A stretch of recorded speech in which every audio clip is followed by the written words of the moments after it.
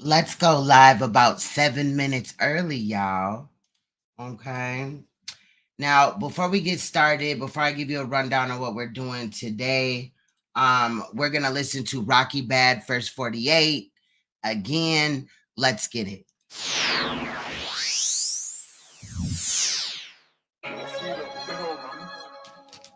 Yeah.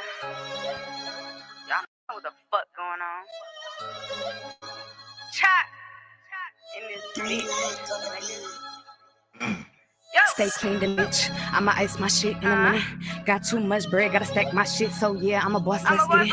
Not too much playing, better hear what I'm saying, little nigga, cause I'm about my business. I ain't tryna stay trapped in the trenches. I ain't tryna follow none of these bitches. I'm getting fair, my whole spread, nah. They say they looking for the bread, nah. But how you fam, nah. You ain't fuck with us back then when we was cold tryna stack 10, but that was back then. Now we sipping on dining here, tryna bring the whole chicken in. Fuck a line friend, bitches play too much. Bitches say too much, I don't trust that shit, I done too much. Better fill my cup before I spill your guts. You hating it sucks, you want it the fuck.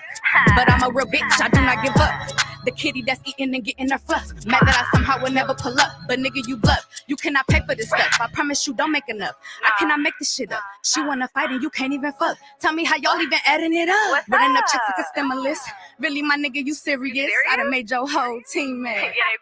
Now they all in their feelings, bitch. Don't play with me, take another risk. Can't fuck on me, fuck another bitch. Tryna turn on me, that's a death wish. Tryna run on me, that's a slut bitch. I don't fuck with that funny shit. Just know who I'm coming with. And we dump the shit. Then we clean house for you like a plumber, bitch. Then we throw the shit. And the North End dumps the bitch like a bag of piss. Then we leave back to lavish this. Never turn out of time just to drag a bitch. I ain't never just talking, I'ma grab a stick. And I ain't never had to hold the bitch. I'm just saying, sis. I don't play with no children, kid. Getting pretty in the daytime. Pretty Ricky getting freaky in the nighttime. I don't got time to be running down the same lines. I'ma make mines, then I'ma get a flight on a hotline. Get back, never waste mines. I'ma keep it for the great times. All state mines. I don't need a man to hold mines. I don't need to get paper check. I'ma stay connect. On a road with a great connect. Better hold it for the plastic chicks to get ass and tits instead of bad shit. I ain't never been an asking bitch. I'm the type to go get it, not an average bitch. I ain't never thought twice, I'ma drag a bitch. And I still run game on the baddest bitch. Don't up no phones when I drag a bitch. Ain't talking about the net when I tag a bitch. I still shoot vids with a plastic stick. I still get love from the maddest bitch.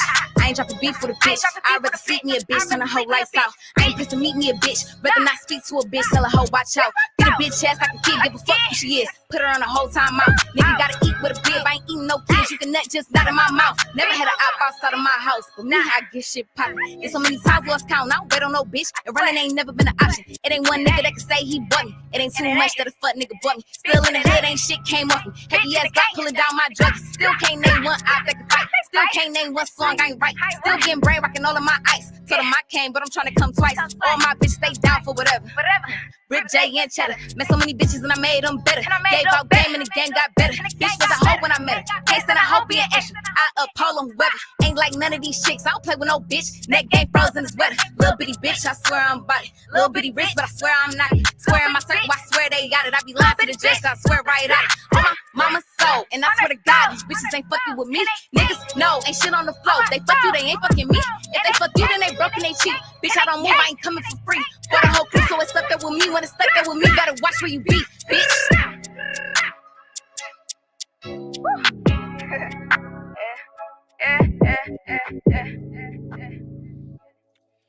What's good, Royal Family? What's good, Naomi, Jesse, Cat 31.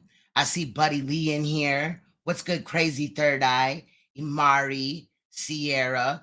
What is good? So today, let me just give you a quick rundown of what we're going to be talking about today. Really, hopefully you don't have to talk much because my children got me sick. Okay. So that's the reason why I'm not cammed up, y'all. I'm just like bundled up and trying to sweat this cold out or whatever. Anyway, so today, first I want to say shout out to those that come and support my lives even when I'm not dragging somebody. We will eventually, sooner than later, be dragging somebody. However, I will never have channels that only offer dragging. Okay. Now this case is serious, and I'm gonna tell you how if y'all remember, like last week, if you remember last week, right? Our Fox had came up here and he was telling me about a story like kind of hinting to a story that was in St. Louis. I think this is the one because I really went searching everywhere for this freaking story. Okay. Now today we're gonna be talking about Dawan Ferguson, who was he did get, sentenced in his son's death. I'm just gonna give you that now or whatever. However, it's more important of the trial, the facts of the trial. So Dewan had a son that was 9 years old. He was special needs. He was nonverbal. Okay. And he basically killed his son. Now, another reason why this story stuck out to me is because it kind of reminded me of Malia Davis. In this story, the father claims that his car was, stolen and his son was inside, yada, yada, yada. Now, in this case, though, even though it is 16 years old, I mean, this kid went, missing allegedly in 2003. He was 9 at the time, but the attorneys and all that, the prosecutors, right? The prosecutors, not the attorneys, decided that they were gonna go ahead and press charges on the father, even though they don't have the body. So that is another reason why we'll be looking at this, because A, it involves a child. B, the child is oops, I'm sorry, you guys. Fucking A. The child is disabled. I'm sorry. I wanted to make sure that I didn't miss the live. Obviously. But the child is severely disabled, and just some of the things kind of bothered me or whatever, with how the father was lying and things. You will hear in the trial from the mother, obviously, police and people that worked with the child and also worked on the case. However, allegedly in August, I'm still trying to locate these files, but allegedly in August, the father was charged with molesting crimes. So we're going to be looking into that. Allegedly it was 2 girls. I do obviously have 15 minutes of facts. That's a new thing that I'm going to be starting in most of my videos, except for like when we're on the last day of a trial or something like that. So from here on out, just make sure that you early, make sure that you on time or whatever, and you'll be able to hear the 15 minutes of facts and all this and that. So with no further ado, let's move over to there, because they can probably tell you more about the story than I can. I'm still learning. It's a lot. This trial though is about, I'd say a little bit more than 11 hours. However, I think we'll be able to do it in 9. So we'll be here today, tomorrow, and Friday night. And that's kind of what we're doing. So let's move it over here and make it bigger. Obviously, I did this is no other than, you know, uh like when I drag somebody or whatever, I make a video. Yeah, I made videos for at least part 1 and 2 of the trial. I'm gonna try to get part 3 done. We might just look at it from the internet or whatever. But I wanted to do this, to get, the word out about what this child had to go through and stuff like that. Thank you. I'm feeling like crap, you guys, for real. I was trying to cam up, but then I was like, you know what? Fuck all this shit, okay? Anyway, let's get to this story. Like I said, the first 15 minutes is facts about the case, and then we'll jump into the trial. We're going to be covering opening statements today, day 1 and part of day 2. I want to also make this clear that a lot of the times trials are longer than this. However, I think that there was another big trial or something else going on in the area at the time. So that doesn't necessarily mean that it affected the length of the trial, but there was some issues, and that's why it was split or whatever going forward. And so I was just like, well, let's just do it like this: part 1, 2, and 3. So again, we'll be doing part 1 today, part 2 tomorrow, and part 3 on Friday. Shout out to everybody in the chat. Please make sure you hit that like button. Let's go.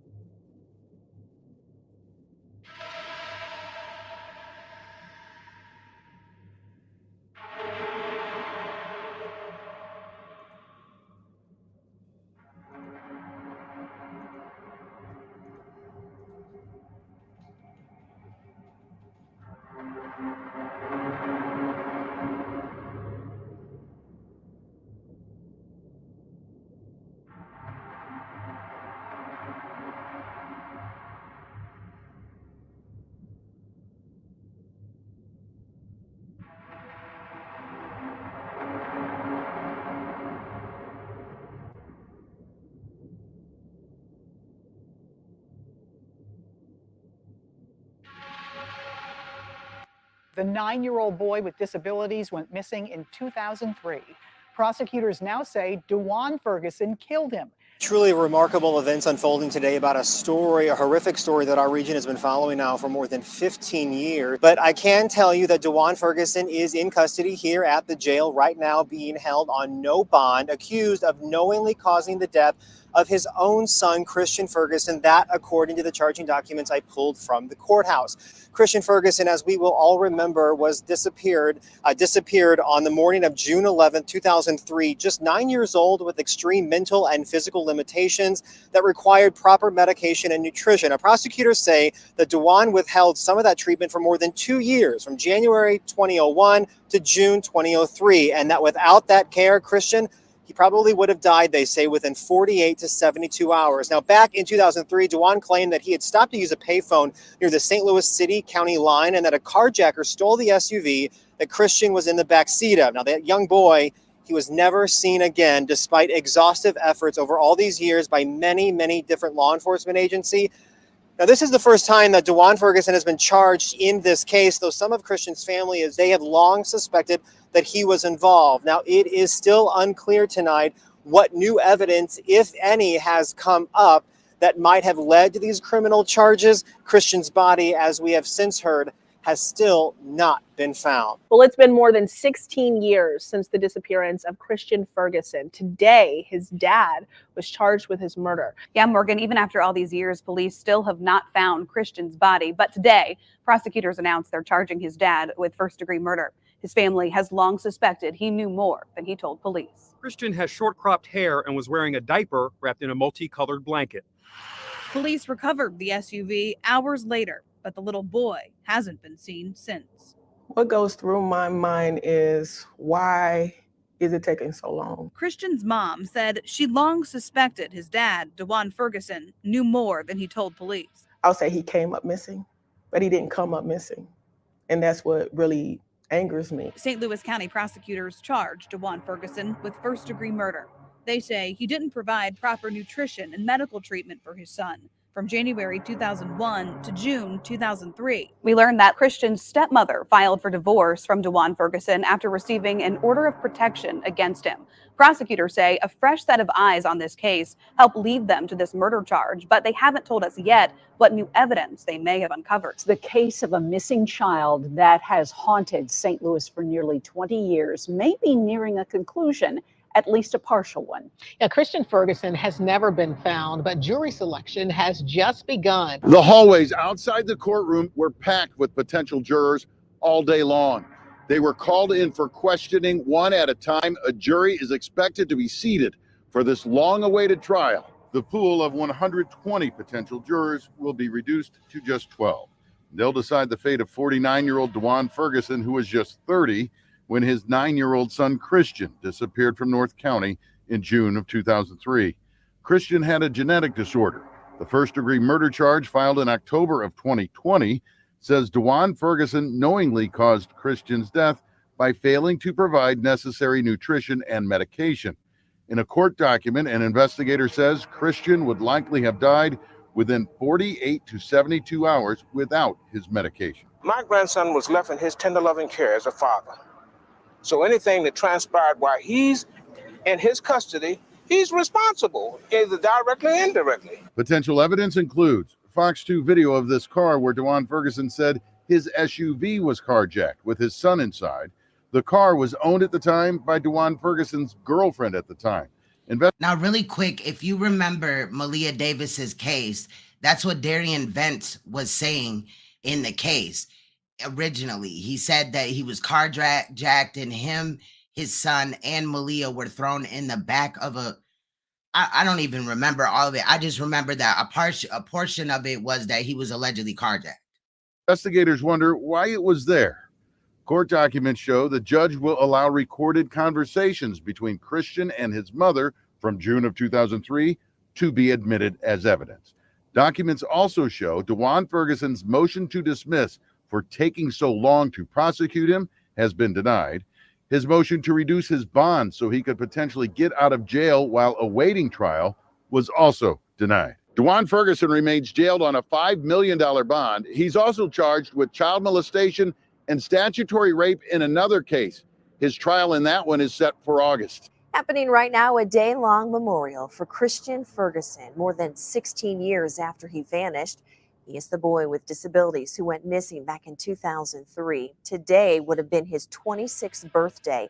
Right now, people are gathering in Christian's memory for a memorial on Sylvan Place near Natural Bridge. Now, the boy's body has never been found, and it was just last week that St. Louis County prosecutors charged his father, you see him here, Dawan Ferguson, with first-degree murder and took him into custody. For the last 16 years or so, one thing remained very, very consistent is that Christian Ferguson's mom, Theda, would always celebrate his birthday every single year as she was still figuring out exactly what happened to her son.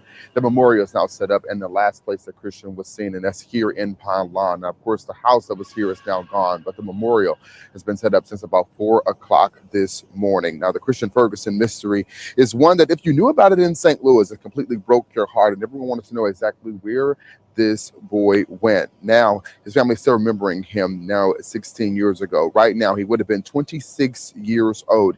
Now, it's important to note that though Christian's father, Dawan, is now charged in this murder mystery, it is still unclear exactly where Christian remains are left right now. Nonetheless, murder charges are filed, and his mother, Theda, is still remembering her son. Years ago, she actually started an organization called Looking for an Angel, who remembered Christian's birthday every year, and this year is no different, but it's coming just a little bit less harder due to murder charges now being filed. How could I have phrased my words, or what could I have done to make this day come sooner? Or did I do everything and there were powers beyond my control that were just strictly prohibiting justice from transpiring? So I have a lot of questions, but I'm glad that change has come. Even through all of this, even with the murder charges, she's still asking questions this morning. Now, once again, this memorial is now being set up right outside of here. She's asking anyone if you would like to bring out any flowers or anything, you are more than welcome to. Ferguson's father is now charged with his murder. The 9-year-old disabled boy disappeared more than 16 years ago, and Fox 2's Chris Renier joins us live in Clayton with what Christian's mother is saying about today's major developments in this long-going case. Chris. John and Shirley, from Christian's mother to multiple authorities, the focus here this afternoon was on getting justice for Christian. These court documents say Dawan Ferguson killed his own son by basically not giving him what he needed to survive.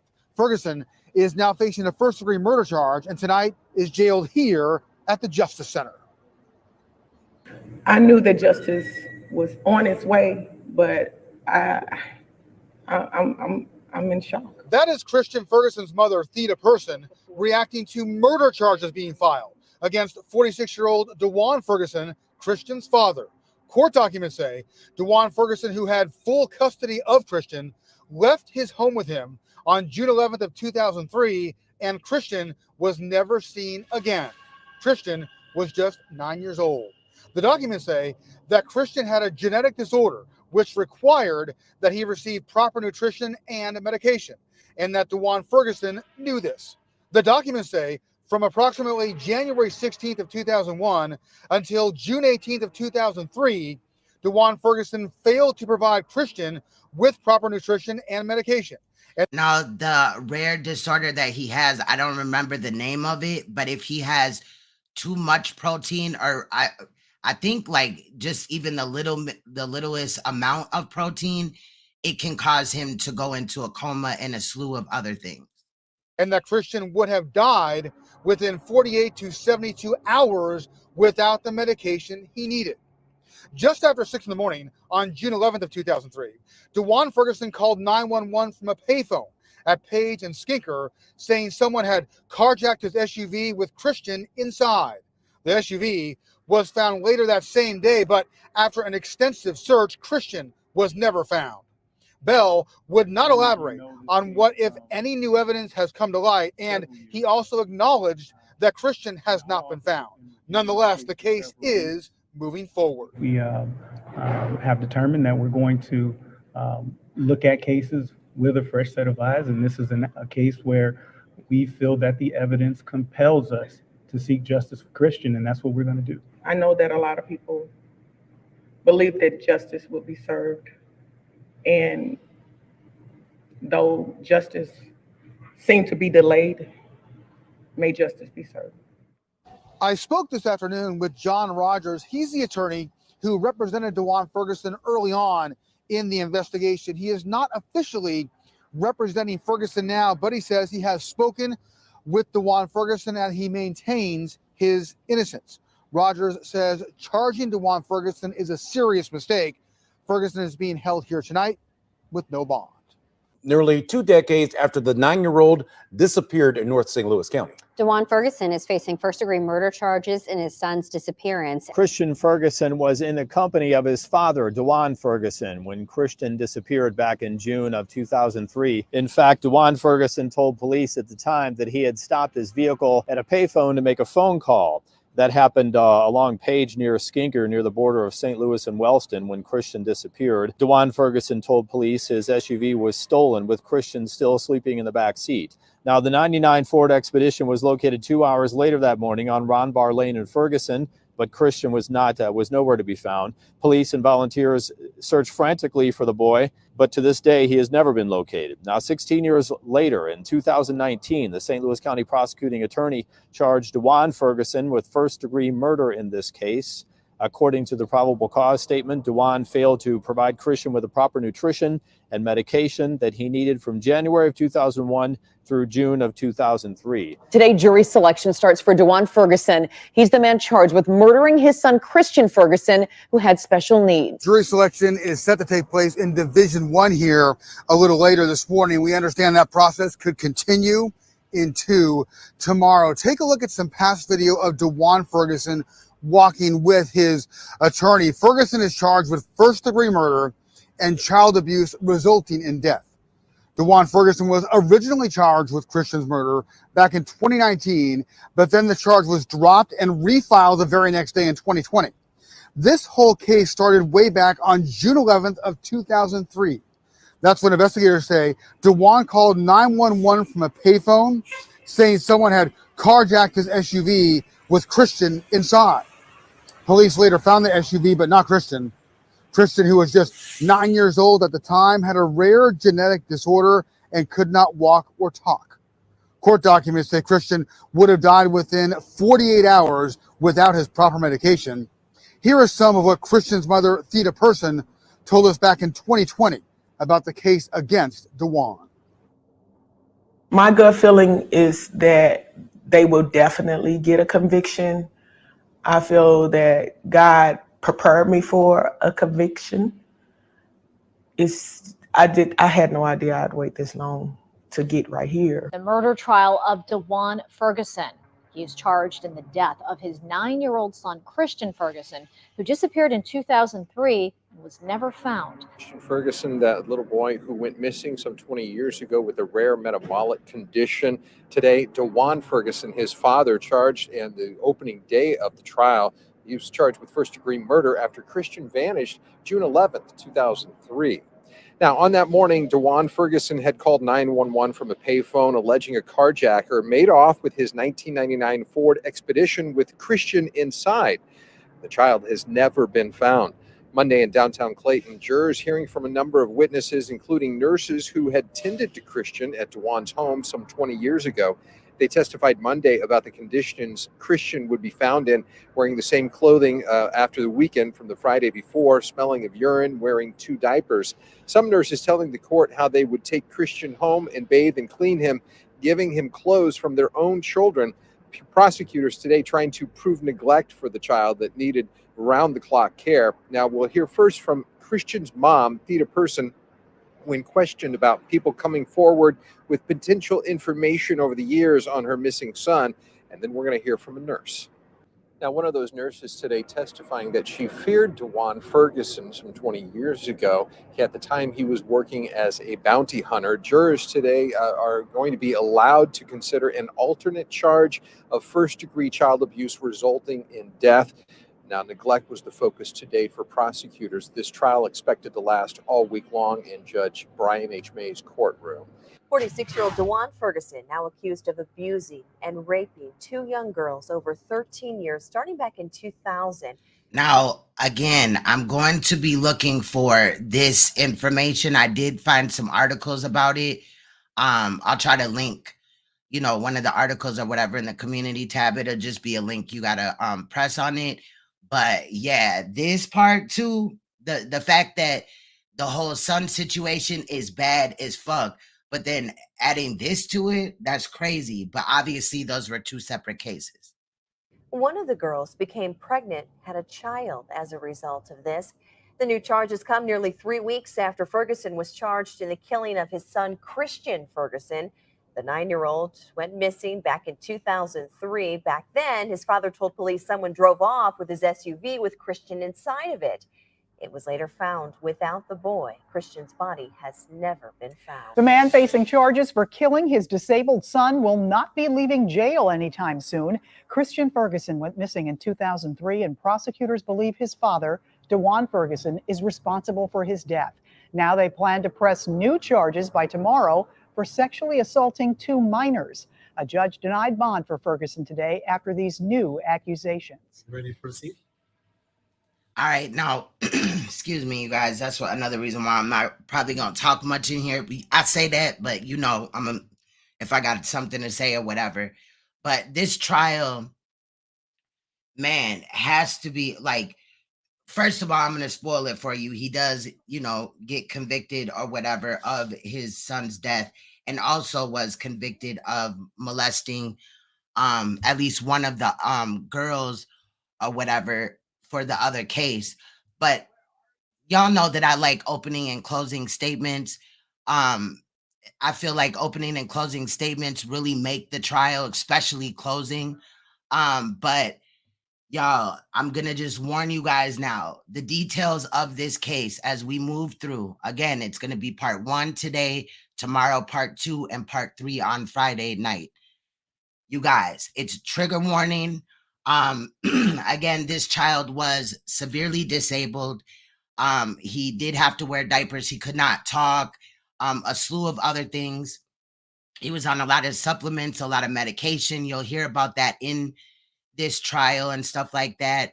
But in order for the dad to, I guess, because he got lazy or whatever, he used to put 2 diapers on the child to catch the child instead of just 1, and then changing him and stuff like that. So just the maltreatment that this child had to endure. However, I'm not, I don't know where they at with the whole fact that he made up the excuse or whatever, tried to say that his he was carjacked and his son was in there and all this and that. That to me just obviously shows that he's trying to hide something. Okay. But anyway, here are opening statements in the Dawan Ferguson trial. Let's go. Man. You may proceed. Thank you, Your Honor. Oh, also, there was, crazy enough, okay, even though some of the audio that is played when they start to question some of the witnesses and stuff, they could hear it in the courtroom. I don't know if in the original audio they like muted it or something, but that's the only thing I really took out. Kiara, I took out the breaks, and I also took out like any audio that was not able to be, because I was putting the audio in some places on like 400. We should have been able to hear it, but it was nothing. So I just cut it out just so it's not like just a group of, portions that have no audio. Morning, everybody. Can everyone hear me okay? On the morning of June 11th of 2003, at 6:07 a.m., the defendant, Dawan Ferguson, made a 911 call. This occurred at the intersection of Page and Skinker, just inside the city limits of St. Louis. When he made that call, he reported to the police that his 1999 Maroon Expedition had just been carjacked with his 9-year-old son, Christian, inside.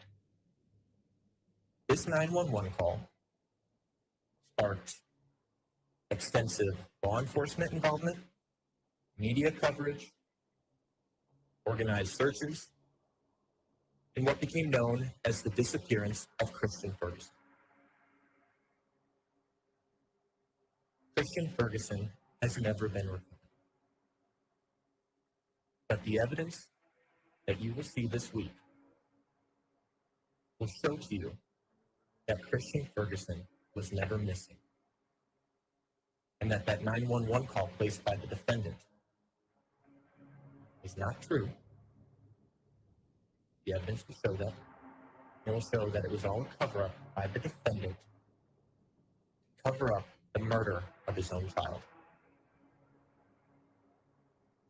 Christian Ferguson suffered from a genetic disorder called citrullinemia. You'll hear from doctors and witnesses that will explain to you what that means. But overall, it means that his body couldn't process proteins like a normal person could.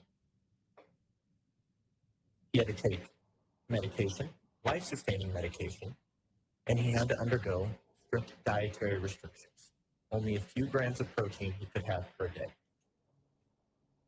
However, you will hear that if he followed that diet and he received his medications, he would appear just like a normal child, a normal person.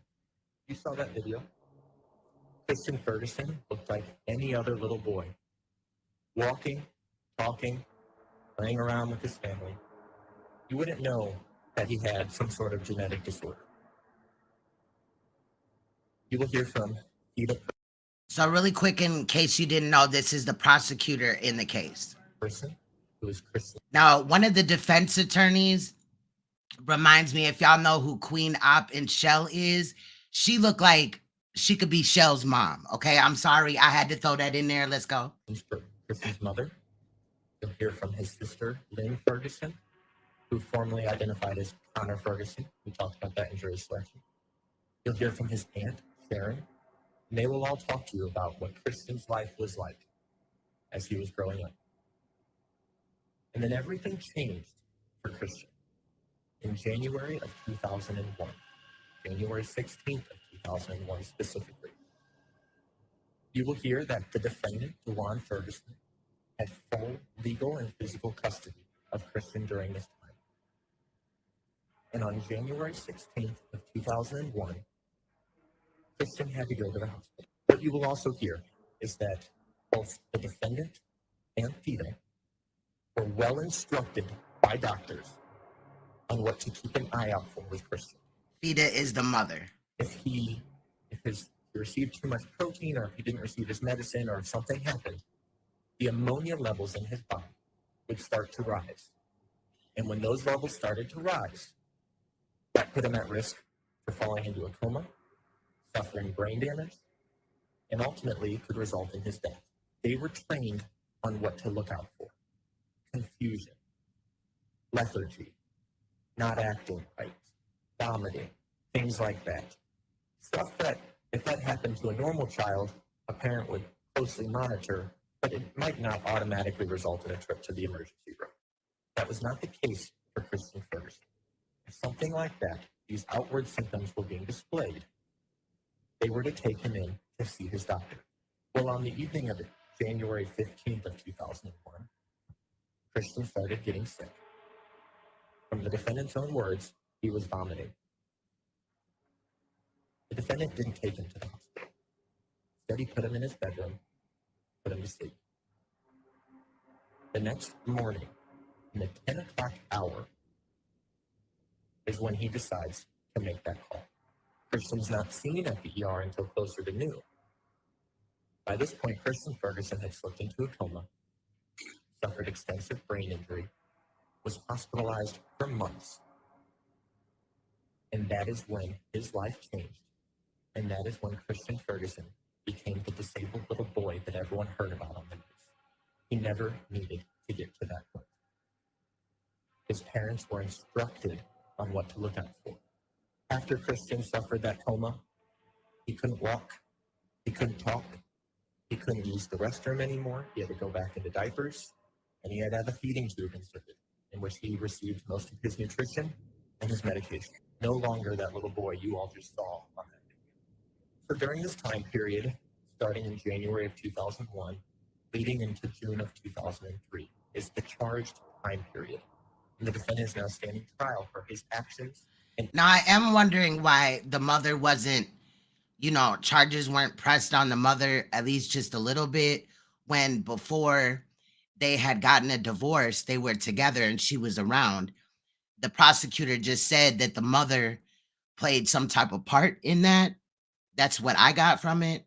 What's good, Willie3? Shout out to everybody in here. Please hit that like button. I appreciate you. Inactions during that time period by failing to provide Christian Ferguson with proper nutrition and medication, and ultimately caused his death. So let's flash forward. You will hear that the Fergusons had in-home nurses that were provided to them by Medicaid. You will hear from 2 of them. Let's start with Tredell Day. She was an at-home nurse in the Ferguson household. They worked 40 hours a week. That was it. When they weren't there, Christian was under the supervision of his father. Tredell Day will get in here and she will tell you that when she would go to get Christian in the morning, he'd be filthy. She would have to give him a bath before she would take him out of the house to her home. She would provide him food that wasn't being provided in the home. When she would drop Christian off at the end of her shift and show up the next day, he would still be in the same outfit. He would be in double-wrapped, urine-soaked diapers that had never been changed. She will tell you that she would measure out and mix up the amount of formula that he would need for that in-between time period when she wasn't there. And the next day, a lot of it would still be left, meaning Christian never received it. She would keep an eye on the medicine and would notice that it didn't change much between when she would leave and when she would come back, meaning Christian wasn't getting it. Tredell Day will tell you a lot about what she observed in that home in the treatment Christian was receiving. You will also hear from Kim Nero and Nelson. She was the last at-home nurse that was in the Ferguson household. She will tell you that she had to perform several functions that weren't necessarily required of them, such as ordering the prescriptions and the medicines, because the defendant didn't do it. She will tell you that in February, leading into March of 2003, she went to go get an order filled, and the doctors wouldn't sign off on the prescription because they had not seen Christian Ferguson in over a year. You will hear from his doctors. You will hear from his dietitian. Christian was supposed to be seen regularly. Nancy Brody, his dietitian, will say she actually wanted to see him monthly. They sent letters to the Ferguson home. They made calls for follow-up appointments. They went on it. So again, I'm wondering why the father was only held accountable. I'm not saying that the mother, because she's not the one that came up with this elaborate plan.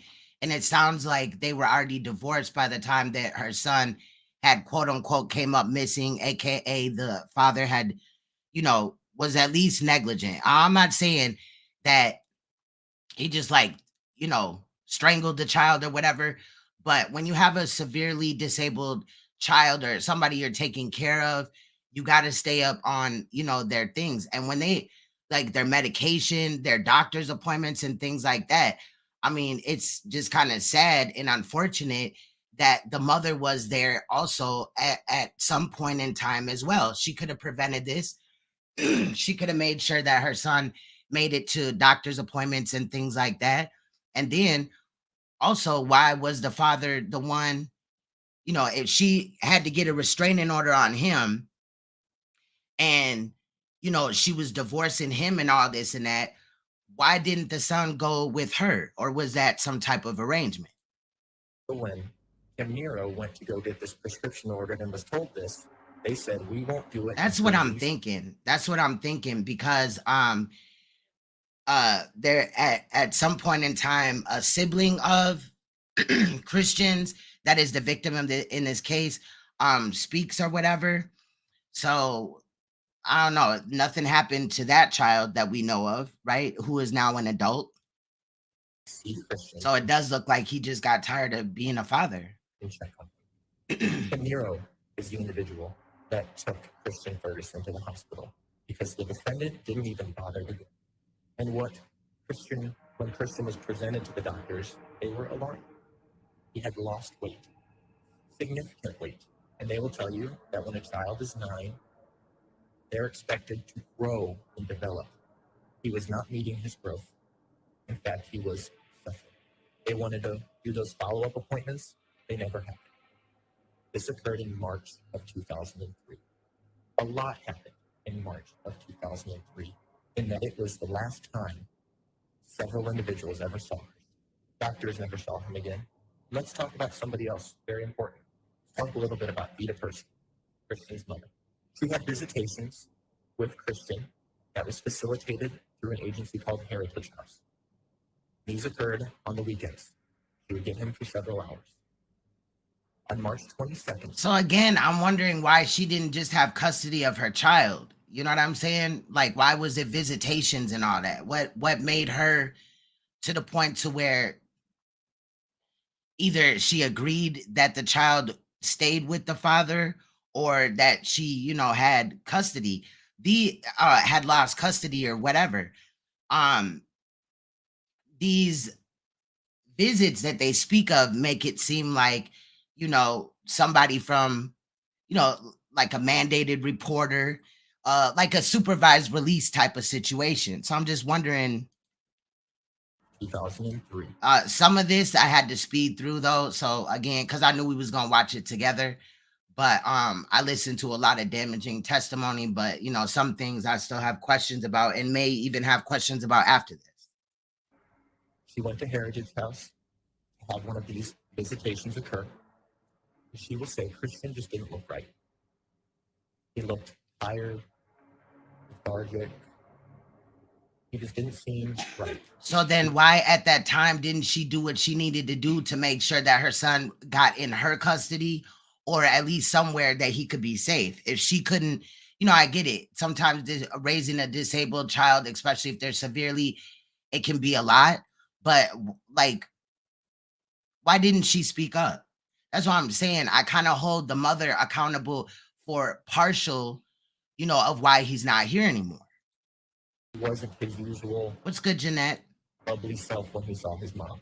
And so, Vita took some photos of him and she took him to the hospital because she was afraid he was entering into one of those hyperammonemic states where the ammonia levels were starting to rise. So she's at the hospital. Christian's being seen by doctors and her visitation time period ends. So Vita will tell you that she leaned in, gave Christian a kiss, said goodbye without ever knowing that would be the last time she ever saw her little girl. March 22nd of 2000. We talked earlier about those life-sustaining medications that Christian's supposed to be receiving. You'll hear from someone who works at the Children's Hospital Pharmacy. See those records. His medications were supposed to be supplied every 30 days. 30-day supply of these life-sustaining medications. They weren't filled every 30 days. You'll see that on several of them. It was 60 days, 70 days, 80 days. Some of them weren't filled for over 120 plus days. So we talked about how Vita didn't see Christian after March 22nd of that year. Dawan Ferguson did not bring Christian Ferguson the next visit, or the next one, or the next one, or the ones after that. So Vita filed a motion in family court in St. Louis City to get these visitations to resume. It was scheduled to go to court on June 9th of 2003. June 9th. You will hear. Again, why is she only fighting for visitations? Why not custody? Especially when you know that your son is not getting the adequate care. Period. From Sharon Williams, Vita's sister. She will tell you that around. That's a fact, Jeanette. Memorial Day, he had an interaction with the defendant. Especially because the medicine was supposed to be picked up every 30 days, so it was only a 30-day supply. So if they went months or even 120 something days, that means he didn't get his medication for months. But earlier in the 15 minutes of facts, they had stated, that it had been roughly about 2 years at least that they weren't managing, or at least the father wasn't managing his medication. So she kind of acted as a go-between between the two. And on this day, at the end of May, she says that the defendant went to her house and was saying things to her like, can't you get Theta to drop this? Why do we need to go to court? Can't she just wait till the kids are older? Things like that.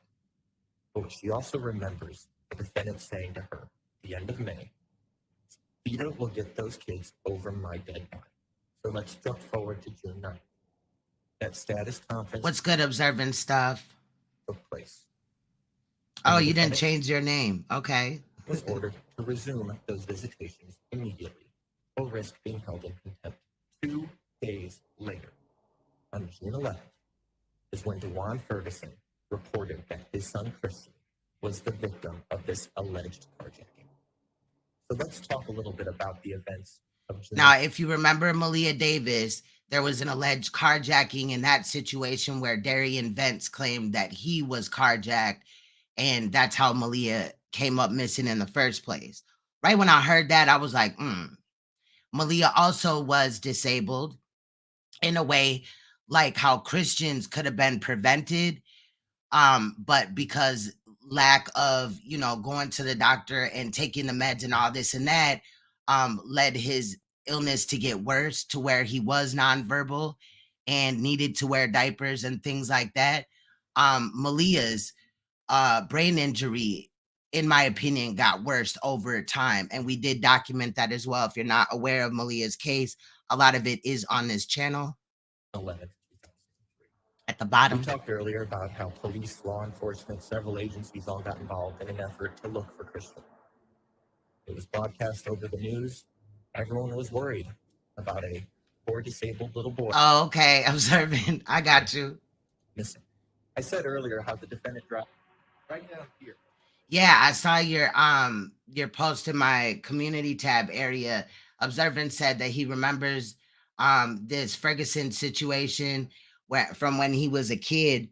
And again, I was just trying to locate the case that R. Fox was kind of hinting to. He didn't give me a name or whatever. And then so I went on a search for it. I couldn't find nothing for like 2 days. Like, it didn't seem like it was the same like case or whatever. I don't even know if this is the same case, but anyway, then this just like popped up in my recommends like a day or two later. And I was like, then I was watching it and I didn't even know at the time that it was in St. Louis. But, then I found that out and I was like, wait a minute. So this happened in 2003 and they just now, bringing them to trial and stuff like that. Like, that's crazy. But this case is nuts. So I'm glad that somebody is familiar with this case at least. The intersection of Page and Stinker, right here, where the defendant lives. Here.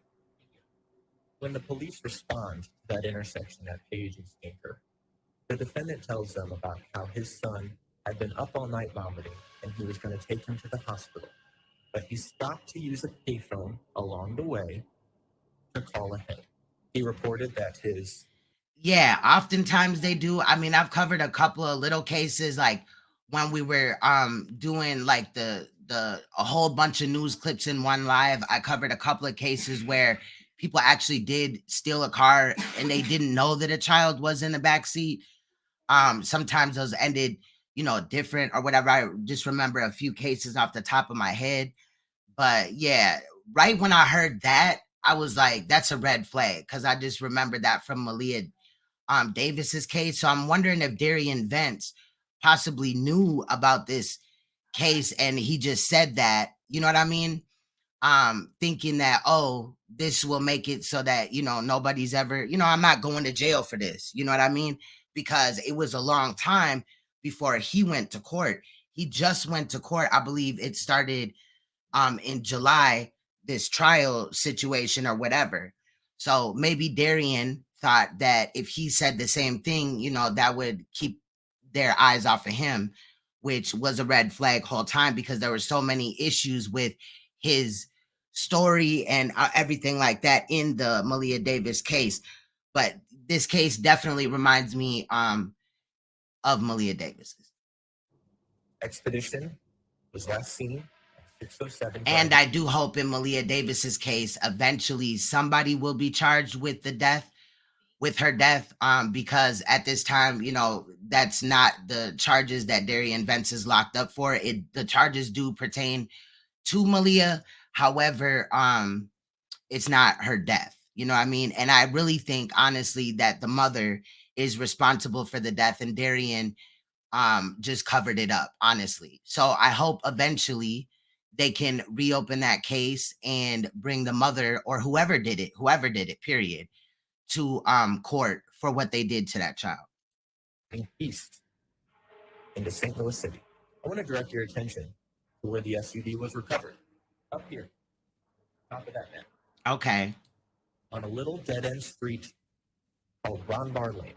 The expedition was Who is Susan Smith? Found around 7:50 in the morning, little less than 2 hours after he made that 911 call. Yeah, I guess this was all over the news at the time. This was like, man. I'm also gonna drop the no commentary version to this on Queen's Throne TV, just so y'all know. So part 1, 2, and 3 will also be over there.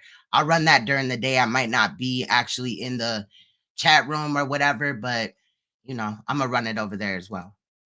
It was found by law enforcement, but you will hear from the residents of that street. They saw that car there in the 5 o'clock hour, around 5 a.m. to 5:15 a.m. About an hour before the defendant made that 911 call. They already saw the expedition there. You'll see what this street looks like. You'll hear from these witnesses. For example, one of them, she will tell you that her boyfriend got up to go to work in the morning. He had to leave around 5 o'clock in the morning. Her bed goes straight up against her window. He leaves, and then she gets back into bed. She sees headlights coming down. She thinks maybe he forgot something. Looks out. It's the defendant's car. You'll hear from the house. Oh, okay, Jeanette. Okay, I might look into that case as well. Thank you. That it was parked in front of. He saw it there before 6:07 as well. So as the defendant is claiming his car is being taken at 6:07 a.m., it's already been seen by 2 individuals on the street where it was abandoned. There's another address on that map. Right here. Half a mile from Ron Bar Lane is a little street called Disco Drive. And the defendant and his wife, Monica, had a friend. And you know what? Thank you for saying that, Observant, because that could have been traumatizing as well to you being under, 10 years old. It's all over the news that this kid is missing and this, that, and the fifth. And then, because I remember like Jacob Wetterling and shit, and I was scared to death that I was going to get kidnapped or something like that. And even to this day, Jacob's case bothers me or whatever, things about it. So don't be surprised if eventually one day we're looking back into his case. Or I do also like looking at, cases that are old and things like that, just to shed some light on them, or just look at them with, a brand new set of eyes per se. Sometimes when you see things happening and it's on the news or whatever, or you're following a trial and then some years pass, you get a little older, you may have some different talking points or other things to bring up. So, that's what's up. But just the fact that when these cases happen and then, come to find out it's a parent, but they didn't scare everybody. So now everybody in the area thinks that there's some like person kidnapping kids, when in reality it was one of the parents. That lived on Disco Drive. And she drove a tan Chevy Malibu. Yeah, he would be like 26, I think. And she will come in and she will tell you that several people had keys to her car, would borrow it, use it, one of them being the defendant. So half a mile from Ron Bar Lane, where the expedition was left, is where Lakeisha Mays lives with her tan Chevy Malibu. That Malibu is seen at the intersection of Page and Sneaker, parked right around the corner from that payphone where the defendant made that night. Let's talk a little bit about what you will hear in relation to what was occurring in the Ferguson household in the months leading up to, and specifically the night of the disappearance. You will hear from Lynn Ferguson, Christian's sister. She will tell you about what was going on in that house. How Christian wasn't being fed, he wasn't being bathed, he wasn't being cared for. She will tell you that when she was 8 years old, she would try to give him food.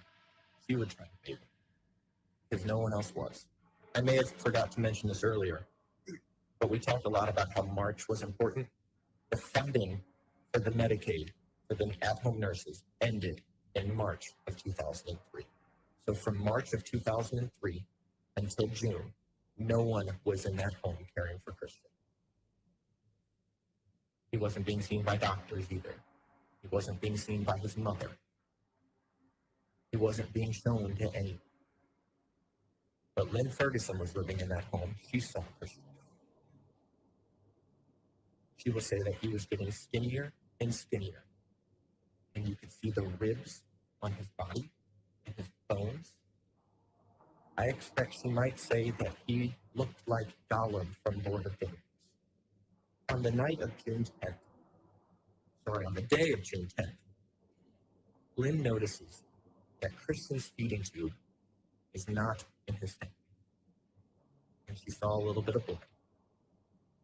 She tells Monica. Okay, I just seen it. I don't know how long it was before, like, okay, from when they initially started coming out. I didn't check the dates with the mainstream media, but when they were running the new cases saying that he had been charged in the death of his son, I didn't look at what the dates were. So I just remember that one of the titles had said that he was 26. So maybe it took him 2 years to get in the place of, the case in the place of going to trial. I'm sorry, y'all. I'm sick as hell. My face, you know how like when you sick, your face just feels puffy and it's pressure and shit.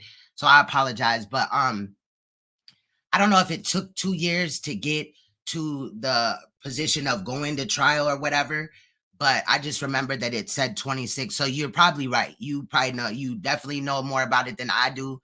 Especially when you're a kid, you just bank shit in your memory, and things like that. So I'm not challenging you on that. I just reverted back to 26 because it was in one of the titles. I failed though to look and see the date of that, that news clip. That Christian's feeding tube is not in him. Monica doesn't care. And that night, Lynn was in her room. She shared with Christian. Christian is moaning loudly. She remembers seeing his eyes rolling into the back of his head and seeing the whites of his eyes. She remembers pretending to be asleep when the defendant walks into that bedroom, picks up Christian, and takes Christian into the TV room. She hears Christian moaning. She hears what she describes as a struggle. She doesn't see it. She hears it. And then she hears the moaning. And then she sees Dawan Ferguson carry a quiet Christian and place him back in bed. And then a short while later, he comes back in the room again, wraps him entirely in a blanket, and carries him out of the room. Lynn Ferguson never saw her brother again after that. Their stepsister, Deshonda. Now, at least one of them testifies in the trial because I've already gotten part 2 up and ready for tomorrow.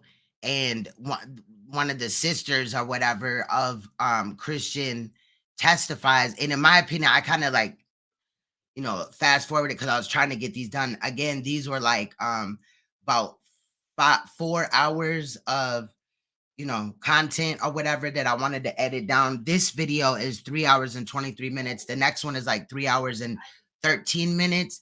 But obviously part 3 will be closing statements and the rest and day 4. So that one may be a little bit more lengthy. It's probably going to be about a little bit over 4 hours. Also lived in the home. She remembers that night too. She remembers getting up in the middle of the night, doesn't know why she's woken up, but gets up in the middle of the night. She expects it's around 3 or 4 in the morning. She goes to the restroom, and as she's leaving the restroom, she sees the defendant exiting from Christian's room, holding Christian, wrapped entirely in a blanket.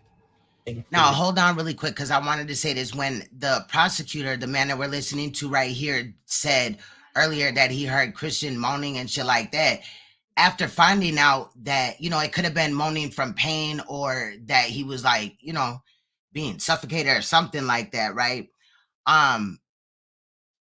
Just the fact though that the dad is, now a sex offender, and did get one of the girls that he had molested pregnant, and she did have his baby, kind of just, had me feeling like, did he molest his son too? Shit, what the fuck really going on? She could not see any part of him, but knew it was him based on the size of the child. And she sees the defendant leave. All of that is in the middle of the night on June 10th, 2003. You will hear that after this 911 call was made and Christian was reported missing, there were several organized searches to try to find him. You will hear that the defendant did not participate in anything. You will hear from members of the St. Louis City Police Department their extensive efforts in this case. And then right there, okay, so this man's son, or is missing or whatever, and he doesn't help in any of the searches, and then it still took y'all 16 years to come up with that you were bringing him to court for murdering his son. Why did it take 16 years? Things like that. The fact that, a parent is saying first that he was carjacked, y'all find out that that's a lie. And then second, he's not even helping in the searches and things like that, would have had me automatically, bringing him in shit. Holding assistance. I mean, they don't even have a body to this day. I hope someday, hopefully sooner than later, the dad is honest about where his son's remains are, but they still don't have a body. And a lot of the times, you can obviously win a case without a body or the weapon used to kill somebody or something, like a gun or a knife or whatever. But that may have also been one of the reasons why it took them so long in the case. Obviously, you don't want to just start throwing around charges, because you bring somebody, let's say they bring you to trial. I mean, they bring you to court, it goes to trial, and then, the shit don't stick, or the jury goes, in the opposite direction of what the prosecutor wanted, then you can't retry them for another, that same murder. That's called double jeopardy. So in the long run, the man is in prison now for his son's death, and also, the sexual offenses of those two little girls. However, I feel like it's just messed up that that little boy's life got ended at 9 years old, but the father is the reason why. At least I think that the mother bears some responsibility, but the father at least is in direct correlation of his death, and he got 16 years to run around and enjoy life while his son was, buried whatever he did with his remains. From the FBI, you will hear from members of the FBI that will testify here as well to their investigative work, the interviews they conducted, the evidence they seized. You will hear from Dr. Dorothy Grange, geneticist. I'm not familiar with that case. Christian's geneticist, who will say that without immediate emergency hospital intervention, Christian Ferguson could not have survived. Now, I had watched part 1 and 2, some things I had to speed through, child, because at some point in time, like really through a portion of this trial, like when they started interviewing witnesses and stuff, I was just like, yeah, we're talking about this, whether this is the case or not. I don't know, man. I didn't know until I went to go get the 15 minutes of facts that this man was also a sex offender and got a juvenile delinquent pregnant with his baby. Like, that's really hard. really hard to fight a case when this child is pregnant with your child. Like, DNA come back, like, you did that shit. And then when you look at the child's age or whatever, again, I gotta locate all that stuff. But whether it's just like a shorter video that I combine, because I don't know if it went to trial. I'm trying to look for the interrogation of that. And definitely any news clips that I can find. But I will post the article about it as well. I've been also looking into other cases and things like that. So I will also be utilizing my true crime channel with, shorter videos of interrogations and other just little stories or whatever. And that he would have died in 48 hours. Within 48 hours of that reported disappearance. You will also hear from some other individuals that had conversations with the defendant. You will hear about a woman by the name of Ruth Todd, who knew the defendant and had at one point had a relationship with him. She calls the defendant, talks to the defendant, and asks about Christian.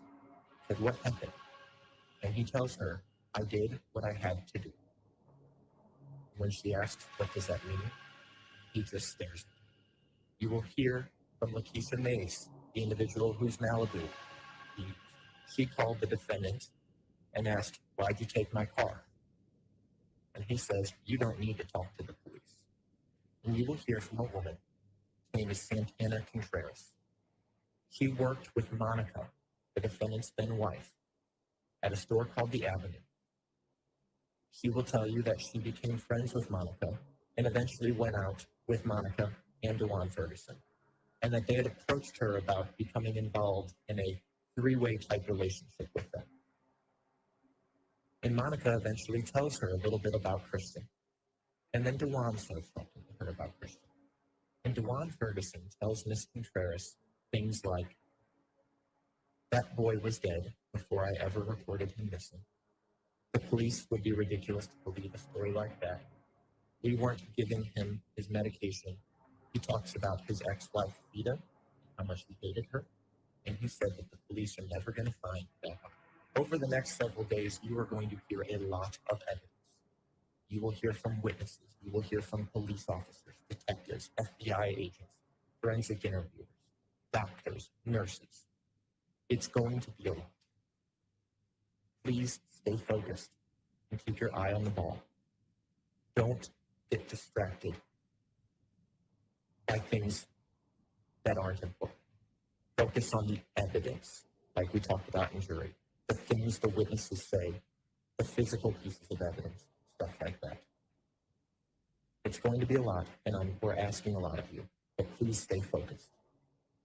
The defendant is charged in this case with murder in the first degree. Right. Maybe he could have committed other crimes or whatever, and they just don't even know about it. Degree for knowingly causing the death of Christian Ferguson after deliberation. Or maybe he was building up to just be a serial killer, like Emmanuel pointed out. That's a great observation. And he is also charged in the alternative with child abuse resulting in death while failing to provide Christian Ferguson with the necessary medication and nutrition that ultimately resulted in his death. And at the close of all of the evidence, I will ask that you find the defendant guilty of murder. Thank you. Thank you. Ms. Steele, does the defendant wish to make an open statement? All right, so now his defense attorneys come up, and like I said, I think it's the lady that looks like she could be like Shell from Queen Op and Shell's mom that comes up. Yeah, it's her. Just look at how much familiar like they look to each other. If you know who Shell is, I don't know, it was kind of just like what, and that's all I was thinking about while I was editing and shit, and while I was looking at it. I'm sorry, I had to add that shit. Tell me she don't look like Shell from Queen Op and Shell. She looked like she could be Shell mama child. Dawan Ferguson did not kill his son. In the early morning of June 11th of 2003, Dawan noticed that Christian was sick. And as you've heard, Christian has a rare genetic disorder that makes it difficult to control the ammonia levels in his body, and that would make him sick. So when Christian got sick, Dawan did what he normally did, which was to take Christian to the hospital. So he wrapped Christian up in a blanket because he was just in a t-shirt and a diaper. On the way to the hospital, Dawan realized he should have called ahead. He typically called ahead when he would take Christian to the hospital, so the hospital staff could get the room ready for Christian's arrival. They had special procedures and certain staff members that they would use in the ER for a child with this disease, and it usually made it worth a while to give a short phone call. Observing you is hilarious. They was coming ahead of time. Although Dawan had a cell phone, his cell phone was out of minutes, which is why the night before, he was using his friend's cell phone, Ozell Scott, and he used the phone to call Monica that night. When he realized his phone was out of He minutes, was just trying to show off her body. that's when he stopped at the payphone on speaker and made the short call to the hospital. While at the payphone, Dawan left his car running, and he realized his car was being stolen as it sped away. Now, I could not be her. Did you know damn well that man's car was not stolen? You know damn well you don't believe the story that he told you or that he's going with, but you got to go with it because you represent him. Now, I don't know if she's a public pretender, aka a public defender, or I don't know. Did he buy the attorney, pay the retainer fee and all that? But I just could not. I'm sorry. No. Dawan immediately got off the phone with the hospital and called 911 to report the car stolen. And I also think they strategically put the melanated woman, because there's another woman. I don't know if it's the prosecutor. I don't know. But the lady was getting on my nerves, child, when she was up there, because she literally, it's a blonde woman. She grabbed the microphone and like thought she was Tupac or something. Like she didn't start rapping or nothing. But I was waiting for it. Okay. But like she literally was eating the microphone at times. And then, so I had to edit that because she's questioning somebody. So we want to hear, obviously, the other person's response. But hers was so loud because she had the mic down her throat. It was just obnoxious. And then at other times, she would be way across the room or whatever from a microphone, or maybe right in front of one, but talking so low that I had to turn it up to 400. Okay.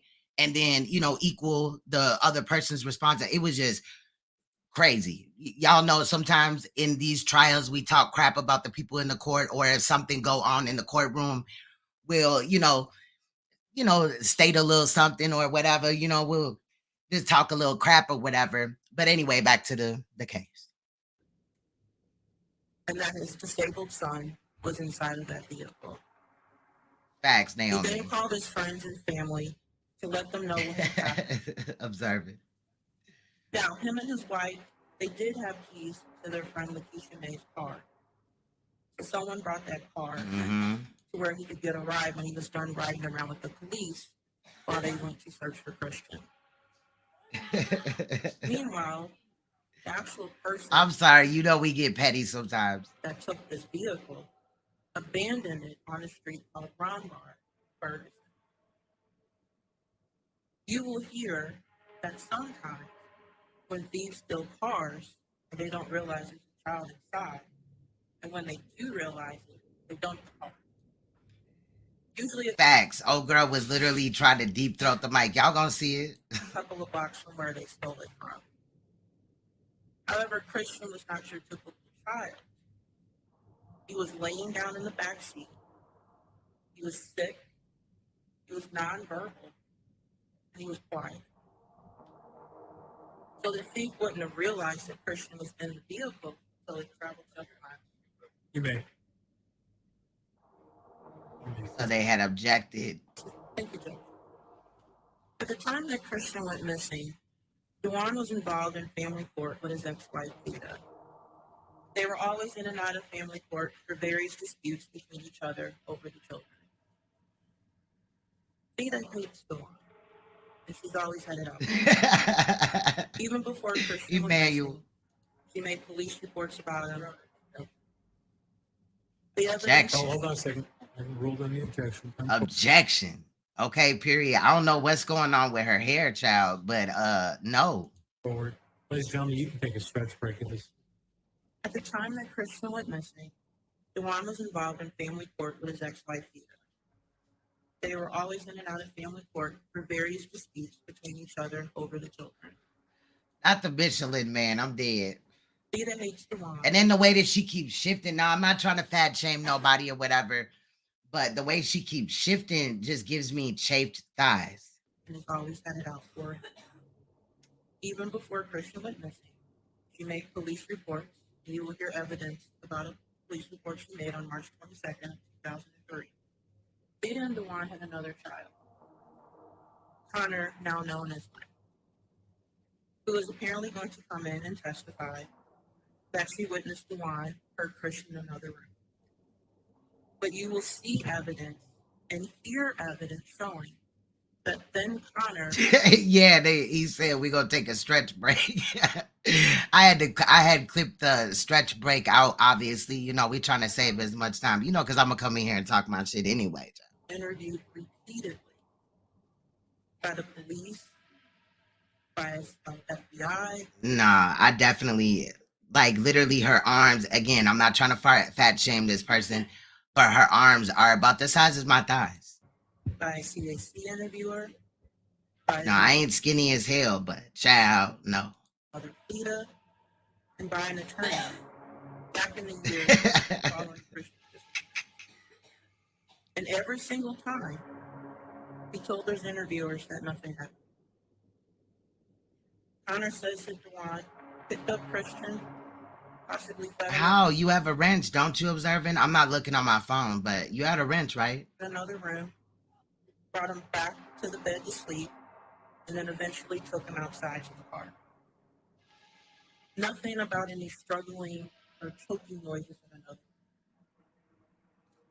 It's only when Lynn becomes close to her mother, Theta, that the story changes. Another witness under the influence of Theta that you'll hear from. Argumentative, Your Honor. That'll be sustained. That'll be stricken from the record, jury. Please disregard that portion of the opening statement. You may continue. Is a woman who calls herself Santana Contreras.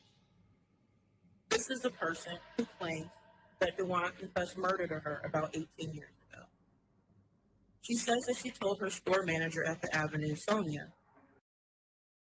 This must be a different murder then, because 18 years ago, this boy wasn't even dead. This case is 16 years old. And I remember looking at the date of the title where it said 16 years ago. I know that one was, 2 months ago when right before his trial had started. As well as Avenue Corporate about this confession. But she never told police or prosecutors about it until 2019. So now I'm really lost. Because she said 18 years ago.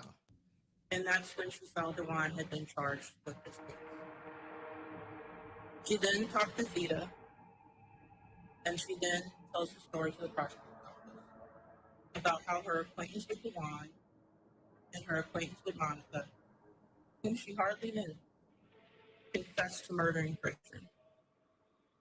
This confession never happened. And Monica will tell you this confession never happened.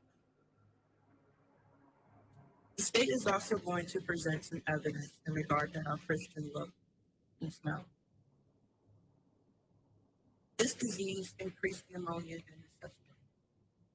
So he would smell like him. It is true that he was incontinent, and he would often have accidents. That's why he wore diapers. It is true he would lose his appetite, and it was hard to get him to eat. And now he would She do look like that little scary, I don't know what the character was on Ghostbusters, though. She do kind of look like that. And the evidence will also show that sometimes he would eat anything because he also had a disorder called pica. None of that, though. She's the attorney, the defense attorney, so she's for the victim, not the victim. She's for Dawan, the father. Will prove that anyone was But that's funny. It simply proves that the condition that he had was sometimes difficult to control. The nurses who work with Christian and the doctors who work with him as well will tell you that Dawan was a loving, caring father who was responsive when the nurse. Your Honor, I'm going to object again as to invading the province of the jury. This is also subject to a motion in limine. The court will sustain the objection. Ladies and gentlemen, you'll disregard the last statement from defendant's counsel and be stricken from the record. You may continue. All of the staff surrounding Christian were mandated reporters, meaning they're legally required to report abuse or neglect that they see. But none of them reported abuse or neglect because Dawan was not abusing or Your Honor, objection again.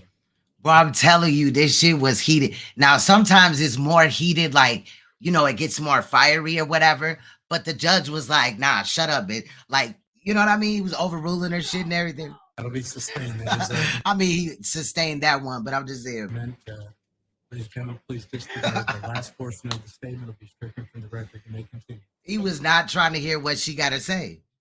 Period. The state has a lot of innuendos, rumors, suggestions, and theories, but they don't actually have evidence of murder. So when this trial is over, I will ask that you find Dawan Ferguson not guilty of all charges. Maybe he paid her in Big Macs. I don't know. You know? Thank you. All right, here we go, y'all. Now, this is the mother. All right, this is the mother of the victim. She's going to speak first. E is in Edward, D is in Dynamite, A is in Middle. Hey, you're Person at the same. T is in Paul, E is in Edward, R is in Rose, S is in Sam, E is in Oscar, A is in Nancy. That's a fact, Jeanette. Thank you, Your Honor. Good morning. Can you please introduce yourself to the jury? Not he paid in EBT, I'm dead. She definitely is not. And you could kind of read that she was not authentic, enthusiastic, my bad. But, you know, also authentic too, because I don't really think she believed what she was saying out of her mouth. There really was, in my opinion, no proof that he was carjacked. You know what I'm saying? It's just in reality speculation. And I think that's why, you know, the judge sustained those type of, you know, comments that she was making, some of them or whatever. Thank you, Thea, for being here today. Although I say this person, you might want to move that microphone a little closer. You can push it in closer. Greetings. I have to warn you. I'm dead. Thank you. Thank you. Now, again, you just heard the judge, you know, make fun or talk shit or whatever, basically, or crack a little joke about their microphones there, and they are crappy as hell. There was all type of hums and shit that I had took out. But sometimes the mics have an issue picking up audio. I just did the best I could, y'all. Thank you. Thea, you said earlier that you're the mother of Christian Ferguson. Yes. And do you have any other children? Not Bone Crusher vibes. I'm dead. She did look like Bone. I'm dead. And what are their names? I have one Oh child my that God. never made it.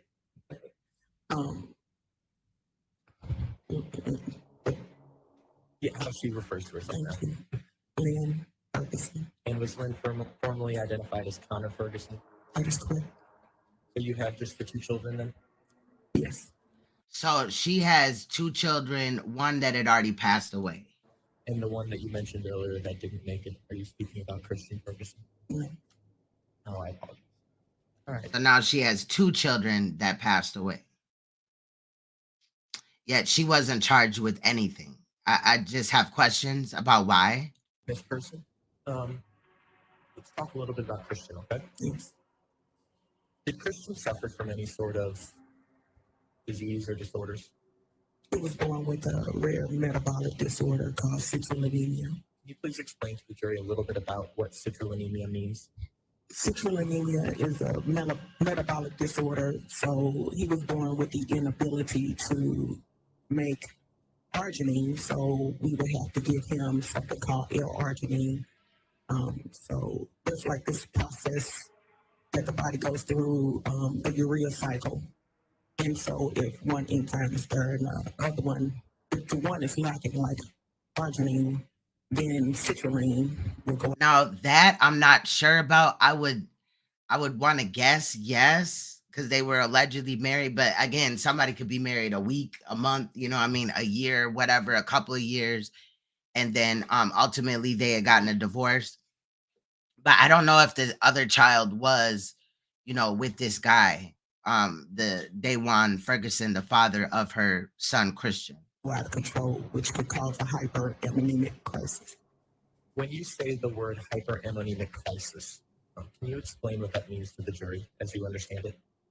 That means hyper meaning high, ammonia, so it's hyperammonemic, and it's a crisis because it's a critical situation. Were you instructed by doctors or nurses or somebody as to what a hyperammonemic crisis would mean? Yes. To Christian? Can you explain on? Well, basically, you would have to know your child, and your child will display signs, So Christian, one time a couple of times, he would just like repeat himself. Like he may just say the same thing over and over like a recorder. And if you know your child does not typically do that, then you know that that's not proper, or that's not right, or that's different. So he would have glassy eyes, look very lethargic, just not himself. I saw him. Sorry to hear you. Yeah, I'll sustain the objection. Just go ahead and ask you. Thank you, Your Honor. So these are all signs and symptoms that you knew to kind of keep an eye out for, is that fair to say? Yes. Well, it is a leading question. Sustain the objection. Please raise your question. Did doctors tell you to look out for anything? Yes. Were those types of symptoms, or can you expand on that a little bit? Definitely. What you would do is just follow the protocols, because you want to do what's in the best interest of your child or children. So whenever you would see it, you would have to act immediately, because it's life or death. And this information, these warnings, they were conveyed to you by doctors or somebody else? Well, it was reinforced by like the dietitian, possibly, or anyone that worked with geneticist or the main doctor. And were these warnings instructed to both you and the defendant, Dawan Ferguson? Yes. I asked you earlier about your children, specifically Christian Ferguson. Who is the father of Christian Ferguson? Dawan Tyrell Ferguson. Do you see him here in the courtroom today? Yes, I do. Can you please point to him and describe what he's wearing? I wish they would have asked him about the father of her other child, because I definitely want to know. He's wearing a suit. He's wearing his glasses. He's clean cut for the most part. Thank you. Your Honor, I'd ask that the record reflect the witnesses identified the defendant, Dawan Ferguson. The record will still reflect. When Christian was 9 years old, was the defendant over the age of 18? Can you repeat your question? When Christian was 9 years old, was the defendant over the age of 18? Yes, the defendant was. We talked about citrullinemia and what it meant for Christian. Generally, before 2001, did Christian walk? Yes. Did Christian talk? Yes. Did Christian appear like a regular child? Yes. Did Christian... So this man right here is obviously the, defendant. He's, being charged with the death of his son. I think this blonde lady right here is the chick that grabs the mic, and she thought she was on stage for real. Later on in part 2, she was giving me that attorney from Law and Order vibes and stuff like that. I don't know. Sometimes I just think that some attorneys just try to mimic that type of behavior that they see on TV. I don't know. It just stood out to me as that. But just kind of letting you know about the characters. And then we already know that this is his defense attorney. And then we're hearing the prosecutor right now. Eat food by mouth. Yes. Let's talk about January 16th of 2001. Did anything happen to Christian on that date? Yes. Did you go to the hospital? Yes. That I don't know. Was he a minor when she had his child? She said that he was 18, right? Did Christian's physical appearance and capabilities change after that time? Jackson waiting. Fact, she is like a carrot. She just thought she was, boy. We gonna see. Did Christian's abilities or capabilities or his appearance change after that? Definitely. Can you describe kind of the changes that Christian suffered as a result of that? He was no longer able to speak. He was back in diapers. He was profoundly mentally changed. He couldn't walk, couldn't talk, couldn't do so.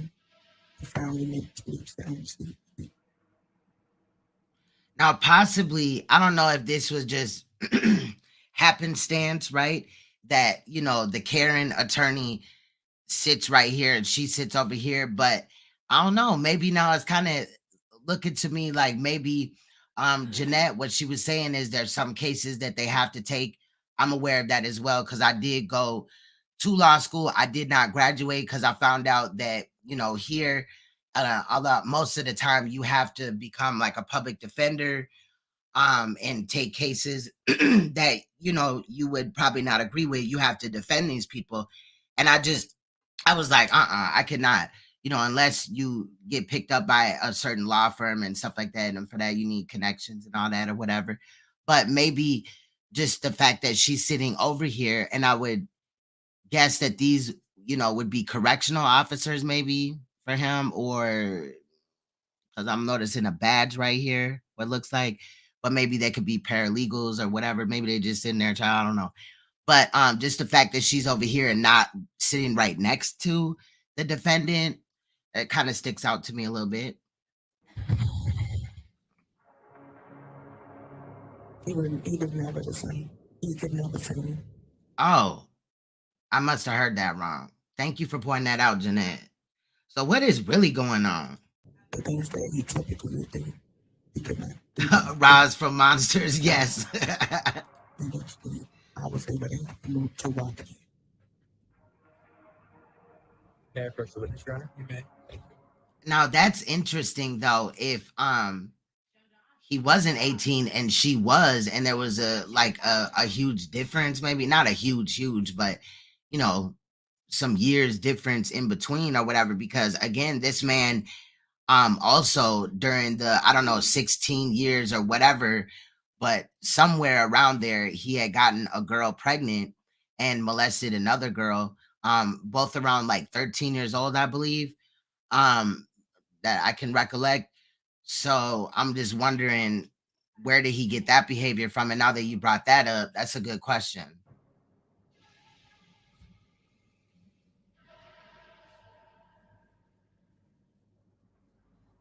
So submitting evidence. They're probably making sure that they have it or whatever.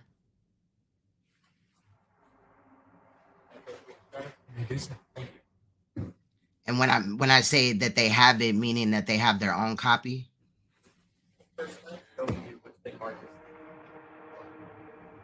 Naomi, you're funny as hell. Yes.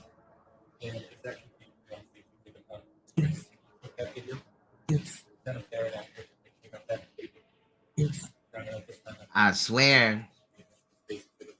Any objection? No, Judge. Seeing no objection, State's Exhibit 1 shall be admitted in evidence.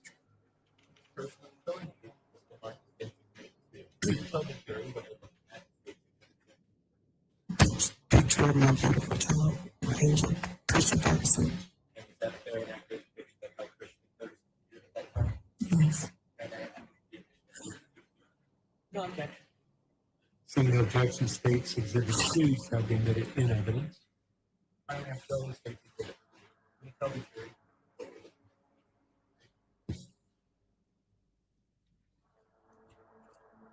You're looking at both of my children and my little sister's wedding. Yes. Yes.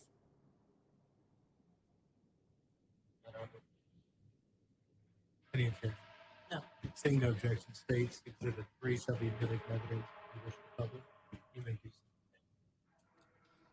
So they just asked her to identify some pictures and asked her some questions about that before they present it to court. You know, in court or whatever. I'm sure he's putting it on some projector or something like that so that the juries can see. The jury. Now, this is audio. Again, this child is nonverbal, but a lot of it was hard to pick up even before I added the music. And again, the music is only at like 7%. So, again, I cut out a lot of what like you could not hear at all. Like they were playing some audio. And again, I don't know if the original people that recorded it had censored that out, but left the cameras rolling or what happened. But I was trying to pick up the audio and was just like, you know what? Let's just cut it out. But everything I cut out, the witness had, spoke on it or whatever. So no problem.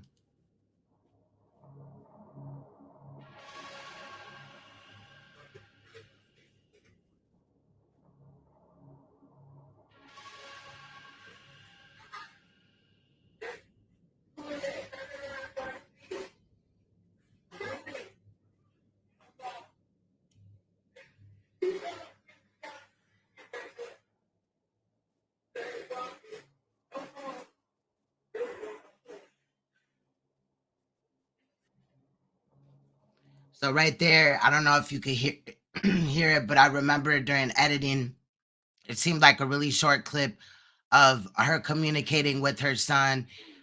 She said, "Don't fall, especially on my plant," but it seemed to be a more happy, video or whatever. Obviously, she had lost her son, so regardless how much, responsibility or how much of it falls on her, whatever she could have possibly prevented. Just seeing her son and going through this has to be emotional as hell to even sit in the courtroom with this man. But again, I feel like partly she is to blame. Also because what the hell is going on? Like, why didn't you have custody of him and also pick up on other signs? Plus, while she was still married to the defendant, and they were living in the same household, his care was also being neglected at times as well. Again, the severity of his disability got worse. There was a time where he was verbal, he did not need a diaper, things like that. And because they neglected to get him the medical care that he needed or, sustain it, keep doing follow-ups and bringing him to the doctor every month to get the new meds and going to get the meds and all this and that, led him to, finally, be as disabled as he was. I just feel that at least some responsibility does fall on the mother, realistically. This person, states Exhibit 1, that video we just watched. Yes. Is that how Christian Ferguson was before 2001? On a calm day. Observe it. I'm now publishing the jury statement.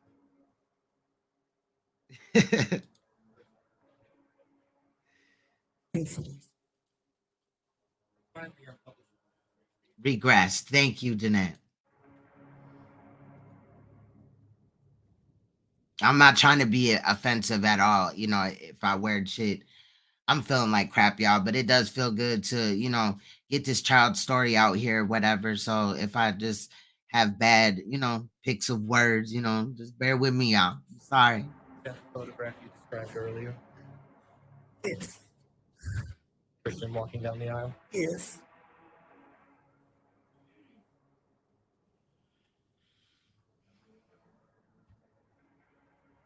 On January 16th of 2001.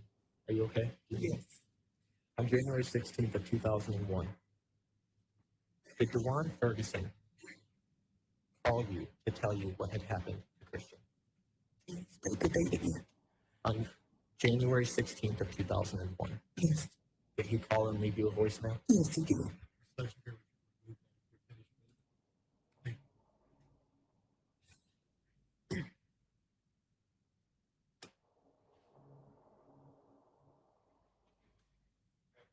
Amen. I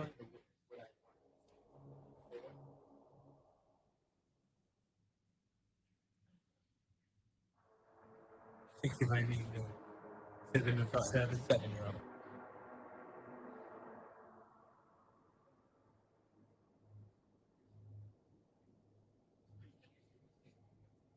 Yes.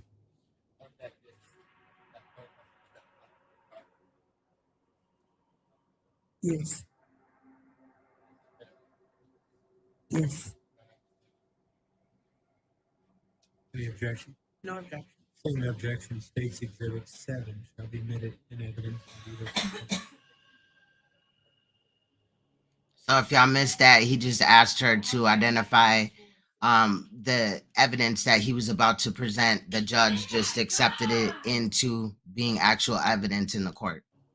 Now he's going to probably put it on the projector or some way so that the jury can see it. Provide me with the instruction, please.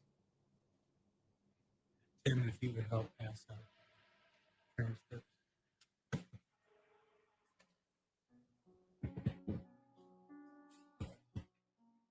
Thank you.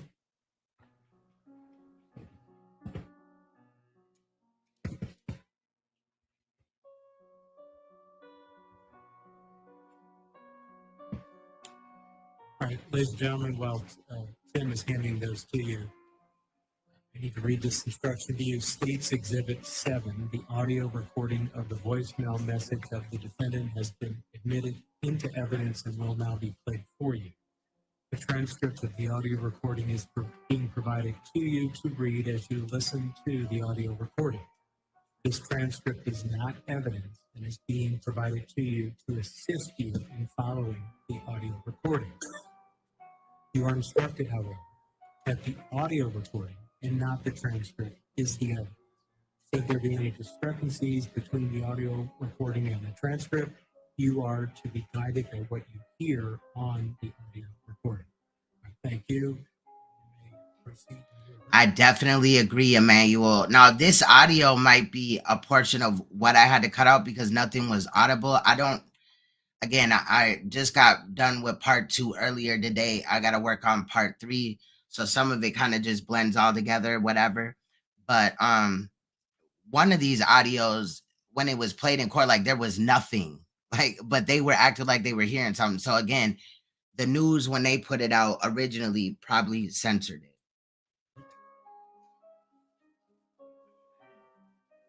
Did you have scheduled visitations with Christian and then Connor? Yes. Yeah, so that was the part where we couldn't hear anything. Where did those visitations take place? Mostly, it was through the Heritage House. And where was the Heritage House at? In South St. Louis City. And what day would you see Christian and Connor? The first, third, and fourth Saturday of the month for 3 hours and 45 minutes. Did you have one of these visitations on March 22nd of 2003? Yes. Can you describe how Christian appeared to you when you saw him at the beginning of that visit? He didn't look himself. He didn't seem healthy. He had made me feel like he could be going into a crisis or experiencing a crisis. Now, with that being said, at this same time, she was going through a custody battle with him, or there was also, mandated reporters involved. I believe the word, CPS or DCFS was thrown around. So why wouldn't she have kind of reported this to them? And can you specify as to what you observed that made you? And then also, if a mandated reporter sees that a child is dropped off, because these visits seem to have been supervised. So I mean, people do come up and testify about the house that the child was living in and all type of other things. So I'm just saying that is one of the questions that at this point of me watching it initially had kind of just been in my brain. Feel like he was at risk of going into one of those hyperammonemic crises?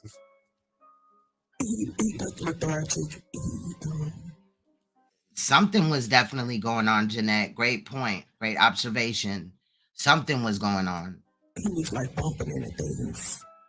I mean, because a custody battle, I mean, was she also negligent on the other child that had lost their life of hers, right? What got her to the point to where she needed to have supervised visits, because just because they were going through a custody battle does not mean, in DCFS does not have to be there during custody battles. But if there was some type of abuse or neglect or whatever, that would have definitely caused her to have supervised visits. I'm just wondering, like, what is going on here? He wasn't presentable, but he had clothes on. So. That part, they should have been recorded. Fact. Now, you said he was bumping into things. Did Christian walk again at some point? Yes. Was he able to walk the same way that he would walk pre-2001? No. But he was able to move on his own 2 feet? Yes. But you noticed a difference between this March 22nd date and how he appeared at other times? Yes. Then again, I'm saying the mandated reporter or whoever was supervising didn't know that 3 times. Okay, so this woman sees her son 3 times a month. It's supervised visits, and they didn't notice that this child's health was declining. You know what I mean?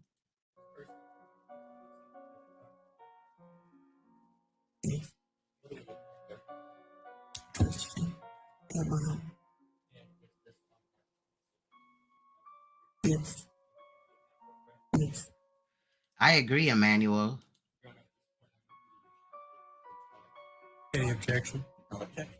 Seeing no objection, State's Exhibit 5 shall be admitted in evidence in the public.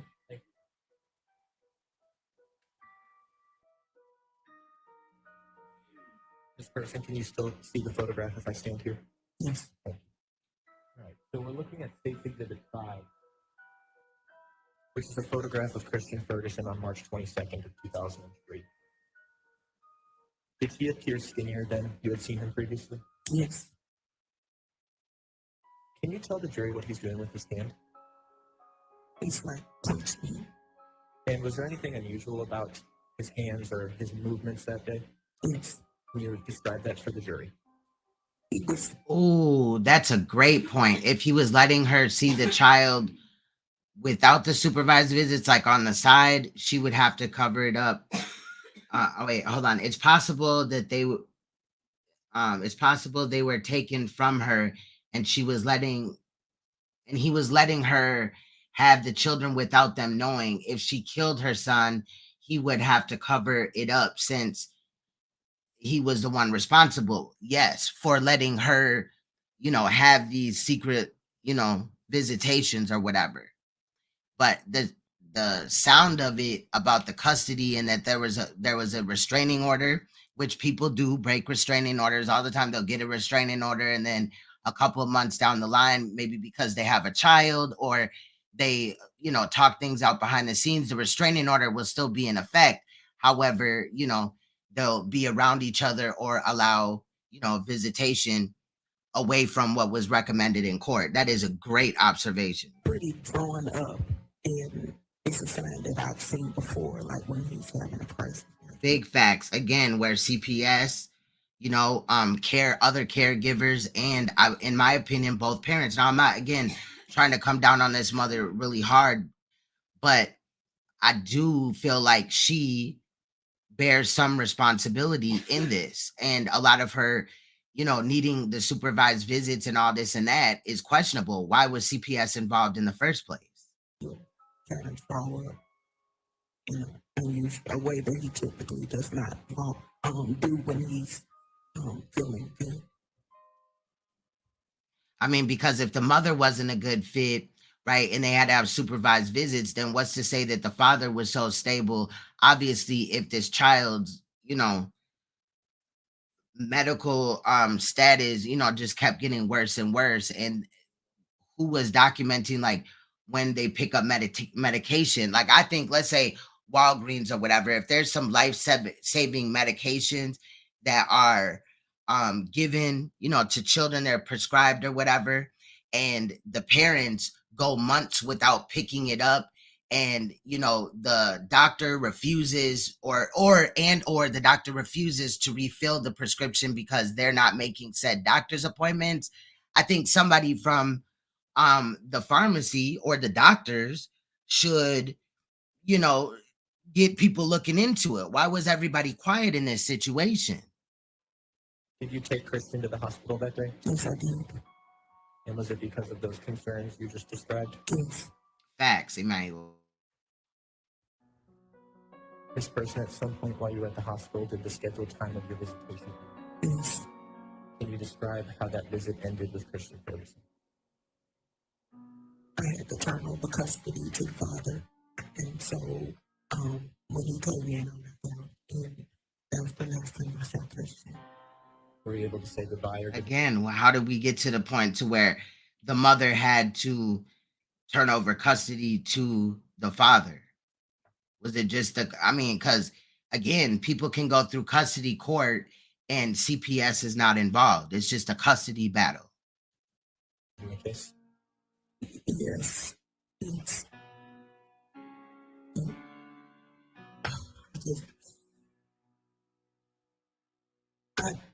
I was able to, but I just didn't. I didn't feel good about saying goodbye because I thought that was the last time I get a chance to see him. Did you ever get to see Kristen after that day? No. So if you thought that this would be the last time that you would see your son because his medical, I don't know, I just keep saying status, but that you see that he's declining, what is the word that was used above? That he's getting sicker and sicker and sicker. Why, if I go see my child for whatever reason anywhere, and I see that they're like struggling to live, obviously they're not getting the medical attention that they need, I'm gonna say something. Like, fuck that shit.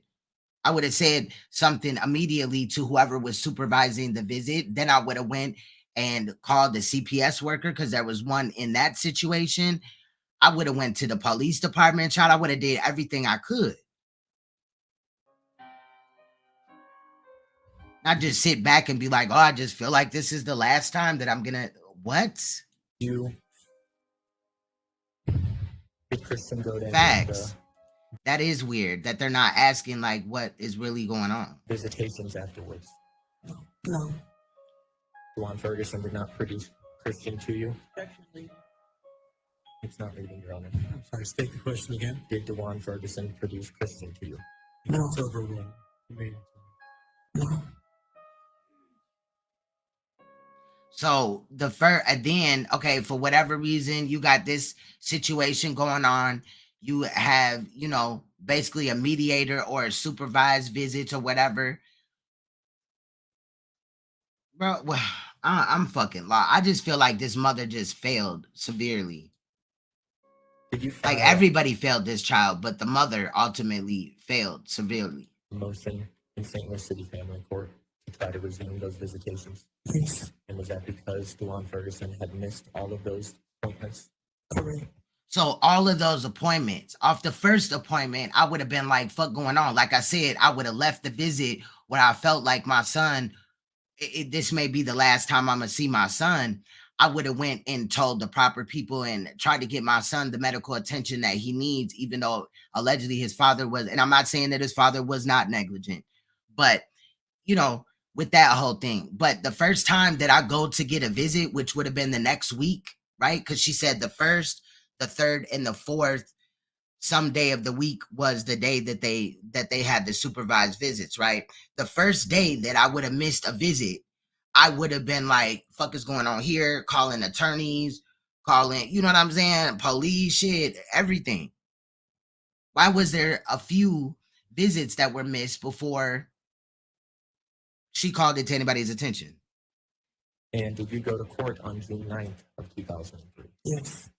And was it your understanding from that court appearance that the visitations were to resume immediately? Yes. And that was on June 9th? Yes. That could be it, Emmanuel. Ms. Person, I want to direct your attention now to June 11th of 2000. I'm also wondering if, and I don't mean this to be disrespectful at all, but if the mother was on any type of drugs or what was the situation, because it had to be abuse or some type of form of neglect. She failed to protect this child, and that's why, custody was in the father's hands. And then the fact that he had, we come to find out now that he has these sexual crimes, maybe didn't know it back then, but I mean, come on, man. Like, part of me wants to feel bad for this mother, but then part of me wants to be like, you made at least some very bad decisions, but like, I'm just gonna be real. The mother bears some responsibility here as well, and I'm just kind of saddened that she wasn't held accountable in court, to my knowledge. Not maybe for his death, but something, bro, because you failed this child. How you were notified that Christian had been reported as missing? Hey, Nicole, I see you. My ex-husband, Christian's stepfather, Dr. Thomas, take my job and told them that he needed to speak with me. So if you want to know anything about this, you can rewind it to about the first 6 minutes of the stream on to 15 minutes after that, or you could go to the community tab on this page, and it kind of gives you an understanding of what's going on. That way you could still stay in the live in real time. I'm glad that whatever happened worked itself out. I'm glad that you're back. Much love. They brought me a friend, and that's what he told me. Oh, really quick, this is besides the fact or whatever, but because that whole situation where I couldn't see one of my moderators has happened before a few times in reality, but the last time it was one of my moderators that I used to have, all natty. There's nothing wrong with us, but I think that whatever happened with Nicole happened again with all natty because it happened before. But so I'm posting these things just hoping that Nicole Judge would see, that I'm trying to correct the issue, and that I know that there's an issue, and thanking her for telling somebody to tell me that there was an issue, because I didn't know. I was still seeing her in my chat and stuff like that. But somebody had went under my comment and made it seem like I was talking about Methiana Scissorhands, aka Misunderstood, aka Miss Uninvited. And I was like, wait a minute. They was like, all you had to do, it seems like you're happy that, she's on your page or whatever. And I just blocked the motherfucker, get the fuck out of here. But I'm mad that I blocked them because then the message went away, and I meant to screenshot it so that I could talk shit about that person. Anyway, I'm being petty right now. Let's get back into it. But I just thought it was crazy that they were trying to assume that I was talking about Misunderstood when I definitely said Nicole Judge, and I screenshot things. It was just sad or whatever. But I was just trying to, prove that she was in the chat. I didn't have her blocked, and she had a wrench, and I was trying to fix it and thanking her for bringing it forward. And this person just automatically assumed that I was talking about Misunderstood. And I'm like, boy, bye. They were like, you should have just did this a long time ago if you just wanted to talk to her. I've already talked to her. What the fuck? Don't trip. But for the next 3 days at least, we'll be on this type of thing. Any other, sector type of situation that I would speak on, I'm kind of going to hold that for a little bit.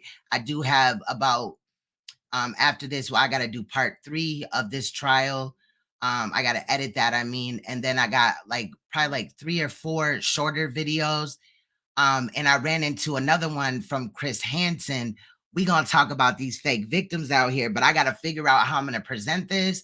Last time I used Chris Hansen's work, I didn't have any issue with it, and it was unedited. But I don't know, what production he's under at this point. But he had pointed out in one video, right, 2 women that were lying about their victimhood, right? About, they were saying that they had all these things happen, and they were molested and sex trafficked and all this shit, right? The first one, Coco, reminded me of Hassan Campbell. The second one reminded me of Misunderstood, but there, y'all know my stalker, right? The girl that said that I had herpes because I was drinking red wine during one of my long ass streams, into which I acted out and enjoyed myself that night. Anyway, there's some of the personality traits of her as well. So I definitely want to present it regardless, because even without drawing a correlation to other people that pretend or come up with these elaborate stories, and I'm talking about these stories are just ridiculous as hell. Like when y'all hear it, it's just ridiculous. Okay. But I salute, Chris for the fact that he did call these stories out. There's some other ones where somebody was, allegedly a trans man and claiming that they have ovarian cancer and was getting GoFundMe's. We could look at that, but I at least want to address the, the fake victim. I think it's called fake victim paradox.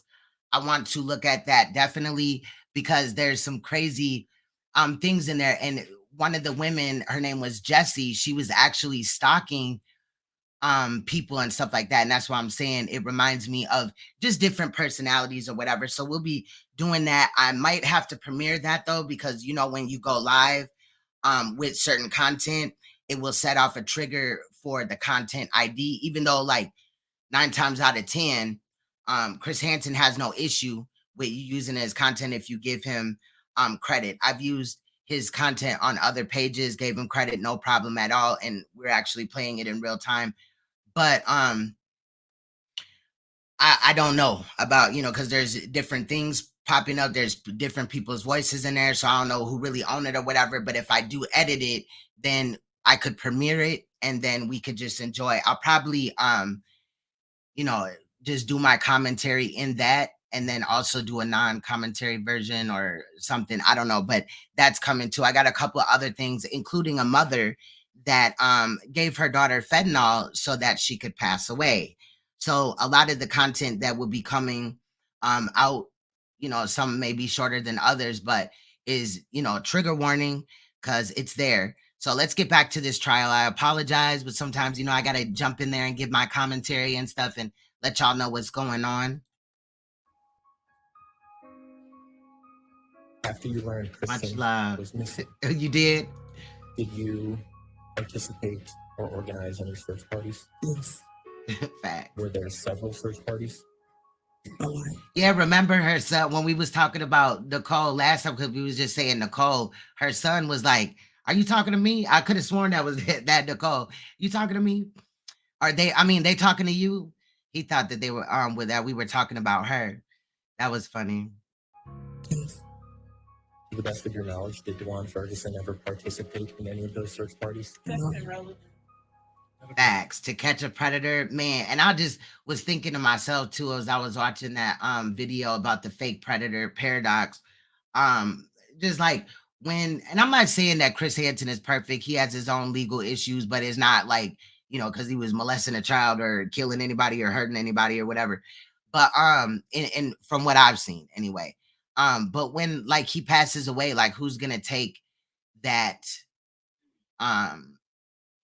that place or whatever, you know what I mean? I'm not saying he getting ready to die or nothing like that, but as he gets up in age and you just kind of see how older he's getting now, everybody, gets older. But I don't know, I was just thinking about that and shit. I ain't trying to get all sentimental or whatever, but it'll be a sad day to me. I didn't hear your answer. No. Thank you. That's a fact. That's a big fact. So we'll be talking about things periodically, but again, I just want to get a lot of these more serious cases out. I love to drag on my channels. I'm not gonna act like I'm Sididdy and I'm perfect and I don't, get in the mud sometimes. However, there will never be a time where dragging is all I do on my channels. It's boring after a while, and that's where I'm at with it. Like, girl, bye. I don't even care. And then after Claudiva that did that ungrateful ass shit where she basically tried to spit in my face after speaking up about her child, knowing that she was saying, don't nobody give a fuck about my children and all this and that. And enemy or not, I spoke up for her children and against the situation, compiled the video. And she just kind of was like, fuck you too. So I was like, okay, bitch, fuck you too then. Shit. But also I heard somebody had sent me a timestamp where Misunderstood was like, I don't trust those videos about me that are, like they're chopped, they're edited and all this and that. Misunderstood, let me remind you, and I'm gonna, keep it on the high level. Let me remind you, ma'am, how it got like that in the first place. Because when I was just looking at your content from your channel without editing it, you would go and run and tell YouTube. Okay. So that is just a little bit about what would be, in a video, probably this weekend. I want to take my kids roller skating this weekend. Sidebar. This is sidebar time. Okay. They get a break. We get a break too. But, and I just was thinking that, but now I'm like, damn, I'm sick. So I'm going to try to get rid of this cold or whatever by Saturday, try to bring my kids, skating. But over the weekend, I will be dropping, probably some videos, even on my, true crime TV channel. You can find it on my page. Just go down and you'll see my channels and you can see it there. If you're not subscribed, please do, because I'll be dropping some shorter videos with commentary, and then premiering them as well. So and then I also want to just get it. There's a couple of things that's bothering me about the things that have been made, but at this point, I don't have enough to like,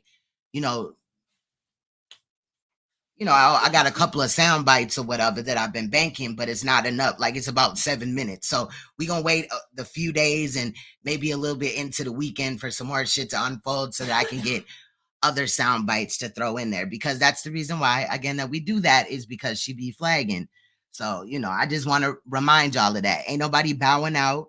Ain't nobody scared. Ain't nobody obviously running out of content, because I have hella cases that I haven't even really started looking at. But, we will drag sometimes and we'll have some serious content, obviously. And thank you for those that don't like the dragging content. But this is more of what you come for, the court things. I do appreciate that. It was good to see, Miss Ray Moody and some of the other people that, came out today that were also around when, I was strictly on, content and looking at these cases. I do appreciate you guys. But, just for those that, sometimes they like to get into the messy shit, we'll be, here and there with it. But I'm back on track as far as the cases go. So I'll just let that stuff bank up. Anyway, we done with the sidebar and the little break and shit. So let's get back into it. I have no further questions, Joe. All right, thank you. Cross-examination. No, these are new videos. They're on his channel, but he has now he has a new commentator or whatever that's working with him. I forgot his name. I think it started with an R. But anyway, he's kind of like the narrator in some of the videos, and then you'll see Chris Hansen. They're new, but I don't know what the agreement is between them. So as I figure that out, or I'll just drop it in my community tab. But I really want to point some things out about it. And I think that it was a bomb and again, powerful video and stuff like that. So, but yeah, these are all new because Chris Hansen is trying to, I believe, get a new TV show up and running. But because he had some issues with the court of law about some merchandise or some other shit that was brought up, now the TV station doesn't really want to back him. So he's trying to kind of kick it off the ground with his own stuff. That's where I kind of left off with the understanding of it. So I had seen a video where he had exposed a corrections officer for trying to solicit a minor. And I looked down and it was his channel and it was new. It was a year old, but the video that I want to look at as far as the fake victim was about 6 days ago or something. So he's been posting on his page, but he's got some guy working with him. Long story short. Good morning. Greetings. So at one time, you and Dawan were married, correct? No. You had a marriage ceremony on February 14th, 1994. Your Honor, objection as to relevance. What is relevance? Judge, it goes to the relationship. What is this thing in the direction of relevance? Yeah, she was like, y'all don't have to cape for my kids. But if nobody had spoke up, she would have been mad about nobody saying anything about her children. And aside from the fact of what Clyde felt and how and whatever she thought was going on, I just did it out of moral like responsibility, period, point blank. But you know, Clyde's getting comfortable in her own self to her own skin and making certain statements. Like she claimed that we gonna get back into it, y'all, but she claimed that we in the black sector exposed that she was adopted, and that is not true. I already exposed that in a video some months ago that she came out and stated that in a video that she did. So she's making statements to where, in my opinion, it looks like she's trying to change the history of things because she does have, you know, there's new people in all of our chat rooms or whatever, but you know, and she does that sometimes. So that's the thing too. So I'm banking up little sound bites or whatever of her as well. And not to be malicious, but it's just like, come on now, because at the end of the day, people are gonna just assume shit, and that's not true. Again, I only did what Clyde did to me. You know what I'm saying? Period. At the end of the day, she wanted to look into baby daddies and boyfriends and ex-husbands and all that shit. So we was attempting to do the same with her. And we actually found out that her baby daddy is a 2-time sexual predator of little girls. Anyway, I digress. Let's get back into the case. Thank you, Your Honor.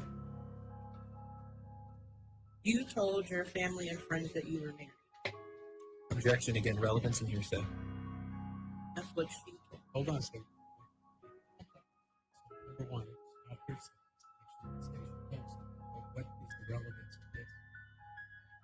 Judge, it goes to, it can go to bias, it goes to motive, and it shows the relationship between the witness and the defendant. I think she's already answered the table. I'm going to ask, did you have some sort of ceremony? Maybe she can explain what that ceremony is. I would definitely do a conspiracy channel, but I think a lot of it would have to be like on TrueTube or something like that, because when I was doing conspiracy videos, that's another reason why I got my channel taken down. The deeper that we looked into Antarctica or Pizzagate or, you know, several other things that were a huge issue, like videos just started coming up missing off my page. No strike, no notification at all that the video was taken down or I was striked. So I would have to probably do that on another channel. But I like the conspiracy world, but I like to stay you know, realistic about it too. There's a point in time where when you look into conspiracies, you can like just start thinking that everything is a conspiracy. That's kind of unhealthy, you know. So anyway. But yeah, I want to do that. Years later, I gotta still make the TrueTube account too. I gotta still do that. So I'll be working on that over this week and weekend. I'm running a little late. Realized there had been a problem with the paperwork with marriage. Is that correct? Can you restate your question? Years later, you realized there was a problem with the paperwork regarding the marriage license. Facts, observing. I always had questions about the process. That's why you believe the marriage was out. It's already been exposed. I got videos up about it. That's why I say I digress. I got videos up where, and even Concealed does, where she's being called out, or we had put the information. Again, she's the one that got to playing with baby daddies and ex-boyfriends and all that shit. So I don't want to hear no crying about it. I just did to her what she did to me first. You know what I'm saying? And I could have never doxed Clyde because Clyde doxed herself. So, but yeah, so that information is already on a few pages. I know it was not. You and Dawan broke up in 1997? Your Honor, again, I'm going to renew my objection for relevance. We discussed this pre-trial. Why don't you all approach? All right, ladies and gentlemen, probably the second best part of the day, first being lunch, is we're going to take a break fast, okay? So the court again reminds reminds you of what you were told at the first recess of court. Until you retire to consider your verdict, you must not discuss this case among yourselves with others or permit anyone to discuss it in your hearing. You should not form or express any opinion about the case until it is finally given to you to decide. Do not do any research or investigation on your own about any matter regarding this case or anyone involved with the trial. Do not communicate with others about the case by any means, and remember, please do not read, view, or listen to any newspaper, radio, electronic communication from the internet, or television report of the trial. And I say this to you, but I'm sure you've already done it. You've disabled your alerts on your phones as to any news. Thank you for that. We'll get you back out in about 10 minutes or so, okay? Thank you. Leave your notebooks on the chair. Thank you. Thank you. You may be seated.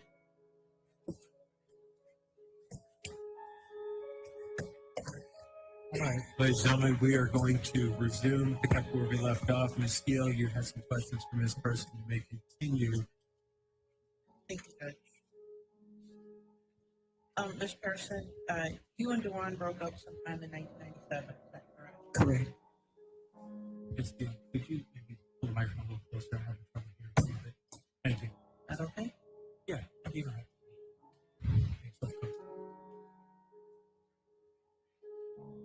Peter, I want to talk a little bit about your relationship with your daughter, Lynn. Yes. And she used to go by Connor at one time, correct? Correct. And there have been times when... All right, it looks like right here they're going to talk about the mother's other child, Connor. when you and Lynn have not had a close relationship. Objection to relevance, Your Honor. Approach, please. All right. Why don't you go ahead and, ask your question again. Yes, sir. There have been times when you and Lynn have not had a close relationship.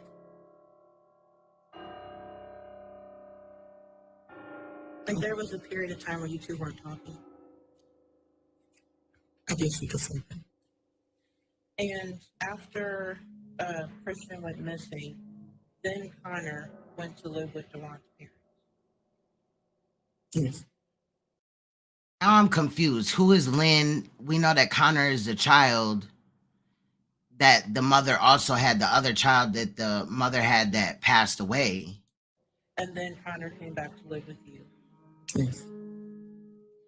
And then Connor went to foster care for the April 21. Hold on a second. Objection, Your Honor. Relevance. Oops. So obviously the mother was negligent on some type of situation like we had stated earlier. And I would ask that be disregarded. Yeah, I'll sustain that objection and that the question will be stricken from the record and ask the jury to please disregard counsel's question. I'm starting to think that, okay, and when I say this, obviously I'm not trying to bully or attack LGBT, but maybe that Connor, because she said that she only had 2 children. That's what I heard earlier. So Connor may be, trans or something like that and pick the name Lynn. I'm confused. I don't know. Maybe I'm wrong. I don't know. That separation between yourself and then Connor was heartbreaking, correct?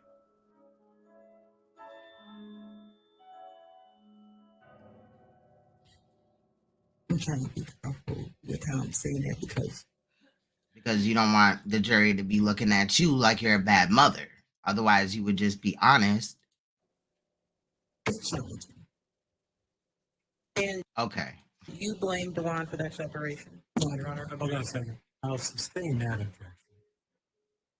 And so, ladies and gentlemen, please disregard the question, disregard the last, or the answer to the extent it was answered, and be stricken from the record. I thought we were talking about the relationship. Yes, sir. Continue. Thank you. Right now, you and Lynn have a really good relationship. Challenging. Challenging? Okay. And the both of you are united in seeking justice for Christian. Yes. So I want to talk to you about some conversations you had with then Connor right after Christian's disappearance, okay? Okay. So in 2003, you talked with. And when she said then Connor, just gives me that feeling that we're talking about Connor was trans.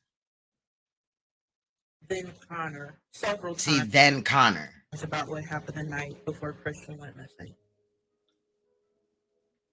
In 2003, Yes, ma'am. Like right after. I talked to my child all the time.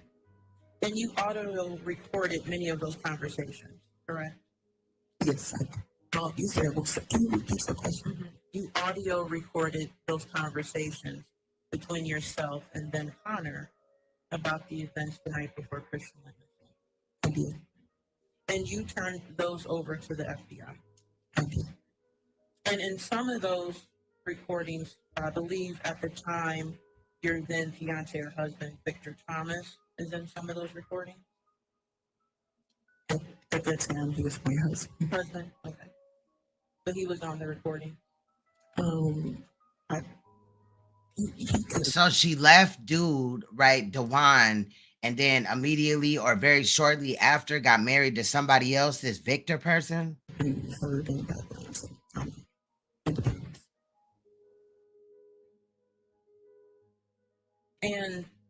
And also from the sound of it, Connor possibly was older than Christian, the victim in this case. Were ordered not to be around Victor, correct? Objection, Your Honor.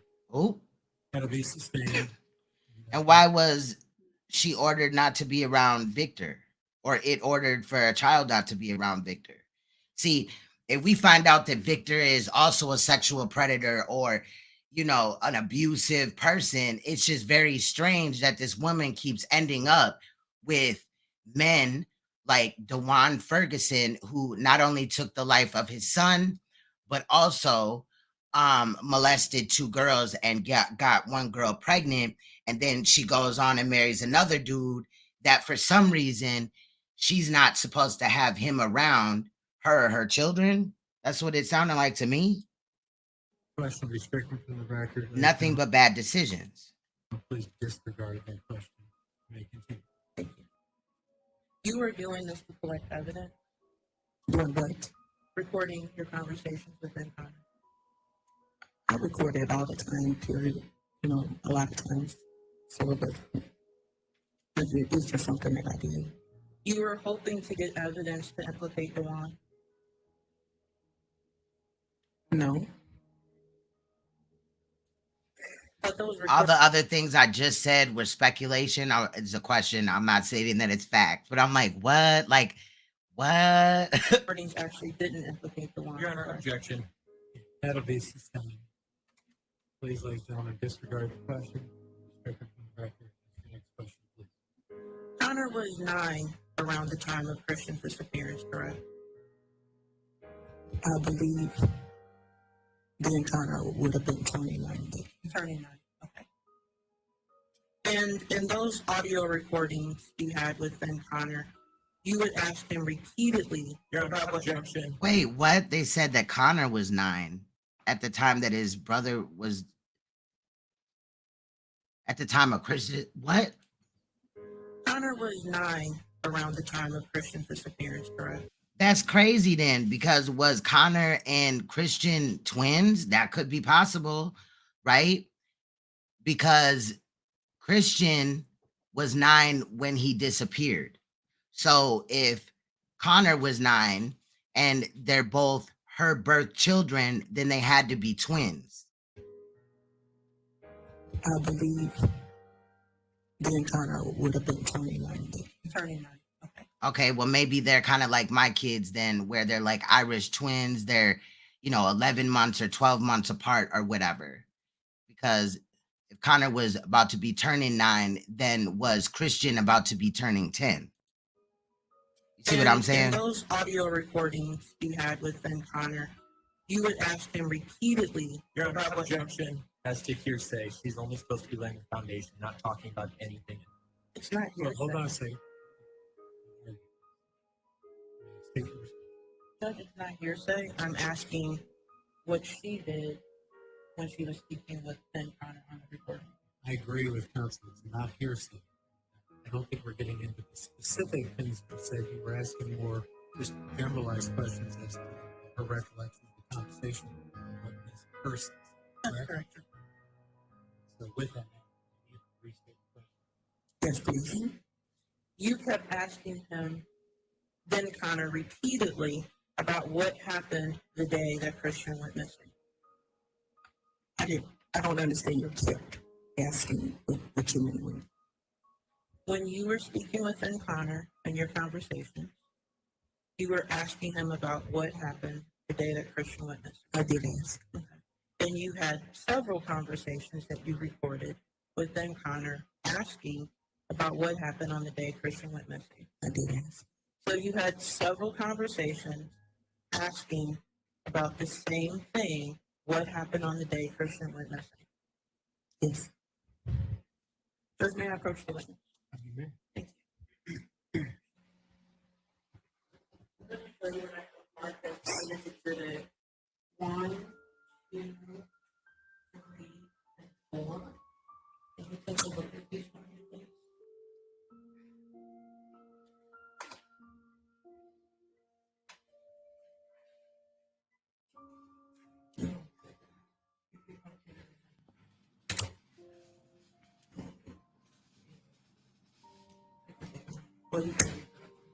So again, she's just looking at some of the evidence before it's presented and brought into the case as evidence.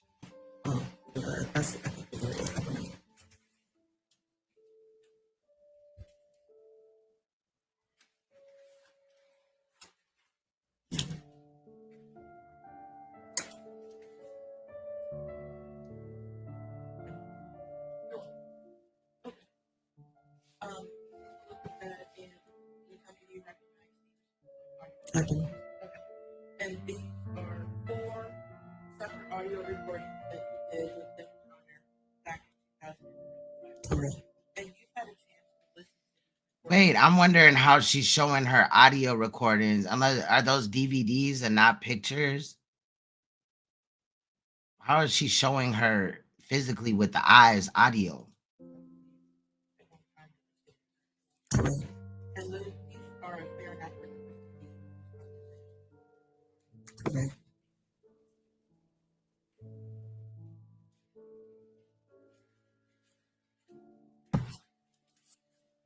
Okay, it does look like DVDs.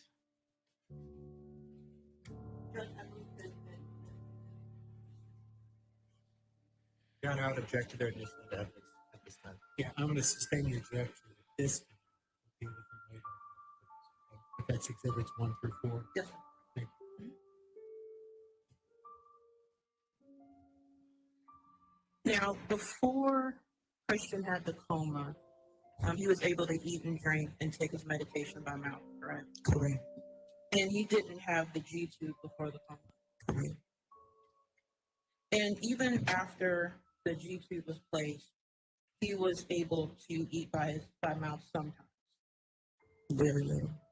And it was your understanding that if Christian did not receive his medications within 24 hours, he could go into a coma and die? 24, 48 hours. Okay. So you could stretch it to 48 hours before? I wouldn't, but I'm just saying.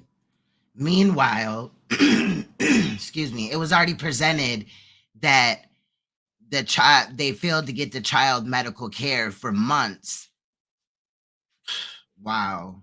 But I heard that once. So you're saying 24 hours. Or even go pick up his medicine. Like, how long does it take to go to a pharmacy and pick up medicine? Your testimony here today is that sometimes you thought you can't stretch it to 48 hours?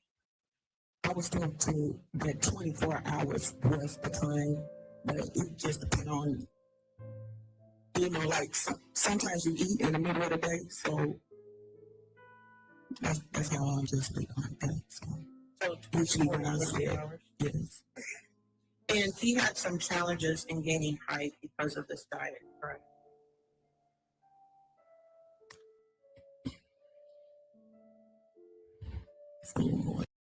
That is a fact. You can have your medicine delivered. Yes. And he couldn't eat like everybody else. But you got to think this was 2003, so they didn't at that time. Remember that this case is, even though it just went to trial this year, I believe around about June or July. It was 2 months ago, regardless. But the child allegedly was missing since 2003.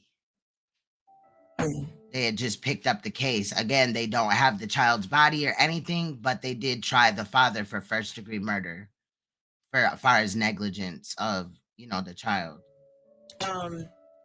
After the coma. Correct. And his disease led to challenges for him maintaining his weight.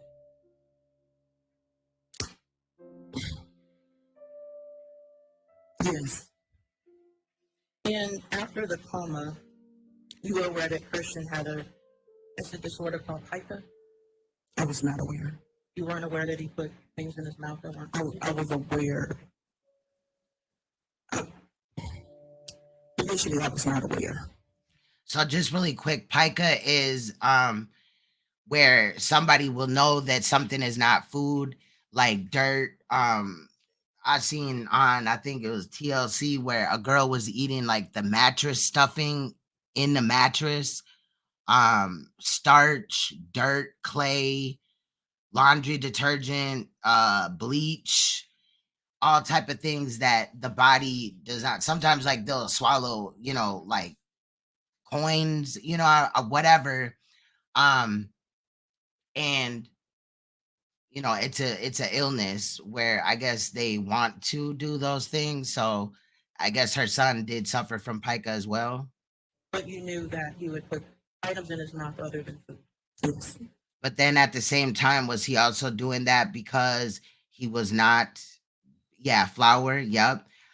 Because he was not being taken care of the right way. Now, there was a period of time when Dawan had custody of both of the children, and you refused your visitation. Correct. Your Honor, I'm going to object as to relevance. Now I'd request permission to approach. Please do. Thank you. Let's see here. I want to talk a bit about the last visit that you had with Christian, okay? And that was March 22nd of 2003. Yes. And I believe you testified your visits are about 3 hours and 45 minutes. Correct. Okay. And as soon as you received Christian and then Connor at the visitation, you took them home. Is that right? Correct. And then you took them to the police station? So it was both children? No. You didn't take them to St. John's police station? No. So is your testimony today that you did not take Connor to the police station? But how would she would have did that if her visits were supervised? She wouldn't have been able to leave the property with them children. On March 22nd, 2003? No, I don't remember that.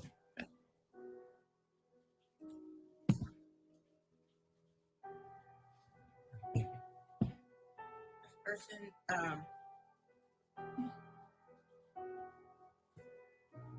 you remember coming and sitting in a deposition with me? June 8th of 2022? I believe that was the day. Okay. And we were at the prosecutor's office? Yes. And you were sworn under oath? Yes. To tell the truth? Okay. And may I approach you? Amen.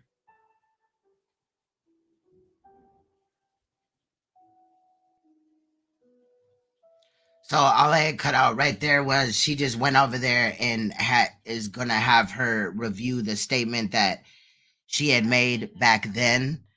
Sometimes obviously with a case where it's been 16 years or whatever, you may forget allegedly about certain things, but the fact whether she brought her kids to the police department or not should have been something that she remembered.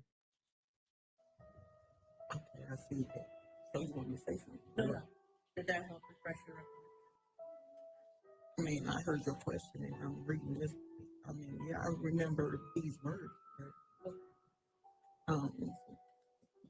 Okay, that's the question. So all I need to read is just from 6 to 14. Okay. Did that refresh My answer remains the same. So I asked you, you remember the pictures we talked about that you took of Christian back in March of 2003, and you said the last day that I saw him, and you said yes, ma'am, and you said yes, and I said those pictures. You made a police report with St. John Police Station, is that right? And you said that sounds familiar. So that sounds familiar, but I don't remember that happening. What? I remember the question during the deposition. And you had Connor talk to the police. So why would you have said it and that didn't happen?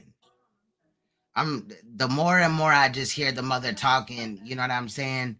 The more just questions I had. Even initially, the first time I watched it, but it's like now, you know, that I get to just sit down and watch it with y'all, you know, I get to just kind of just focus all the way on this. And I'm just like, what? When you took him to the police station, March 22nd of 2003.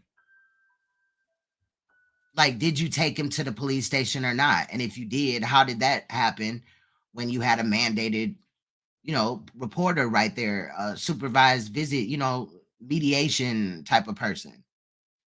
Guardian ad litem, I don't know, shit. Well, that's not the guardian ad litem's job, but I'm just saying. It does not sound familiar. I don't remember that.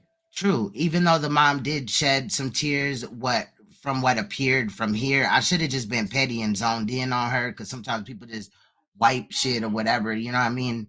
Wipe their face for no apparent reason. I don't know. And the police did not arrest Dawan. Your Honor, I'm going to object.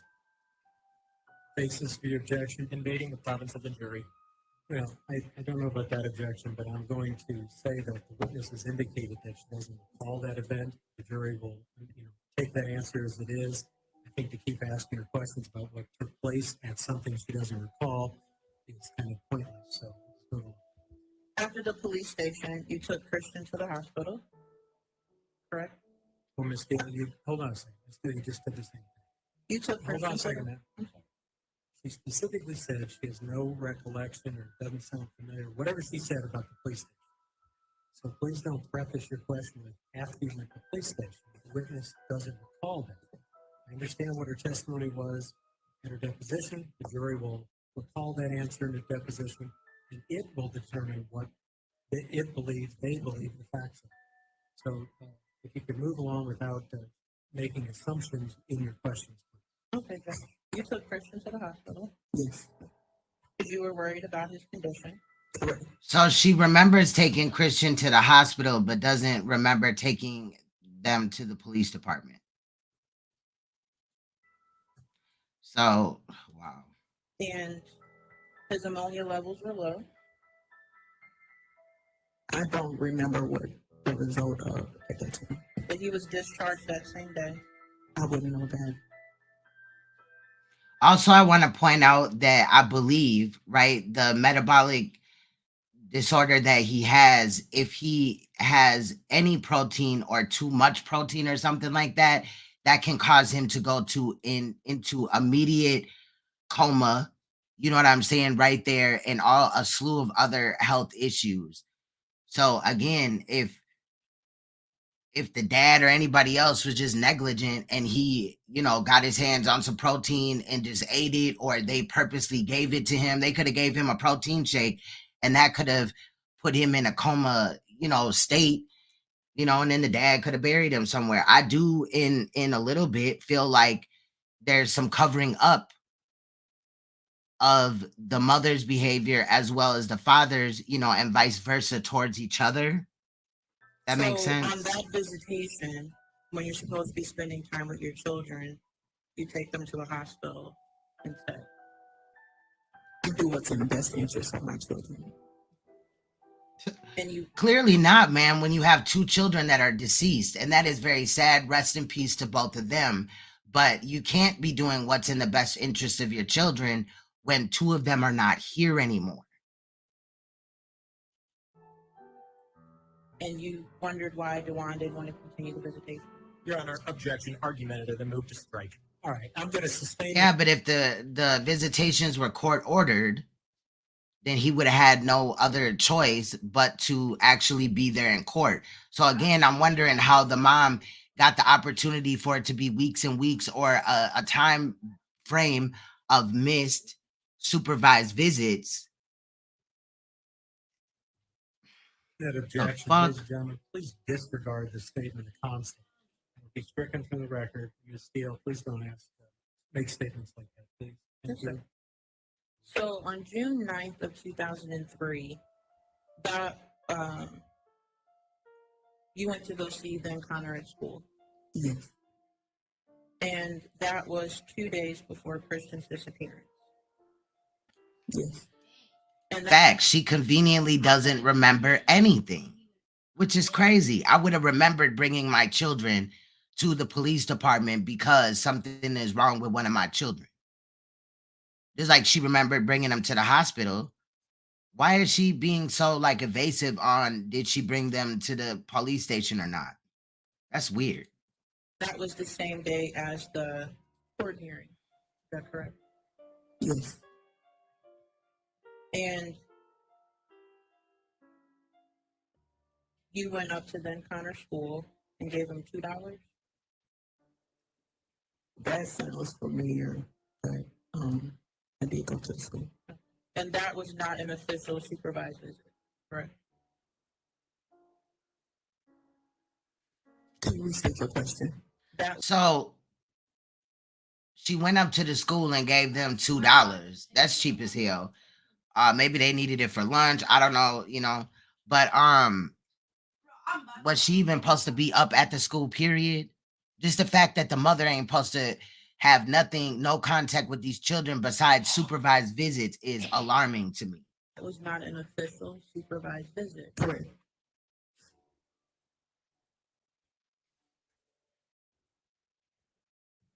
Now, speaking about the hearing on June 9th of 2003, that was an informal status hearing.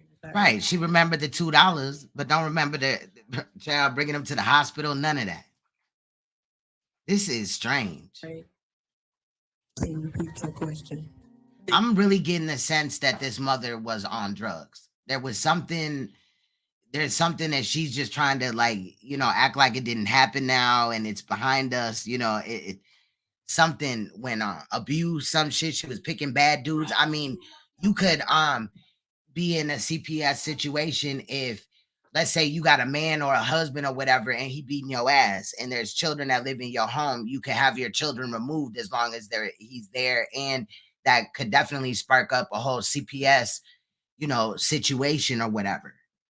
I'm just wondering, in one way or another, she's not shit either. The hearing on June 9th of 2003, that was an informal status hearing, correct? That's a fact, Nicole. And to be fair, you and Dawan will go to court frequently. Your Honor, I'm going to renew my objection that we talked about earlier with regard to the custody battle. Yeah, I'll sustain that objection. Ask the next question, please. So on June 9th of 2003, you appeared in court, correct? Yes. And See, to me, this lady right here, the defense attorney for Dawan Ferguson is grabbing on straws. Even though we're calling the mother out in this, at this time, in my opinion, the way that she's presenting the questions to the mother is kind of like she's trying to put all the responsibility on the mother. However, the father is the one that had actual custody of this child at the time of its alleged disappearance. Christian, the fake story that he said where, oh, my car, I got carjacked and he was laying in the back seat and all this bullshit. And clearly that wasn't the truth. But in my opinion, this defense attorney is trying to put more of the blame on the mother in front of the jury on purpose, in my opinion. Dawan appeared in court. Yes. And it was just for visitations to resume. That part, Emmanuel, the way that she's dancing around these questions, she's more worried about incriminating herself than getting justice for her child. Correct?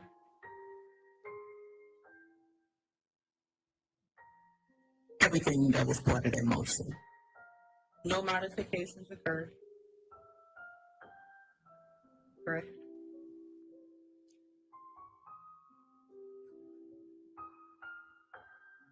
I don't remember. There were no changes to the custody status. Your Honor, renew my objection. Yeah, I'm going to sustain that objection. I think you're asking questions that are legal questions of this witness. She doesn't know the procedures of family court. But she was present at the hearing. Well, She does know what landed her into family court. I get what the judge is saying, right? But come on now, just the way that he kind of just said that makes it like shift the blame off the mother. And I get it. This trial is not about the mother.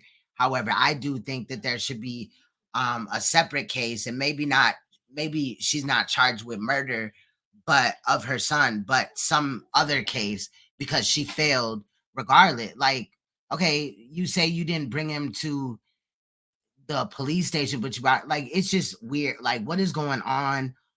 The fact that she initially had a CPS case and then one of her children is dead and then the other one is dead. Like, it's just, bro, something is going on. I'm confused. We'll come up to the side.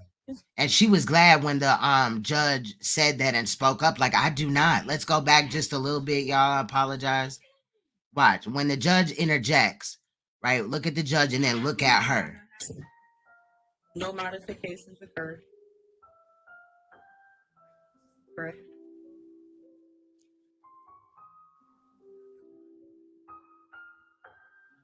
I don't remember. There were no changes to the custody status. Your Honor, renew my objection. Yeah, I'm going to sustain that objection. I think you're asking questions that are legal questions of this witness. She doesn't know the procedures of family court. But she was present at the hearing. Look, she just played off of everything that the judge said because she don't want to even go down that road. And I get it. Things that happened in this woman's life, maybe she wished happened different, or maybe she was just in like a very immature space in her brain. Everybody makes mistakes, but you would remember every detail about the death of a child, or, you know, you're fighting for custody, right? You weren't going to the supervised visits 3 times a month for nothing. You were trying to get your children back. Hearing. Well, Right. And then she just agreed with him. Like, yeah, I don't know nothing. Girl, stop. You know exactly what happened. Confused. We'll come up to the side. So they had a sidebar.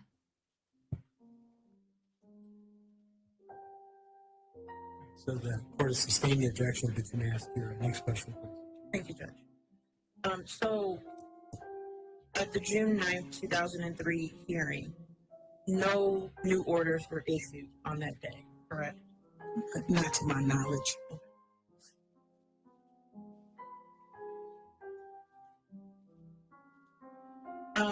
Do you know who Santana Contreras, aka Cherie Holder, is? Yes. In October 2019, you were contacted by Santana Contreras, aka Cherie Holder. Is that correct? Yes. And after you were contacted by her on Facebook, you spoke with her on the phone. Is that right? I'm pretty sure I did. And after you spoke with Santana, you reached out to Ron Goldstein, the investigator at Wesley Bell's office. Correct. And you told Ron that you had a witness named Santana Contreras. Not in those words. But you told him. Hey, Danielle, we're looking at the Dawan Ferguson case. To get kind of some of the information while staying in the live, you can go to the community tab. I believe my last post is about this case. It'll give you some information, but a 9-year-old was ultimately failed, in my opinion, by both parents. You know, the mother did not have custody, but the father did. This child was 9 years old in 2003 when allegedly the father says that he was carjacked and his son was in the back and all this and that. So the case kind of just went cold. You know, the father didn't help look for the child. I just want to kind of know, did the mom help look for the child while the search parties went on? But the father did not. anyway, they don't have a body. But they decided in 2022 that they were going to bring him to trial and stuff like that. Also, he has another sexual I mean, he has a charge or at least whatever. He was convicted of child molestation of, I believe, 2 girls. One got pregnant and had his child, and they were around about 13. I might have seen 11 in there. One of them was. Don't quote me on that, but this trial is about the murder of his son. I will continue to look into because allegedly he had court starting again in August, or the trial started in September of this year for the child molestation thing. Just, spoiler alert. He was convicted of the murder of his son, as well as convicted of at least one of the child molestation charges of the little girls that he molested. So again, we're going to try to find more information. In the beginning, though, of this video, there was about 15 minutes of facts, after we started the live and I was talking to people in the chat and all that. So you could get a more understanding, but obviously we're looking at the trial. So this is the opening statements, day 1, and a part of day 2 wrapped all in one video. We will be doing all 3 parts. And I already have that set to go for tomorrow at 11, where we'll look at part 2, which would be day 2, the rest of day 2, 3, and then we'll pick up in part 3 with 4, and then day 4, and then the closing statements, and then I'll just show you guys clips of the sentencing. I don't think it was recorded or anything like that, but there's news clips, but it wasn't recorded like this. I don't know. I haven't found it anyway. So we'll just look at the the end of this case that way, and then I'll be looking into his sexual charges of the little girls and what information came out about that. I don't think that went to trial because I did search high and low for the trial on that, or maybe they're just not there. I don't know. So anyway, I'm looking for interrogations, all type of things. So just to give you a quick rundown, but there is more information on both cases that I just brought up in the community tab. Yes, I did. And based on your relationship with Dawan, before you had talked to Santana in October of 2019, you knew Dawan had a stepfather named John Stephens, correct? Correct. And you had knew of John Stephens' wealth and that he worked in construction. Correct. And you also knew that before Dawan became a bounty hunter, he worked for his stepfather. And then the fact that he was a bounty hunter. So when we listened to the 15 minutes of facts, that came up, and I was like, what? Because I didn't know that really. Watching into the case, some of the shit, I'll admit, when I was looking at it, I had to fast forward some of the shit because it was annoying me or whatever. And I just knew, see, when it comes to this, I gotta watch it. When I edit it, I gotta watch it beforehand so I can know what we're looking at and stuff like that. And then I gotta watch it with y'all. So sometimes I'll fast forward, a little bit or whatever, so that I can watch it authentically with y'all. Mainly. I've never seen employment papers, so I don't know if he did or not. But you knew he was a bounty hunter. I don't know that either, legally. What? So you ain't even know if the dude was a bounty? What? And when Christian went missing, you spoke with several police officers, is that correct? Can you repeat your question? I'm sorry. Yes. When Christian went missing back in June of 2003, you spoke with several law enforcement officers, is that correct? Oh, and I forgot, this is his, the child's mother, Christian's mother, the victim, that is speaking right now. She did have run-ins with CPS, into which the father had custody of the child because she had other issues. Also, I may add that the 2 children that she had birthed out of her body are now deceased. Right. Yeah. And when you spoke with them, You told them a theory that you had about Christian being missing. Probably. And the theory was that Dawan hid the body in a construction site. That was possible. And you told this theory to Detective Harry Howe from St. Louis City Police. Remember that? I'm not sure who I told it to. To me, behind the scenes, I feel like the mother has some type of agreement or whatever. Maybe she's on different terms with the father now, like maybe they're cool or whatever. But it seems like she doesn't want to answer certain questions or claims she doesn't remember because she's not trying to testify really against him, but she's trying to make it look like in court that she is. What's good, Sobriety Wig? Shout out to you. We're looking at a case that's actually in the community tab of the details of the cases in the community tab. This is the death of Christian Ferguson, the father, Dawan Ferguson. Trial is what we're looking at. Right now we're hearing from the mother, but if you want the details, you can look in the community tab on this page for the details of the case. Salute to you. And they looked into it and didn't find anything. Is that correct?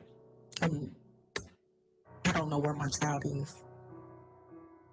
So after you talked to, you also had a theory that Christian was so skinny his bones could be seen. I didn't have to. And you talked to Connor at length about this in your audio interview, correct?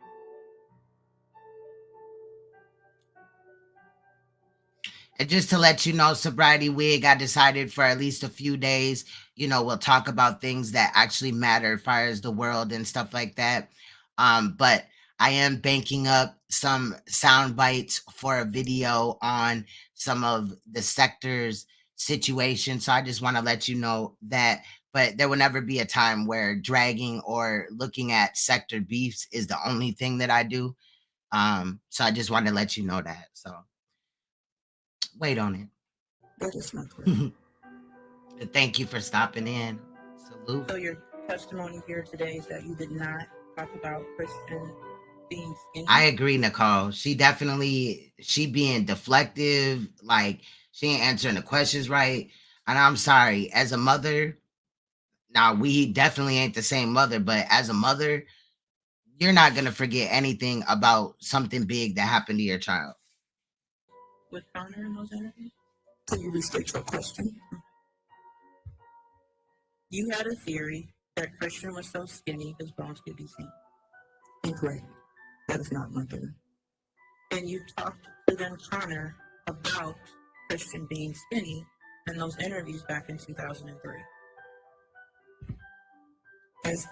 What you said that I said is not what I said. And when you had spoke with Santana on the phone, you told her about those theories in your phone conversation. I don't remember.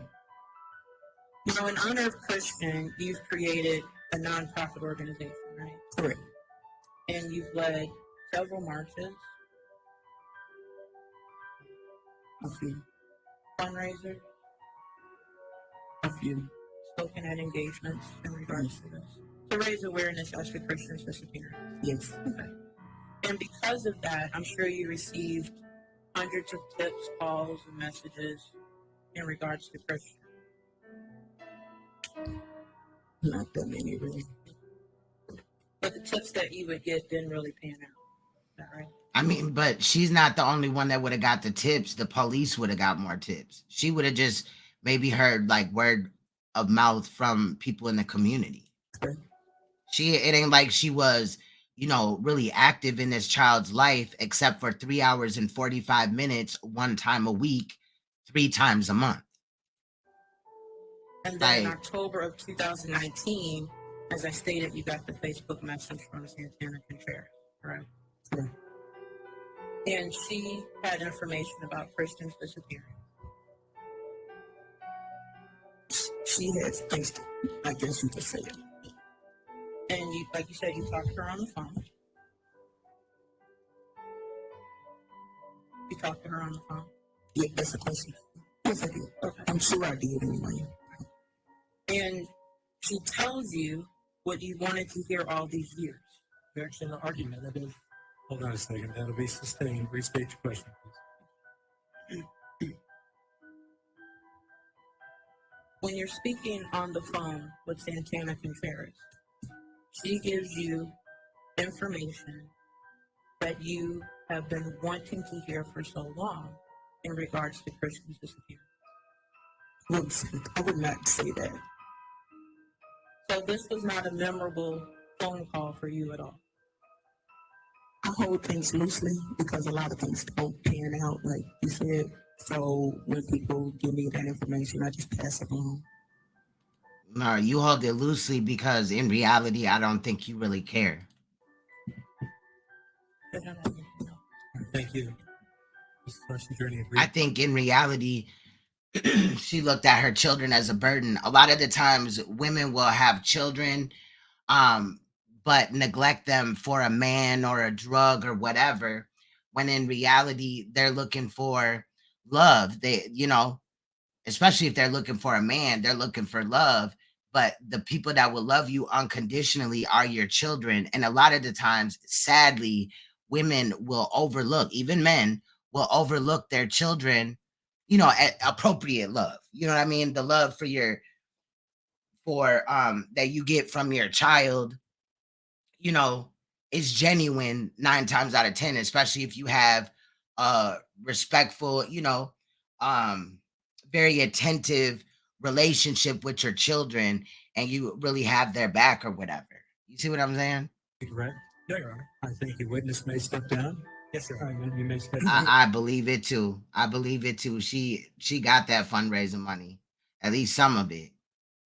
It's just sad how she don't remember nothing, but she about ready to get off stand. Stay in the courtroom. And if you didn't know, let's say that you're a witness in court, or for a trial or whatever, and so until you testify, you can't be in the courtroom, right? But after you testify, you can sit and watch. So that's why the judge said you can be in the courtroom now.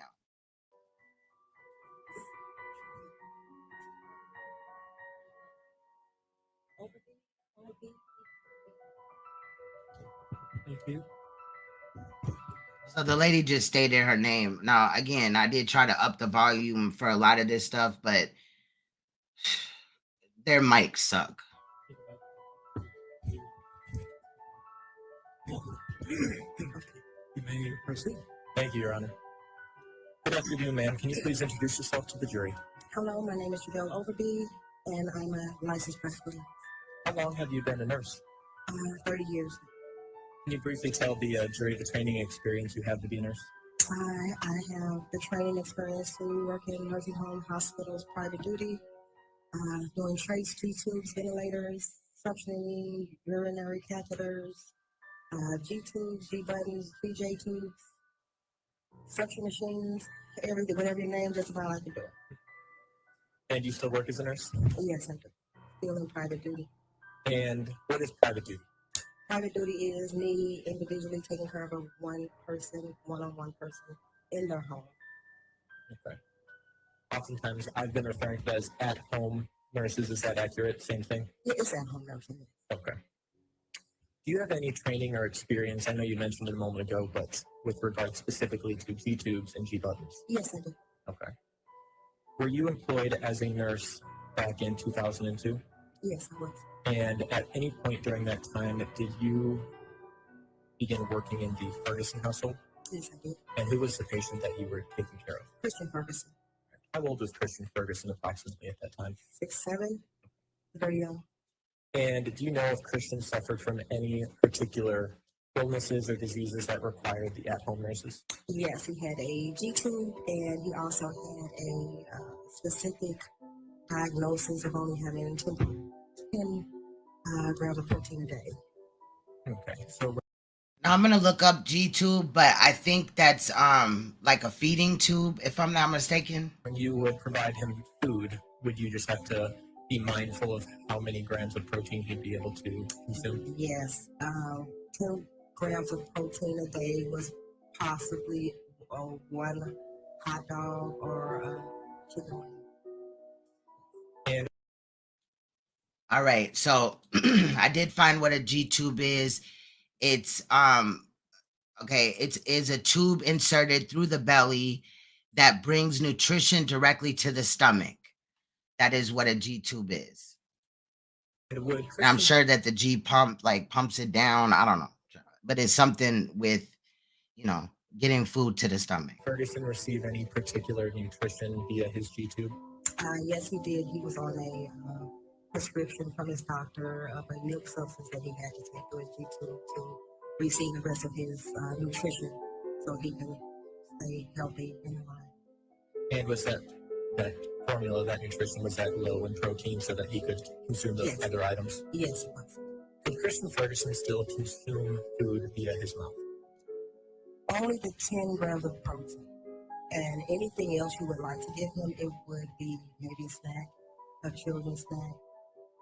And any of those additional snacks, would that also have to be low protein or no protein, basically? Yes, yes. Amen. Because for those that are just joining us, if this child gets too much protein, it can cause him to go into an immediate coma and a slew of other health issues. Eventually, he was in a coma and it caused brain damage because of the negligence of the mother and the father.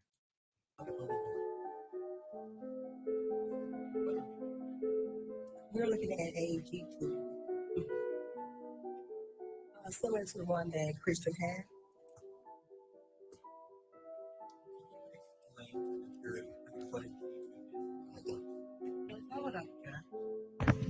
I don't believe this witness has been deemed an expert. Why would her evil ass say that she objects? That was the defense attorney for Dawan Ferguson. But then she challenges her, the nurse, because she says that she's not basically professional enough to know what she's talking about. Ma'am, the woman is a nurse.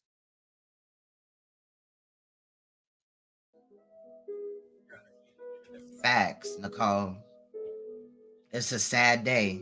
I'm just glad that even 16 years later, they picked up this case and ultimately somebody has to pay the price for the death of this child.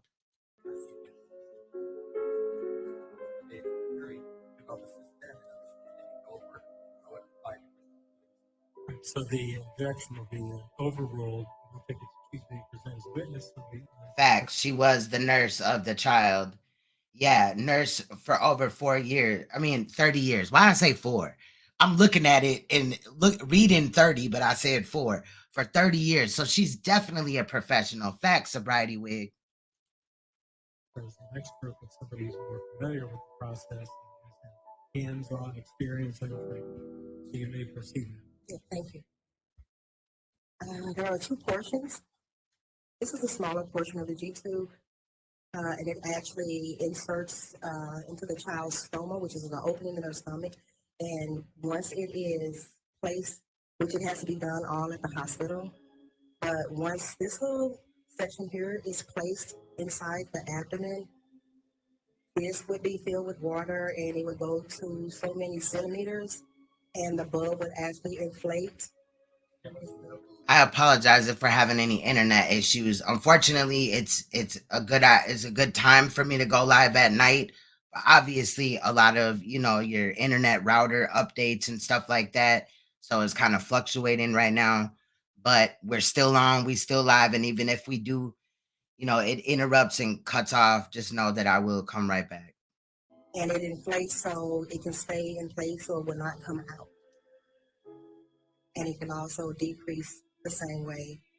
And once it's the air or water, mainly it's water that comes out, it can easily come out in and out. So that balloon fills up As well. Pulling out or pulling out. Right? That is correct. And then it's this little portion here, this part that's flat on the stomach like that. And that is true. And this section here actually goes into the little button area. And you just place it in and you just turn it and it's stable. And this is how he received his milk products so he can eat. Now that too, was that removed placed back on. Yes, So that cord is not hanging from the stomach, right? it should not be, no. Just that little part of the button. That is correct.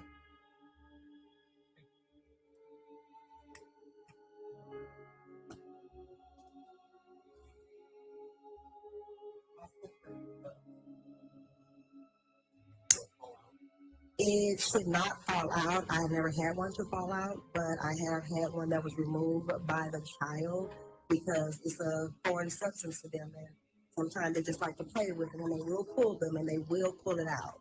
And if it is pulled out, it needs to go back in immediately because the stoma starts to close. And if it's closed too much, then you have to take the child back to the hospital so they can get it reinserted. When you were taking care of Christian, did his G button, was it ever out of his body that you know of? Yes, it was. And were you able to reinsert it immediately, or tell the jury a little bit about that?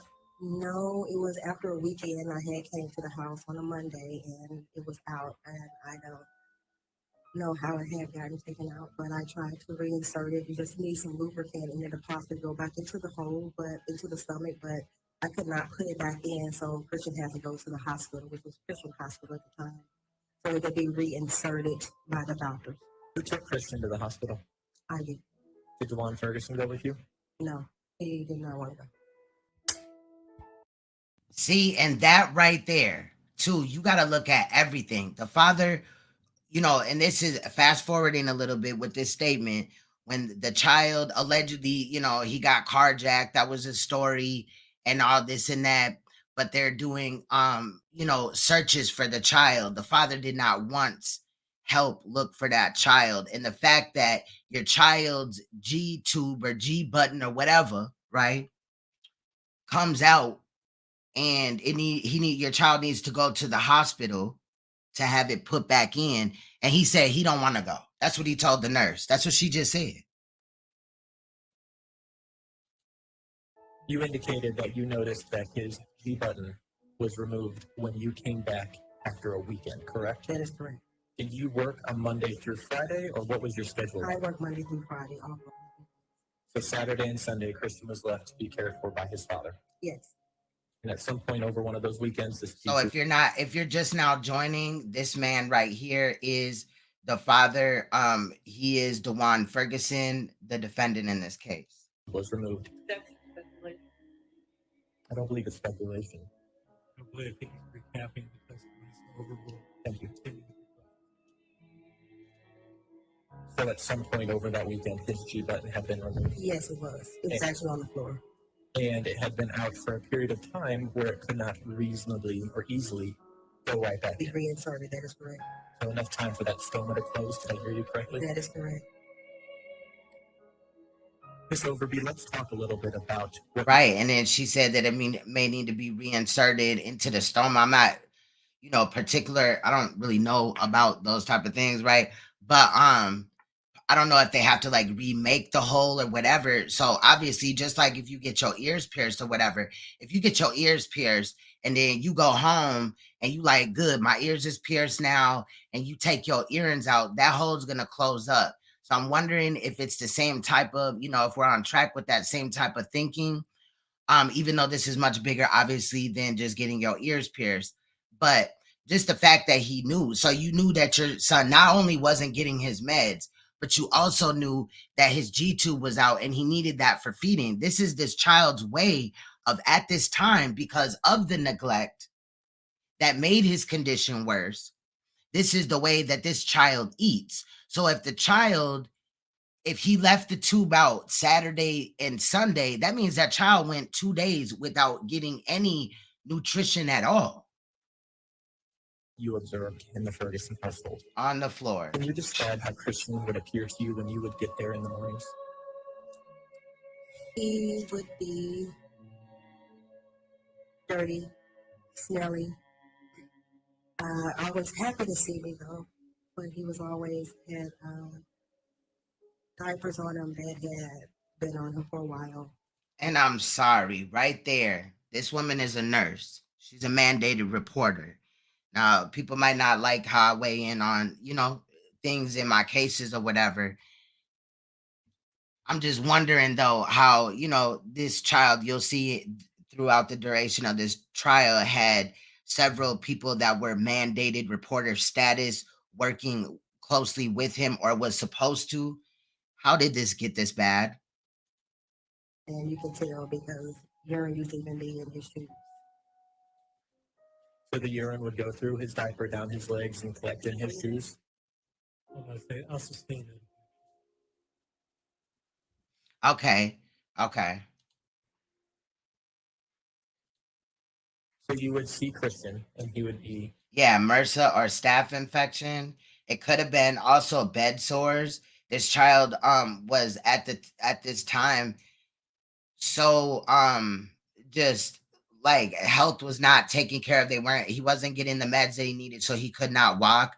So I'm thinking like bed sores, other things, especially talk about just a diaper rash. This man was, when the nurse wasn't there, he was failing to change the child. So what he would do is put one, not he would put one diaper on and then he would also put another one on to catch what was coming out of the body instead of just changing the diaper when it got soiled.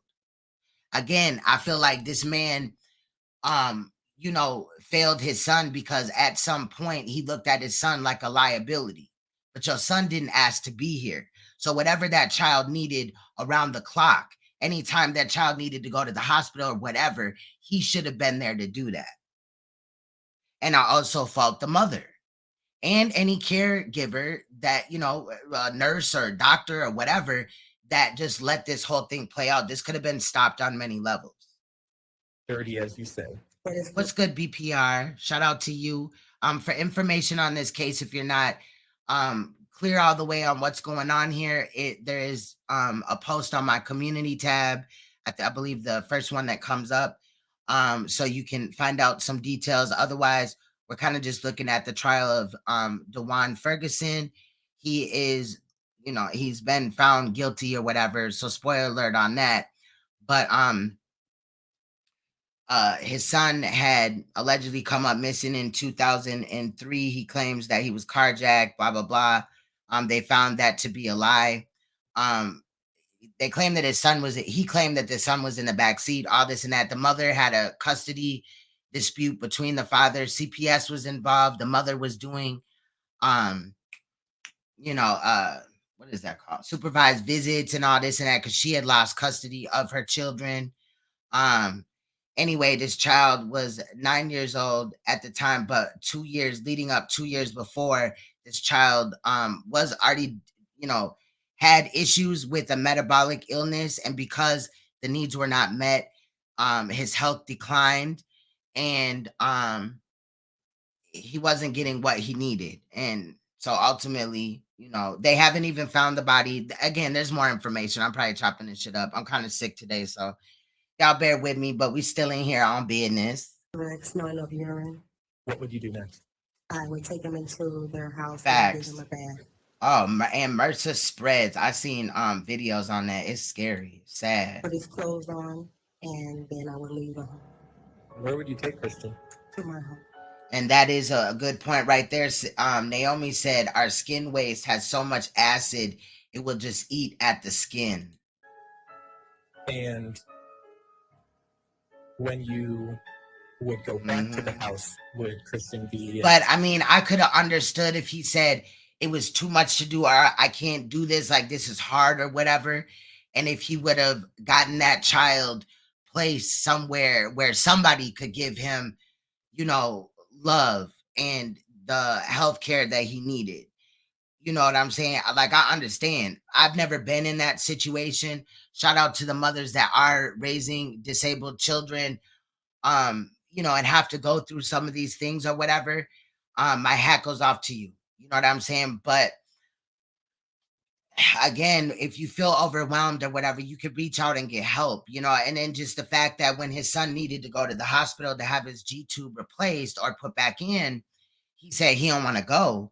That just tells me that you're a shitty ass father. And in reality, I'm wondering what financial gain. Was there some SSI payments or some type of money that was coming in off the child, at the same time, because some people are dirty, y'all. Would you drop him off? But this is the defendant right here. This is the prosecutor, and this is the defendant's team. This lady, and there's another lady that at some point in this video, she gonna grab the mic like she was at a concert, child. Like she was literally screaming into the mic. It was just terrible.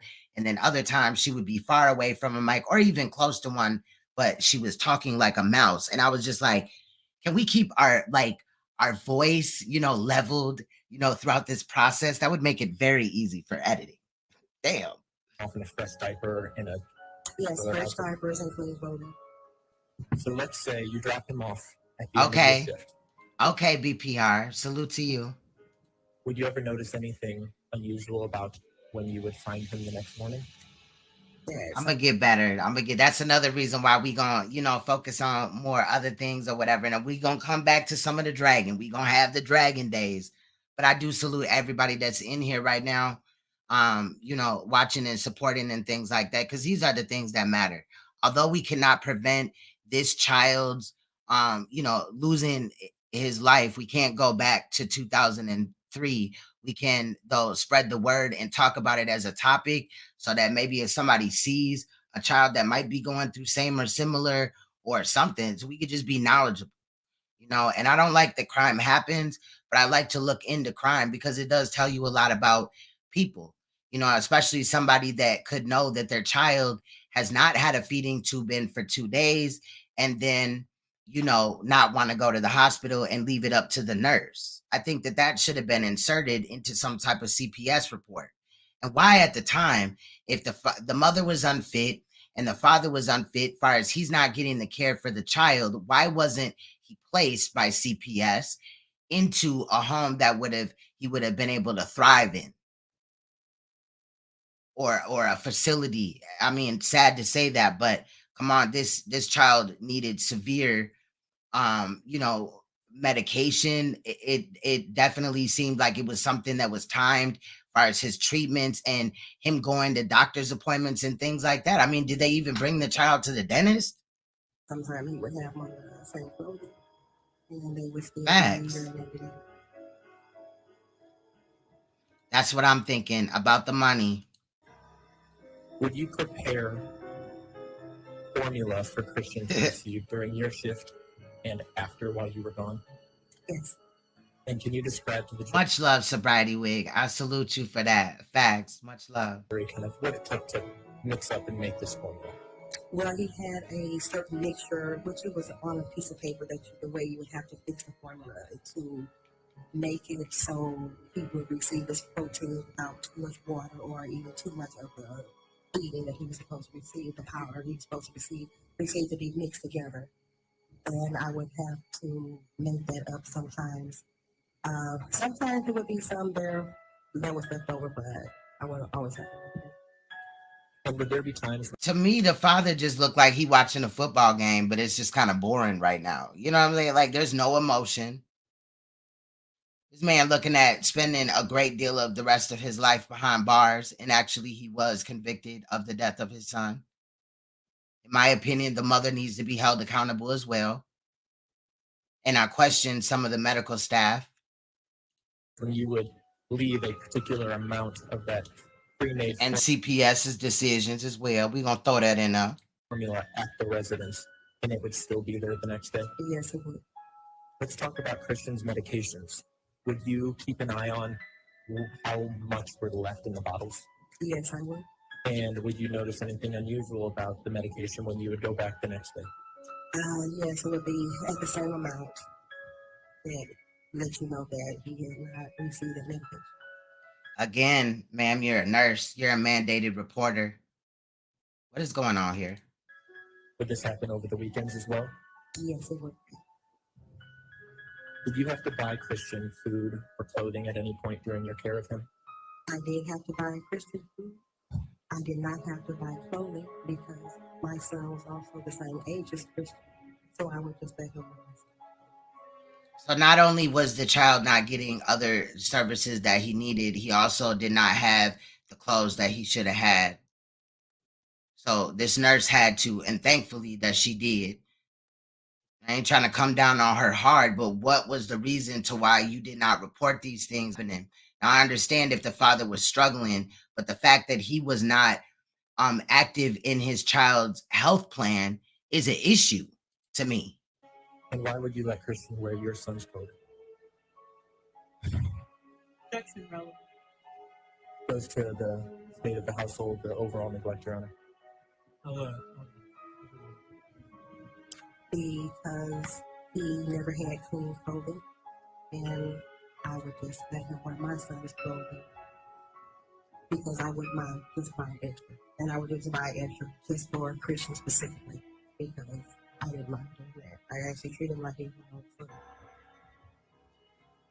Again, that's nice, but salute to her for that, because she didn't have to do that.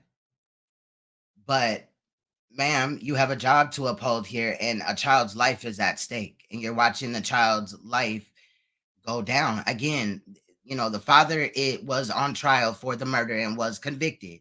However, several people failed this child. We let him go out like that. And you talked earlier about having to buy food for Christian. Why would you have to buy food for Christian?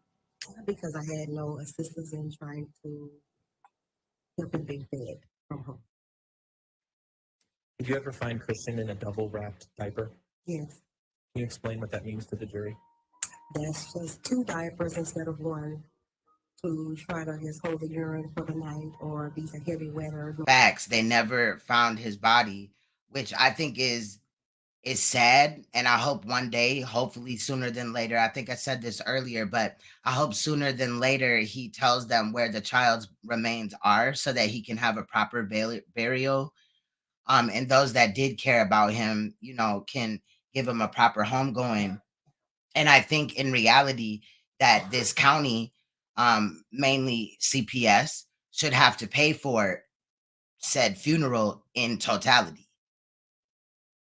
I mean, it would be one thing if CPS was never involved and this unfortunate event had happened, but they were involved and there was a custody situation going on, and all these,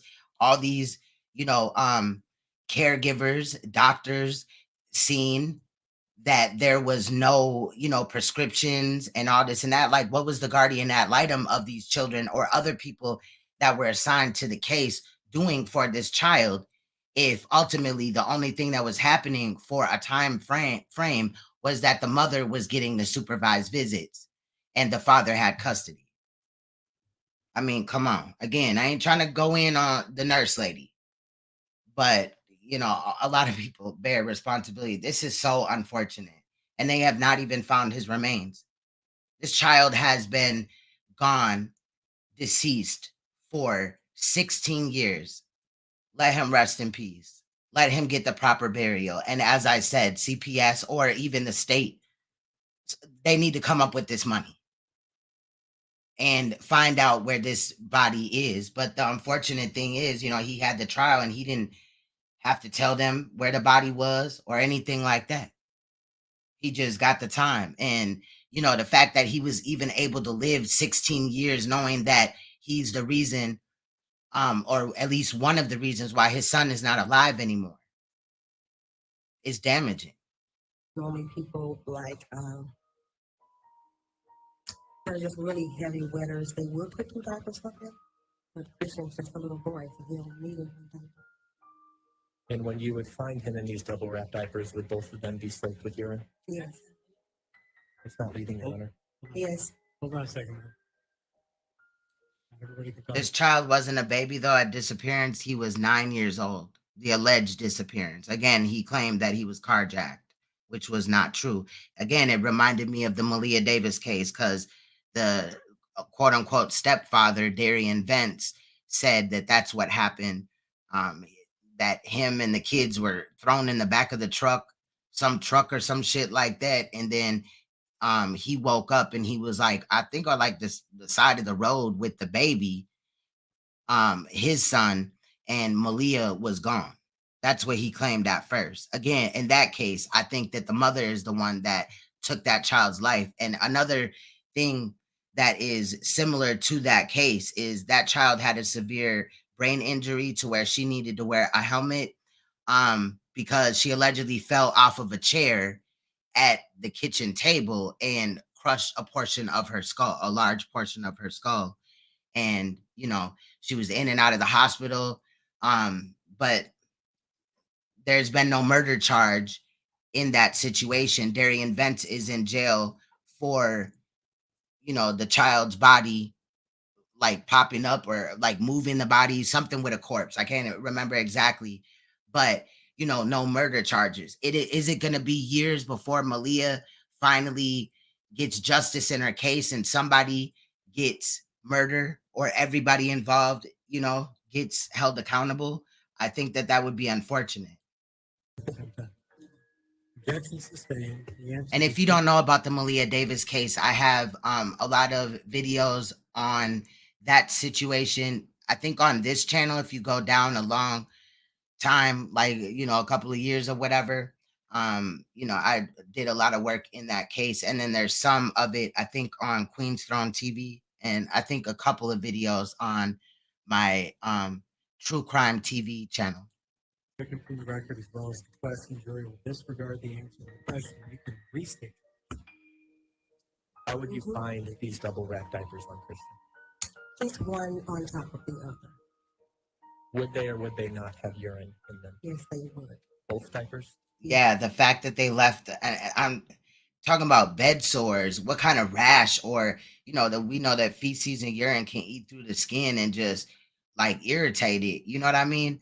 So, man, and if she was the caregiver at, she was changing diapers and stuff, she had to have seen these sores. Yes, sir. And would the urine spread to his clothing as well? That is sustained. That's a fact. That's a fact. I did a lot of work in that case as well as on a channel that's not up anymore. That's how I came into play or finding out about the Black sector. Some of us were Nature Boy sector and some of us were Kanika Jenkins. I'm sad that a lot of those videos aren't up, but that is the main case that I started out with, besides, conspiracy theories and pointing out other things, looking at Antarctica and aliens and blood types. I was looking at all type of things or whatever. But yeah. If you know, did it go beyond the diapers? Yes, it did. And where would it go beyond the diapers? Down his legs onto his shoes. In his room on the floors. Would it be in his bedding?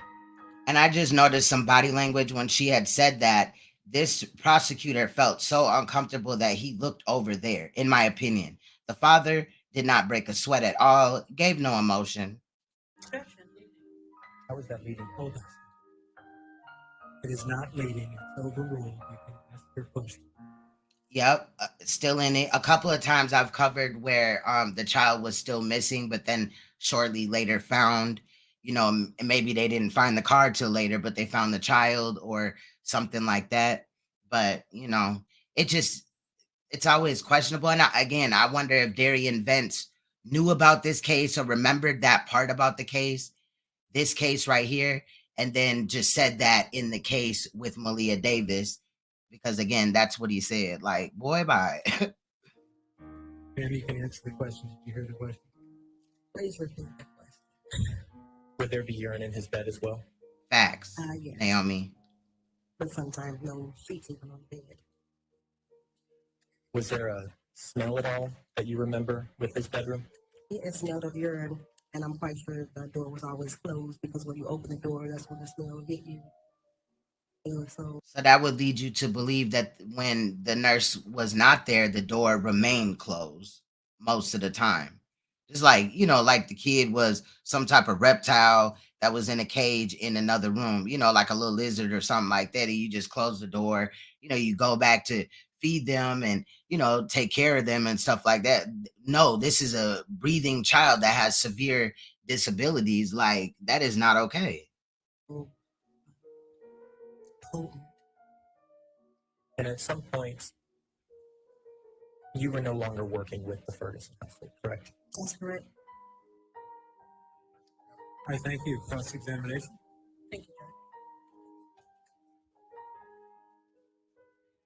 I heard no testimony of her reporting it anywhere. I salute her for helping the child, giving the child food, and her son's clothes or whatever else she bought for the child, but ultimately she needed to report that. This day, you've been licensed as an LPN since 1994, correct? That's correct. And disabled children is your specialty? That is correct. And you're also a mandated reporter? That is correct. Which means if you suspect abuse or neglect, you're legally required to report it.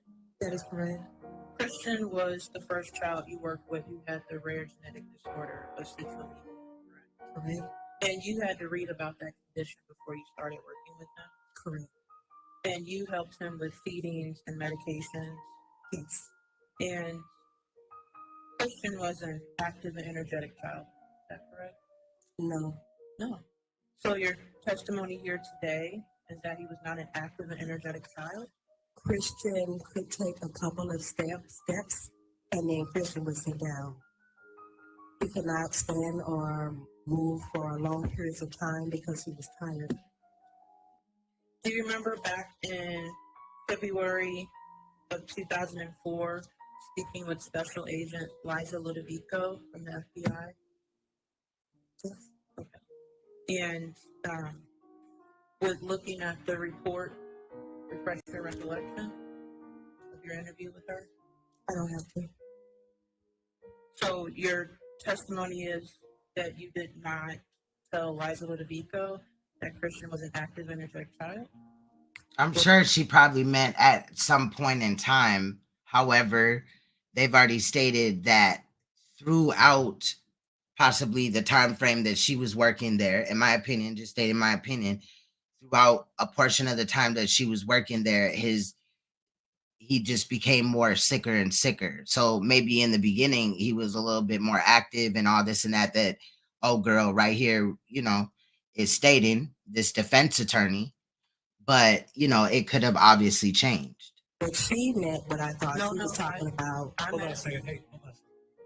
First of all, she didn't testify anything as to what she said to the agent. She answered the question. So you might want to establish with her that she said something to the agent and question her about if she agrees to something. Okay? So in the report, when your interview with Liza Ludovico, you had told her that Christian was an active, energetic child. Energetic, going out to place him on a scooter and push him and have him to hold toys in his hands. So your testimony is you explained that energetic to you meant being on a scooter and doing Yes, all with that? me assisting him. And you told that to Liza Ludovico? Yes, he couldn't ride the scooter alone. I'm saying you told that to Liza Ludovico. That's your testimony here today. He should have been here.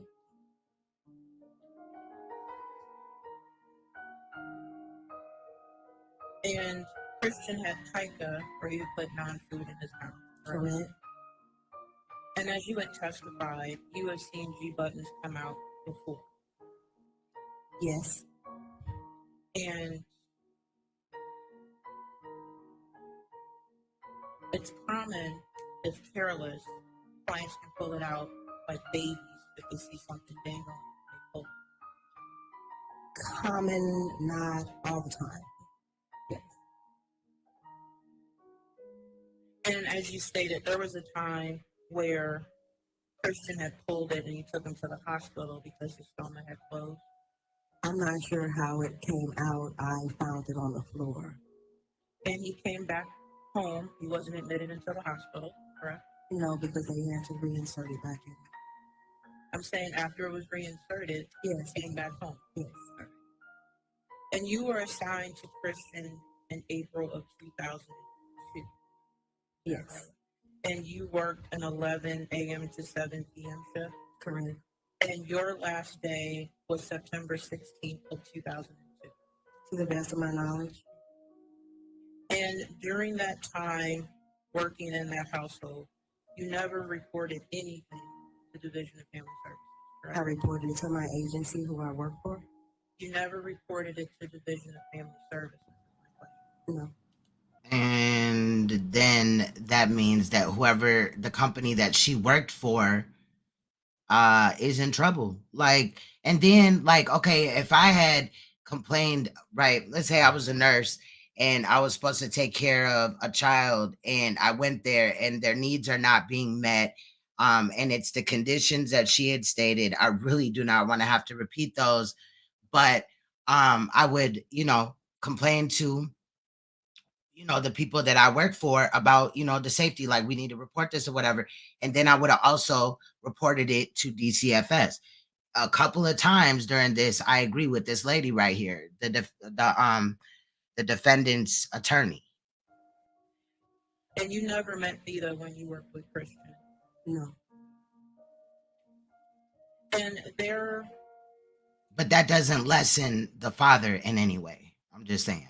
And I think it's petty that she's just only bringing it up, that part or whatever. But ultimately, this was the father. And if he couldn't care for him, it was his duty to find a way for his son to get what he needs, whether that was in his household, in the mother's household, which I don't think that would have been a good fit either, or elsewhere, but somewhere that's safe so that he can thrive and he can get the meds that he needs and make the doctor's appointments and be fed, and his G-tube and all that could have been right.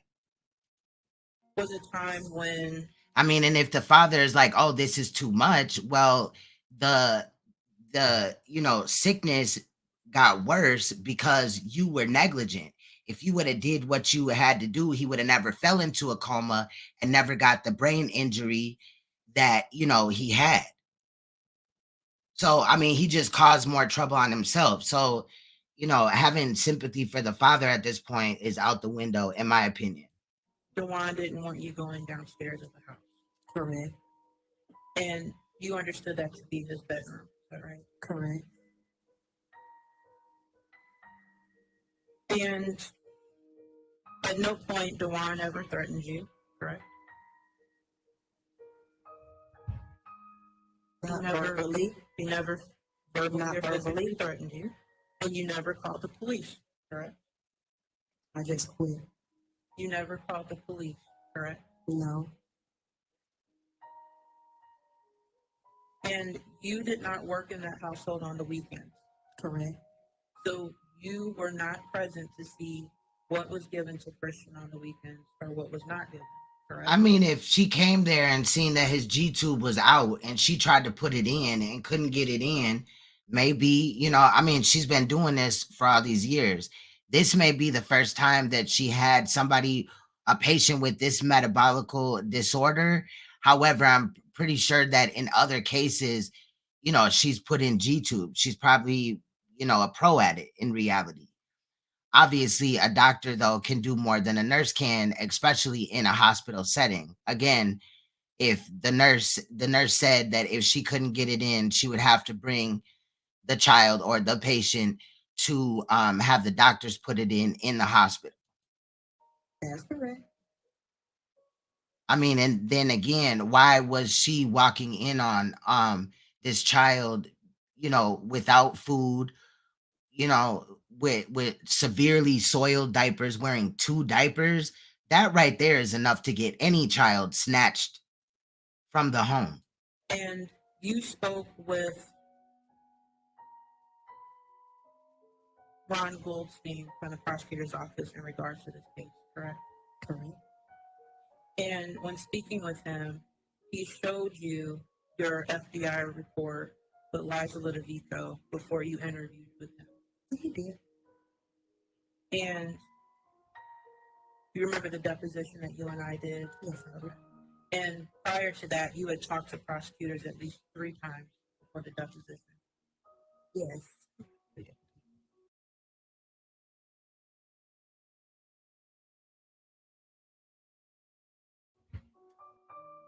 Nothing further. Thank you, redirect. Yes, Your Honor. Sorry about that, y'all. You may proceed. Thank you, Your Honor. Ms. Overby. Defense counsel just got up here and asked you about being a mandated reporter and about reporting these instances. Did you remember her asking you about that? Yes. And you indicated that you did tell your agency, correct? Correct. She also made a point to talk about the defendant never verbally threatened you. Correct. Were you afraid of the defendant? Yes. Can you tell the jury why?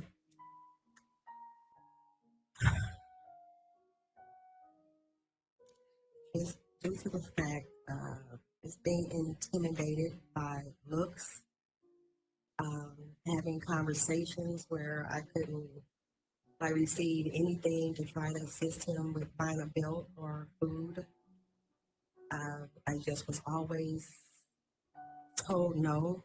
So what I did was I stepped back from that situation, and due to the fact I have two sons of my own, I did not want to provoke him or him trying to find my children because they went to the same school that was in the neighborhood where he lived. Oh, Was there anything about his occupation that caused you concern? Yes, he's a bounty hunter. Yes. And did he ever raise his voice or intimidate you? Objection. This door has been opened Hold by on a the second. defendant. No, it's not irrelevant. It's overruled. You may ask the question. You might want to restate. oh, girl, need to just shut up, girl. Did he ever raise his voice at you or intimidate you? No. When asked about the instances that you observed with Christian, Ms. Steele asked how you never reported it to DFS. But did you find it concerning enough that you did feel compelled to notify your agency? Yes. And in your mind, was that you reporting it? Yes. Thank you. No further questions. Thank you. Any recross? Thank you. Witness may be released, Ms. Schlesinger. Yes, Your Honor. All right, ma'am, you may step down. Now, I will state that I can kind of understand what she's saying. That could have put her in a rough position. But at the end of the day, this is a child's life we're talking about. So, thank you. We call your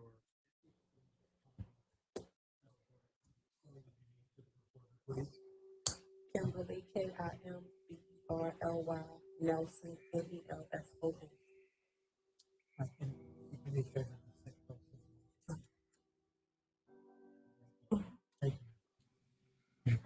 I forgot. I meant to put the picture in the middle, but I put it right here, and the witness is right here. It's going to drop in a minute, though. Thank you, Your Honor. Sorry about that. Good afternoon, ma'am. Can you please introduce yourself to the jury? I'm Kimberly Nelson. And how are you employed? Now, Yes. in Baltimore, Maryland, as a substance abuse nurse. And are you a registered nurse then? I'm an LPN. An LPN? Yeah. And what does that mean? A licensed practical. How long have you been an LPN? I've been an LPN since 1990. At some point, were you employed as an LPN and worked as an at-home nurse with the Ferguson family? Yes. And who was your patient? Christian Ferguson. To the best of your memory, did Christian Ferguson suffer from any sort of disease or illness that you were aware of? I hope it drops. What I do right here, child. Can you please describe it briefly to the jury? He had citrullinemia, which is like a protein deficiency. Well, he couldn't metabolize protein. Okay, there it goes. That would consequently make his ammonia build up in his system, and it could cause him to have brain damage or will lead to death. Okay. And then because of this illness, were you provided information with regards to dietary restrictions for Christian? Yes. And did Christian also receive certain medications? He did, yes. Now, as an at-home nurse, is it typically the responsibility of the parent or the nurse to order and refill those prescriptions? In the case of Yeah, but I feel you, Naomi, on that. My bad. I think sometimes I just click on shit, y'all. But Naomi said they could have lightened his sentence more. Whatever he got convicted of, it was first-degree murder. If he showed them the body, I feel that, but I feel like this man just deserves like the rest of his life. Because ultimately no child should go before the parent, and then it was his responsibility. But I feel you. I mean, some would say anything to get that child justice and things like that, but I think just morally, and it's been 16 years he got to have freedom while his son lost his life. I think just morally the father should have just told them where the remains are. But obviously we're not dealing with somebody that's moral, because he also in this time span molested 2 little girls, into which he got 1 pregnant. So, you know, you got to kind of look, we got to look at, or I got to look at what we're kind of dealing with here. So maybe that is a little bit more fair, but I would at least kept him on parole for the rest of his life, child. You know what I mean? Like he would have did a long ass time in jail. Like I don't know. I don't even know how long he got. I ain't that far advanced in the trial myself, but I know that he got first degree murder. So like, I could see, let's say they gave him like, I'm hoping that it's like 40, 50 years or something like that, right? You take 5 years off. You're only looking at 45 years now. You know what I mean? Just tell us where the remains at.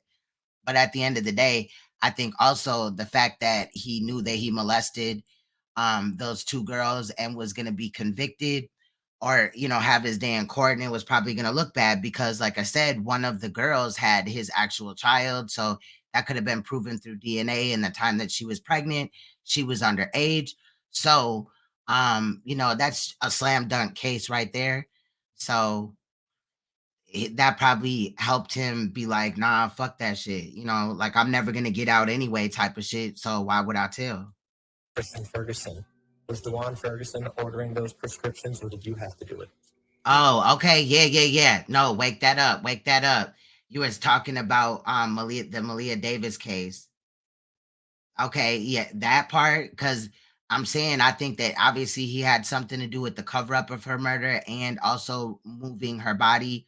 I think the other people knew as well. However, I think that the mother had something to do with that child's actual death, Malia's actual death. And rest in peace to Christian Ferguson and Malia Davis and any child that's lost their life. We've covered a lot of stories over here, just thinking about it, some just very abusive, fucked up parents, taking the life or being negligent when taking care of their children. And it's just heartbreaking at the end of the day. And that's why I continue to do this. Like after this case or even after this live stream, I'm going to feel drained. I was drained, like listening to what I had to listen to, also for editing, to get everything out. Like it just, like the first time you hear it, you're like, okay. And then the second time you're like, oh, you know what I mean? And you're trying to just stay focused or whatever. So I don't know. I wish people would really start taking care of children more. They are our future and children don't ask to be here, nor do they deserve these shitty ass parents that they have sometimes. But if you or somebody is just watching a child deteriorate, or even issues at school or whatever, like come on, like do something. If you know that they're being abused or they're not being fed or whatever, a case like this, do something before ultimately you're hearing about the case on the news. I want to direct your attention specifically to and his brother. March of 2003, February leading into March of 2003. Did you attempt to refill Christian's prescriptions during that time period? Yes. Yeah. I've seen you talk about Dakota as well as we've talked about Dakota over here. Did some live streams. We looked at it. I think I did a couple of updates too. I'm not sure. I think they're on this. Sometimes it's just like whatever channel that we're normally going on live is the one. Even though I have like a crime channel, I still come over here or at Queenstone TV. So I'll be dropping shorter videos on my crime channel, but the Dakota situation was definitely fucked up. And were you told anything by the pharmacist or the hospital with regard to that prescription refill order? Yes, the pharmacist told me that the pharmacist would not fill the prescription. I need the doctor's renewal for the medication. So I called the doctor's office to get a refill, but they told me they would not refill it until they saw Christian. Did they state why? Because he had been staying over.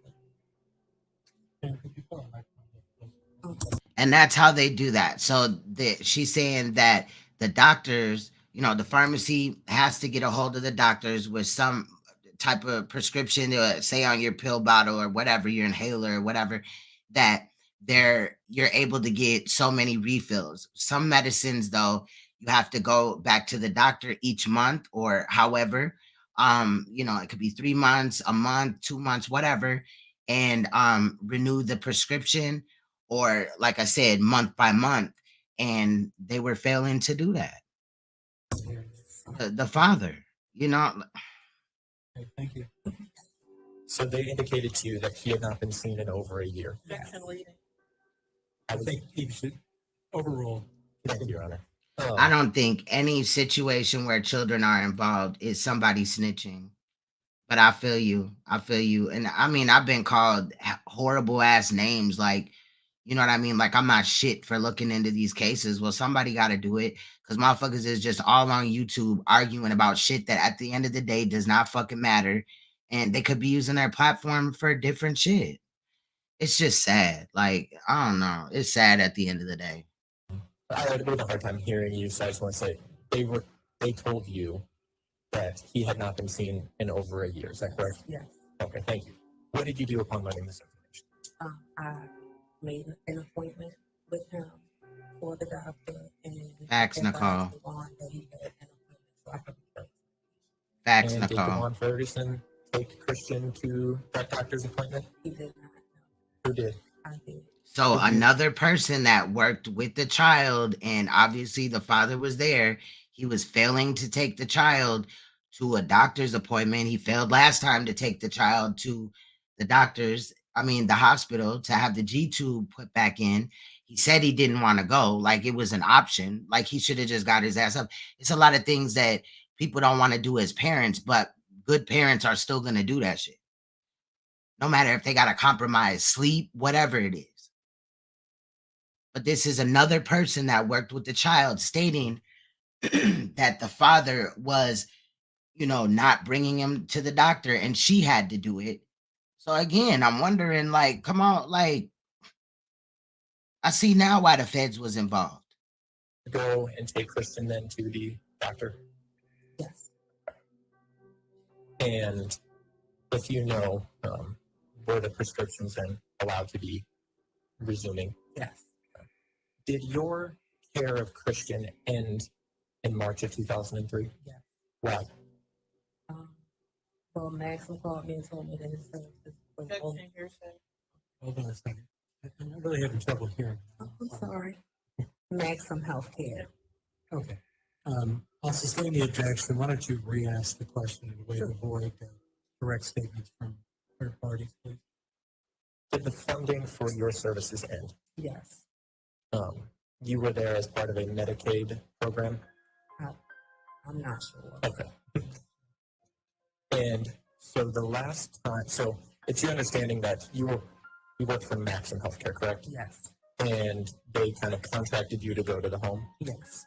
And in March of 2003, that contract with Maxim ended? Yes. No further questions, Your Honor. Thank you. Cross-examination. Now, Christian was the first patient that you had with citrullinemia, anemia, correct? Yes. Okay. And because of that, Maxim went over with you the type of care that Christian needed under your service? Yes. And that included the amount of feeding, bathing, medication, and using of the G tube? Yes. And when you would pick him up in the morning, you would give him a bath? Yes. And Christian, you felt was a happy child? Yes, I did. And he could eat solid food? He could, yes. And he would eat food by mouth, but also took nutrition and meds through the G tube? Yes. So how does that work when the G tube is inserted through the mouth, right? What?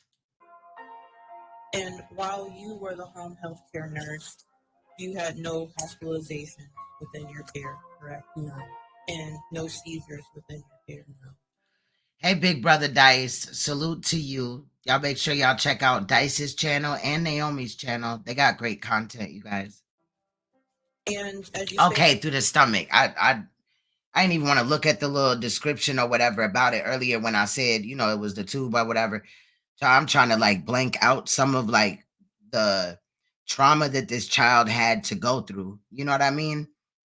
Like, it's not like this child could have done these things for himself. It's just so sad and heartbreaking, for real. Thank you for clarifying, though.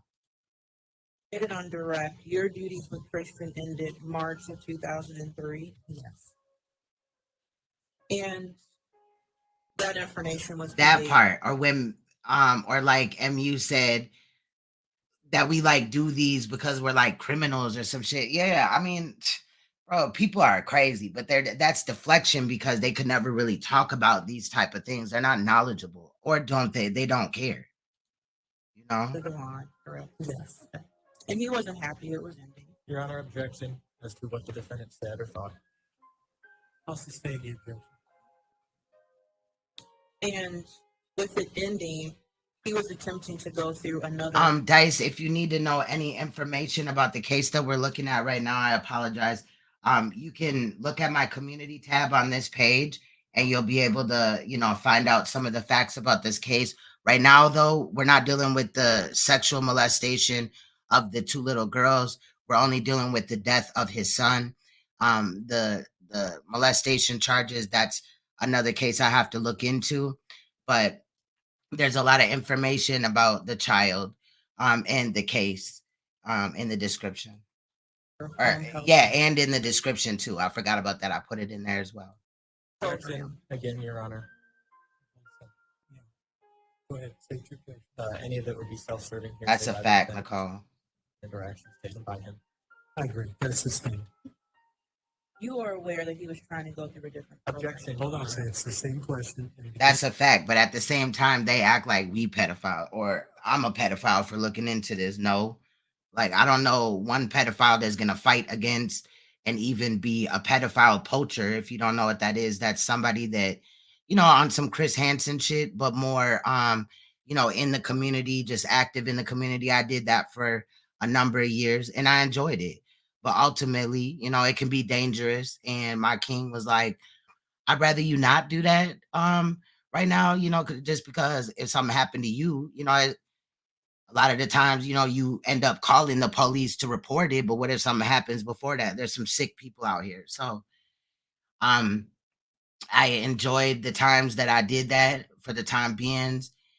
Whatever. I'm tired, y'all. But I understood that, I could do other work, you know what I'm saying? And also be there for my children, like to protect them because it can go wrong at any time. He asked if he would. Your Honor, objection. I didn't even. That's a fact. There's so many objections and sustained and all this and that going on, child. She's talking about and I don't like old girl, like she be playing dumb. Like I get it though. This might be a case where she just had to like go with the flow and act like she was really defending this client, you know what I mean, for her career, whatever. But again, my moral compass is different than that. As a defendant, that's not allowed. So at the March he was stern as hell. That is not allowed. 2003 doctor visit that you took Christian. I feel him though. While there with Christian, they did some blood work, reconfigured his oral diet and formulas. Correct? Yes. And he was not admitted into the hospital at this visit. No.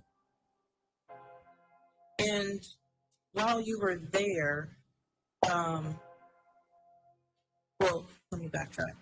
When working with Maxim, you get a plan of care order for the patient. Is that correct? Yes. Okay. And while you were there at this visit, there was an issue with the plan of care orders that you were working off of, taking care of Christian. Is that correct? I don't recall that. Okay. So do you remember back in August of 2003, speaking with Special Agent Liza Ludovico? Yes.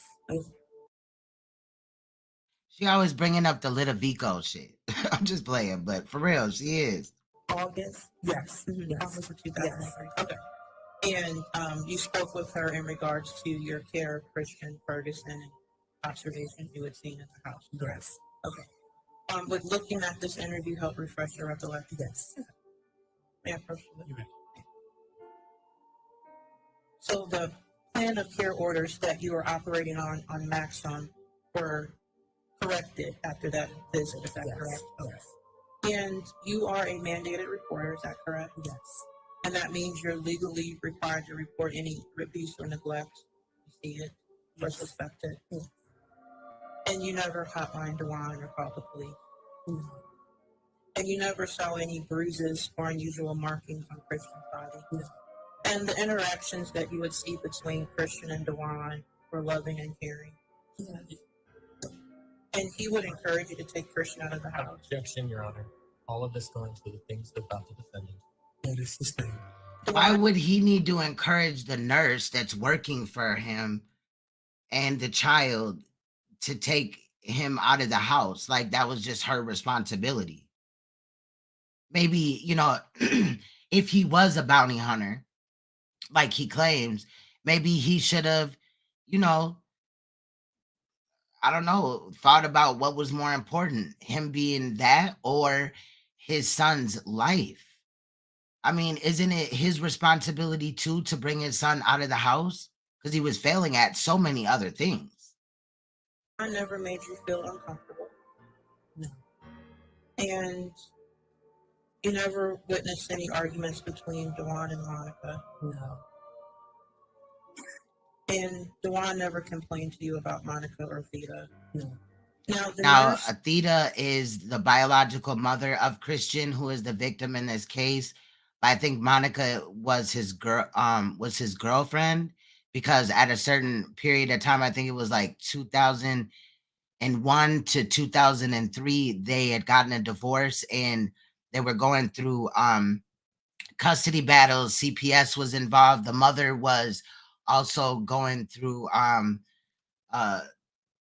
supervised visits. She had lost custody, so we had kind of honed in on the mother, and I stated that I feel like she's to blame also for this, and was surprised that she wasn't charged with even just neglecting her son, the needs of her son or whatever, and things like that. Her testimony was first, actually. I'm just I just have a big question mark over a lot of this shit.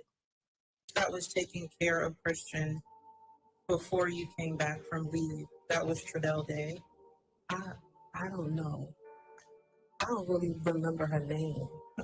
If it's in that statement, then with this refresh your recollection. Okay. I mean, I didn't. I'm sorry. Did that refresh your recollection? I did. Yes. And when you had arrived back from leave and took over the care of Christian again, you had found the Maxim book in disarray. Yes. Okay. And then you said in September of 2002, you reordered medication. Is that correct? Okay. And you found extra meds in the closet to provide Christian as well. Yes, it was meds and formula. Okay. And you used those meds and reordered when getting low. Yes, I did. And one of those meds was a large silver tin of arginine powder. And I'm just wondering, was it her responsibility to refill them when they're low, or the father's? Because again, he was failing to bring his son to the doctor. And you used that to refill the. I mean, I'm not saying that she couldn't help or it couldn't have been one of her duties, but I mean, come on. Prescription. The other nurse had said that the child wasn't getting adequate food, so she brought food and also clothing. Why wasn't the father? I mean, bounty hunter, come on now. We've talked about that as far as I go, right? Motherfuckers make a decent amount of money. Bottles. Yes. In your interview with Special Agent Liza Ludovico, I believe that in part of the talk with her, she might have showed you some pharmacy records. Recall that? Yeah. Yes. I do. And the pharmacy records were perplexing because you've never ran out of medication. I never ran out of medication. And you never had an instance where you did not have enough meds to give to Christian. No. And you always reordered the meds when they were getting low. Yes. Nothing further. Thank you. Redirect. There you are. I thank the witness may be released. Yes, Your Honor. And you may step down. Have a good day. Thank you. Loretta, LRE228, Brixton. Your ID. This is the lady that gave me the most trouble with editing. This lady right here, she's the prosecutor. I believe she at some point is gonna pick up this mic and have it like really close to her face. So if the audio's too loud or maybe a little bit low, I do apologize, but I had to equal it out for both the person that's being questioned as well as her loud ass questions. So and why. All right, Ms. Willis, you may begin. Thank you. Ms. Grigsby, where do you currently live and work? I currently live in Shreveport, Louisiana. I work from home 40 minutes ago. And who did you work for back in 2003? Apria Health. How long did you work for Apria Healthcare? 9 years.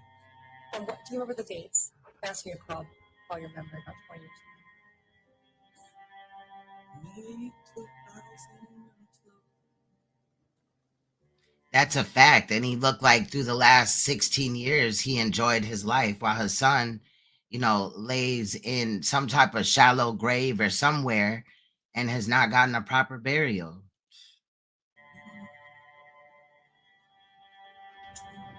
I bet you he was going to the doctor when he needed to, though.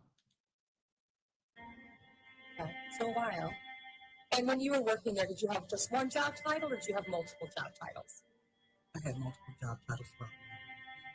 Do you remember in 2003 what your job title was? Yes, I was an enteral nutrition specialist. Now, we talked about that word before. What does intro mean? It is the process of tube feeding individuals who cannot eat food naturally, but they are given formulas through a tube. And did you have training and be able to do this job? No, because I didn't administer the food. I just processed the orders for the supplies. So will you explain to the jury what exactly your job duties were for Apria?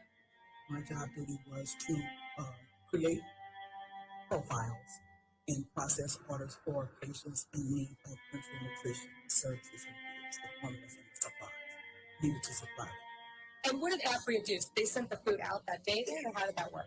Mainly depending on the method.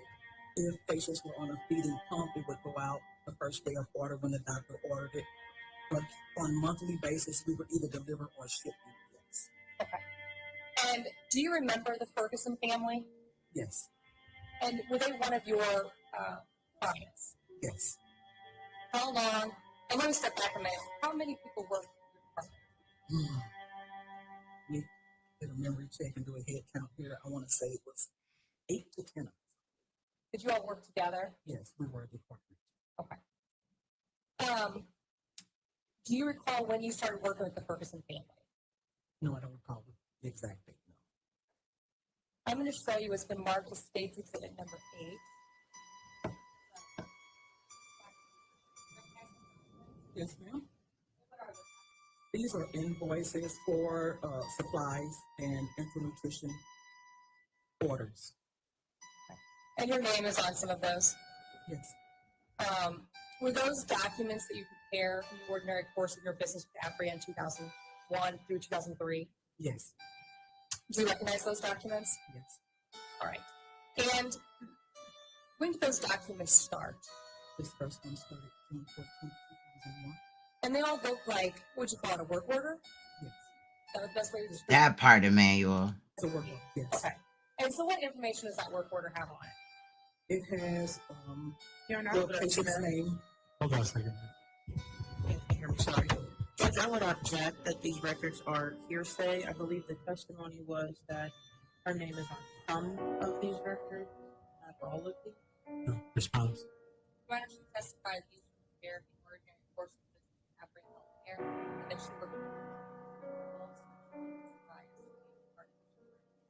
It's crazy because she was talking loud as hell before. I'm telling you, the unedited version was getting on my nerves. But she got the same, like it's just weird that she got real quiet during this part. Like, no, have the same The only shit. records that were made for what time period? 2001. She was employed that entire time. So I'm going to overrule the objection at this point in time. Individual things within the record might be hearsay, but let's address first the foundation for the record. All right. So, ma'am, I'm sorry. Restate. And do me a favor. Stay close to me. All right. So what information? Nah, she thinks she the Law and Order, that lady on Law and Order. You could just, I don't know, it's rubbing me that same way with the demeanor. I'm just saying. To me, she got her whole, that blonde chick on Law and Order, the attorney. She trying to be that lady. And it's on those work orders. It's the patient's name, address, date of birth. Okay. And who is the patient? Christian Ferguson. And then his name of birth, his date of birth is on there. No, not date of birth. I apologize for that. Name, address, and telephone number. Okay. And then do those records contain, according to your recollection and what you're holding right now, do those contain what the formula was or what the food that was sent out was? Yes. And will that information contained on there also contain how much food? Yes. And in your experience and when you were making these documents, did you send out food for what period of time? Was it for 4 days, 7 days, 30 days? I also don't think this the same blonde lady that I pointed out before. Maybe she's just like a paralegal or whatever. I don't know, but I just noticed that. Days. These are 30-day supplies. 30-day supplies. And 30-day supply, your understanding of working for Apria for The one that was sitting by Dawan Ferguson. 9+ years would be enough to feed a child for how long? 30 days. Do you recognize those documents? I know you said your name's not on all of those, but would those been documents generated during your time with Apria Healthcare and while you were working in that department? Yes. And your name's not on all of those, but your name's on some of those, and other people, like there was a Christy and a Rachel. Correct. Were those all people that you worked with? Yes. You all worked together? Yes. I moved to the United States. Judge, my objection is still hearsay, as is stated. Ms. Grigsby, I believe, can testify, and then I can cross on the records that she actually prepared. I believe the rest of the documents that she did not actually prepare in the course of business is hearsay. Please approach, proceed. All right, thank you. Sustain the objection. Just give us 1 minute, if you would, please. Thank you. Question. Do you recall, separate from the documents that I showed today, do you recall the Ferguson family? Yes. And how do you recall this being one of your clients? You stated earlier, correct? Correct. Do you remember them stopping? Do you remember at some point them not ordering any more food from you? Objection leading. Hold on a second. I'll rephrase the Yeah, question. that's sustained. So you just restate, please. Yes. At some point, did the Ferguson family stop ordering? Same objection. Well, I'm going to sustain the objection. Maybe your question is, did they order food from you? Did they stop at some point in Did time? they order food from you? Yes. At some point, did they stop ordering food from you? I believe so. Okay. Do you recall the date they placed their last order with Apria Healthcare? Not the exact date, but I believe March. Do you remember the year?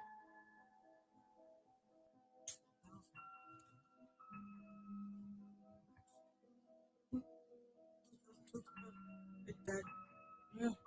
Okay. It's been almost 20 years. Yes, ma'am. And it's somewhat confusing because I believe one of them has at the top of, as worker, doesn't have your name, it has somebody else, and it says thank you. The remainder of those have my name in both places. And those records show the formula was ordered for Christian Ferguson. Yes. And what specifically was ordered for him? There was the polycose powder, the pro-free powder. There's also the supplies, the syringes, Pediasure. There are invoices for buttons and extension sets and all of the things that he needed for his students. Okay. And you stated earlier that the amount of the food for each work order had been for a 30-day supply. And in your understanding and training working for Apria, there wouldn't be any allowed extra food sent. No.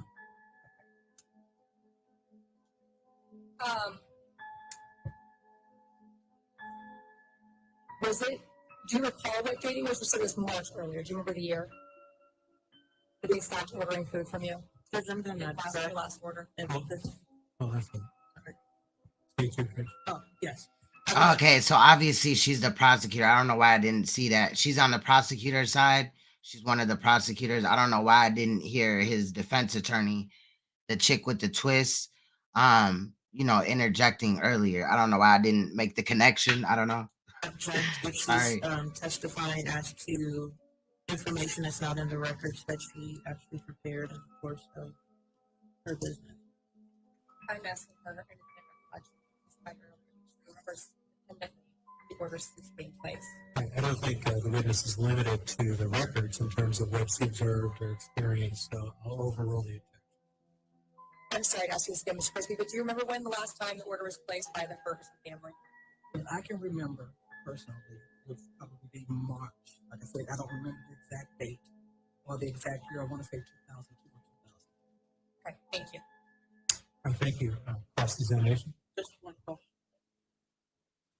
The food and the medical supplies that were ordered through Apria, those were covered through Medicaid, is that correct? Correct. Okay, nothing further. Thank you. Anything further? Witness may be released. Ma'am, you may step down. Safe travels back home. How were you formerly employed? My last position was at Rankin Jordan Pediatric Bridge Hospital, and I started working as a dietitian in 1973. Went to the University of Missouri in Columbia, and became a registered dietitian, and got into pediatrics in the late 80s. Started at Cardinal Glennon Children's Hospital, and did various pediatric experiences like Missouri First Steps.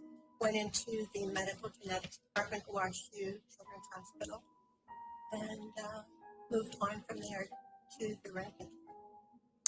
I want to specifically ask you about your work with the, I believe you said, medical genetics department. Correct. Did you work closely with a Dr. Dorothy Grange? Yes, I did. And as part of your job as a registered dietitian, did I get that correctly? Yes. Did you have a patient by the name of Christian Ferguson? Did Christian suffer from any particular illness or disease? Yes. And what would that be? He had a urea cycle disorder called citrullinemia. And as a result of Christian suffering from citrullinemia, did he need to have some sort of special diet, which is where you would come into play? Yes, as a metabolic dietitian, we provide nutrition support for patients diagnosed with inherited diseases. We also designed individualized nutrition care plans to maintain growth, development, and healing through medical nutrition therapy, and provided nutrition education for all care. And in particular with Christian Ferguson, do you remember what his dietary needs were? I came on board in children at WashU Medical Genetics in February of 2003. And at that time, his nutrition prescription included a formula blend that went through his gastrosity tube that was given 4 times a day. It could be specially ordered through a durable medical company and weighed on a gram scale and mixed carefully. And this is not something that someone could just go to the store or go to, okay, and be specially ordered and prescribed by a doctor. That's correct. Okay. Now, I interrupted you earlier. If you want to keep going. In addition to the G2 formula, he was allowed to eat orally by mouth 10 grams of protein per day from food. So that formula that we talked about earlier, was that just to supplement him and make sure he would be receiving his overall nutrient? The gastrostomy tube formula, things 4 of those a day, provided maybe approximately 50 to 60% of his needs. So it was not just a supplement, it was a big part of his nutrition prescription. And when this formula would be ordered, would that be for a 10-day supply, a 30-day supply, or something else? Once the nutrition, the different products were provided to continue every 3 to 4 months, that's when we would get the prescription. 3 to 4 months, and then they would have to be reviewed by the doctor. Once the product was opened, it was with the doctor. Okay, so the product was only viable for 30 days? And once you mix the formula, it was only good for 24 hours. Okay, so if you had received this formula powder and it expired after 30 days, it was no good?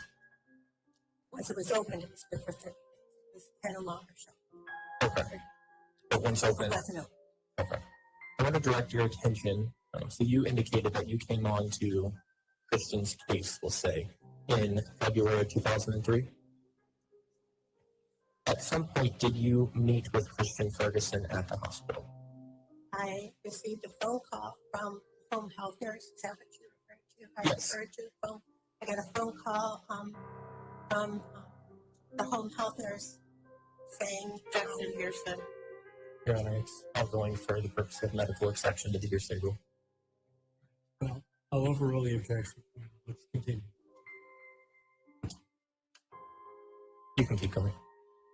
so I got a phone call from the home health nurse asking for help. She needed to have a reorder on the different nutrition products and the medications. And I said, we would love to help you. And I looked into his medical chart and saw that he hadn't been seen in a year, and asked her if she would please help me schedule an appointment for him to be seen by the doctor, and we would start working on the needs for medication and formula. And then did that doctor visit occur between Dr. Grange, yourself, and Christian Ferguson? Yes, we were able to schedule that appointment shortly after the phone call, about a couple weeks, and she brought him in to see us. Was his father, Dawan Ferguson, present for that visit? Jackson relevant. What is the relevance? Your Honor, goes to show his overall lack of care for his child. He wasn't going to the visitations or the hospital visits. So I'll overrule the objection. Once you ask the question, we'll let the witness tell us what that might be. Thank you. Did Christian's father, Dawan Ferguson, attend that visit? Yeah. In your experience as a dietitian working with doctors, when those types of visits are scheduled, is it common for the parent to bring the child? Jackson speculation. Well, I think I'll sustain your objection as to relevance. So let's talk about that visit. Did you or the hospital run any tests on Christian Ferguson? I work with the medical genetics doctor, Dr. Grange, and we would see him in his follow-up appointment that you're referring to in early March. And we would check his height, weight on the growth grid, and she would do an exam. We always ask the person if they had any nutrition questions or concerns, anything that they needed us to help them with. And then doctor would order a series of labs to check on the course of his disorder control and make sure there were no underlying other medical problems going on at the time. You mentioned earlier the patient's growth, and I think you may have referred to a growth chart, correct? Yes, we have a growth grid, and we plotted him with his weight showing a decrease from the last year that he had been there, and no growth. So no development in growth and height, but you also noted a decrease? Objection, leading. Sustain. Did you notice any sort of a decrease? Well, when you look in his medical record, we saw that there was a decrease from 5 kilos down to 23 kilos. We plotted him on the growth grid at least that time on the lower growth grid at the 3rd percent. Now you mentioned 25 to 23 kilos.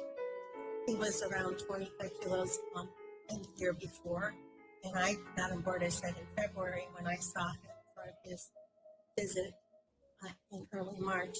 He had been only 23 kilos, so he lost 2 kilos, or between 4 and 5 kilos. Okay. So I was going to be my next question is kilos to pounds ratio. So in pounds, roughly, what would that have meant? A kilo is 2.2. Okay. And so it would be around, you said approximately 5 pounds. 4 to 5. And this was February of 2003? Well, actually, he came to visit us. I think it was March. Okay, the call had come in February. The call came in February.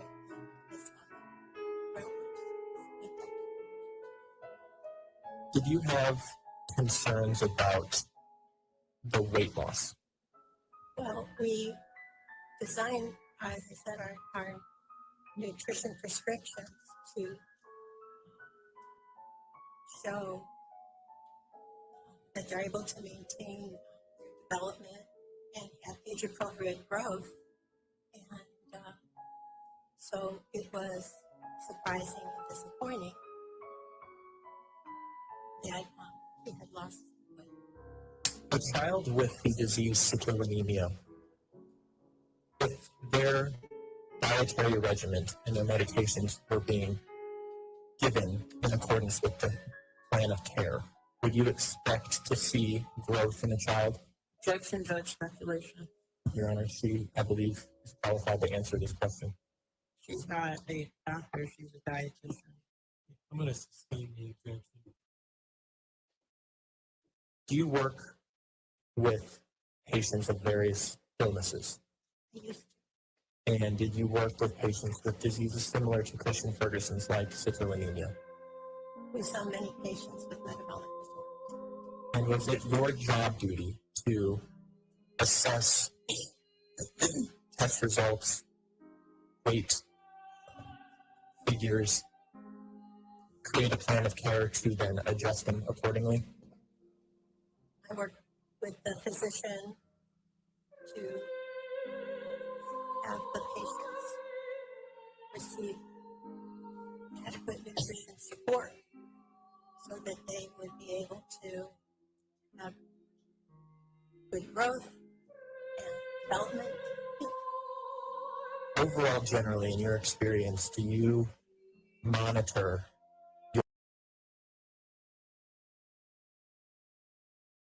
I said that's a fact. That's a fact.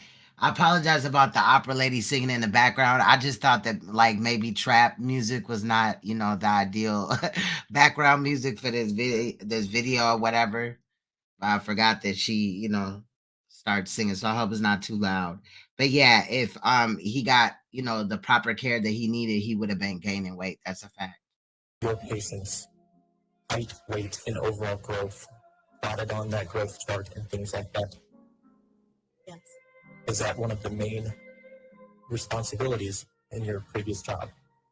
Yes, when they come to the doctor's appointments every 3 to 4 months, it's an important step to check their weight and their height, see that they're age appropriate. Your Honor, I'd ask permission to re-ask my previous question, as I believe the foundation has been laid. Same objection, Judge. I do not believe. Objection overruled. I think you've laid the foundation. She's qualified to answer the question. Thank you. So with a patient like Christian Ferguson, with one of those metabolic disorders, if a patient like that was receiving the proper nutrition and medication that you in the hospital had worked out, would you expect to see a growth in weight and a growth in height? I would like to see that he was having some improvement in his development and his growth. It's not expected for them to decrease in weight, correct? Objection, lady. Sustain that objection. Restate the question, and the answer will be stricken from the record. Jury will disregard the answer. Please restate the question. Yes, Your Honor. Would you expect to see a decrease if they were all being followed appropriately? I would not expect to see a decrease unless we had known that there was a serious illness where they might have been recently hospitalized under the doctor's. And you indicated that you reviewed over his chart and that a lab panel was ordered, correct? There were multiple labs ordered, yes. Did those panels indicate that Christian Ferguson was suffering from any sort of illness that would have accounted for that? Working with Dr. Grange, when the labs came back, we did not find any other lab that would indicate there was a problem related to nutrition being needed to be. Did you or Dr. Grange, in your presence, emphasize your concerns over Christian's decrease in weight? Could you repeat the question? Did you or Dr. Grange, while in your presence, have a discussion with the defendant and tell him about the concerns you had over his decrease in weight and the overall absence of him being seen by the genetic department? Around a week or so after the clinic visit, I think the clinic visit was 2006, around the 14th, I think, Mr. Ferguson came to the department office and was requesting help from Dr. Grange to get an updated letter to continue the home health services. I was present with Dr. Grange, and he was needing us to update that letter so he could have nursing services in the home continue. At any point during that visit, did he ever ask about the visit with Christian? No, he did not, but we asked, we did give him the information. We said we wanted to update him at that point. We had not talked to him, but we wanted at that point to update him about the results of the clinic visit. And he said that he understood. Did you indicate to him that you would like to be seeing Christian about once a month to make sure? Said since there was a long time since we had seen him, he'd gone a year without an appointment, and when we saw him, he had a weight loss and he'd grow in height, and we were unsure about his oral intake of solids, that we would like to see him for follow-up in a month instead of the other routine treatment. So just so I'm clear, the years before, specifically the year before, Christian was supposed to be coming in every 3 to 4 months. Yes, unless there was a change by the doctor. And he had not been seen in over a year. Did I hear you correctly? Well, I noticed when I just came on board in February of 2003, and when I got the phone call from the home health nurse, I looked back on the chart, and it had been a year since he had been to see Dr. And then after this March of 2003, you wanted to change that from 3 to 4 months to every month. Hold on a second. Yeah, I'm just asking for clarification. I think it's just a recap, but the questions have been answered. The jury has heard the answers. So one more recap and then we'll move on. Ben, you can answer the question. Do you recall the question? I know that we wanted to see him to monitor his progress in 1 month, and then we would see from then with the labs and that follow-up if we could go back different or not. Did that follow-up ever occur? No. Did you send a letter or make any phone calls to the Ferguson residence in an effort to make that follow-up happen? I did make a phone call to the residents, left a message.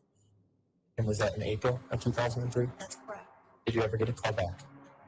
Did you do it again in May of 2003? It's not leading, Your Honor. Hold on. It's not a leading question.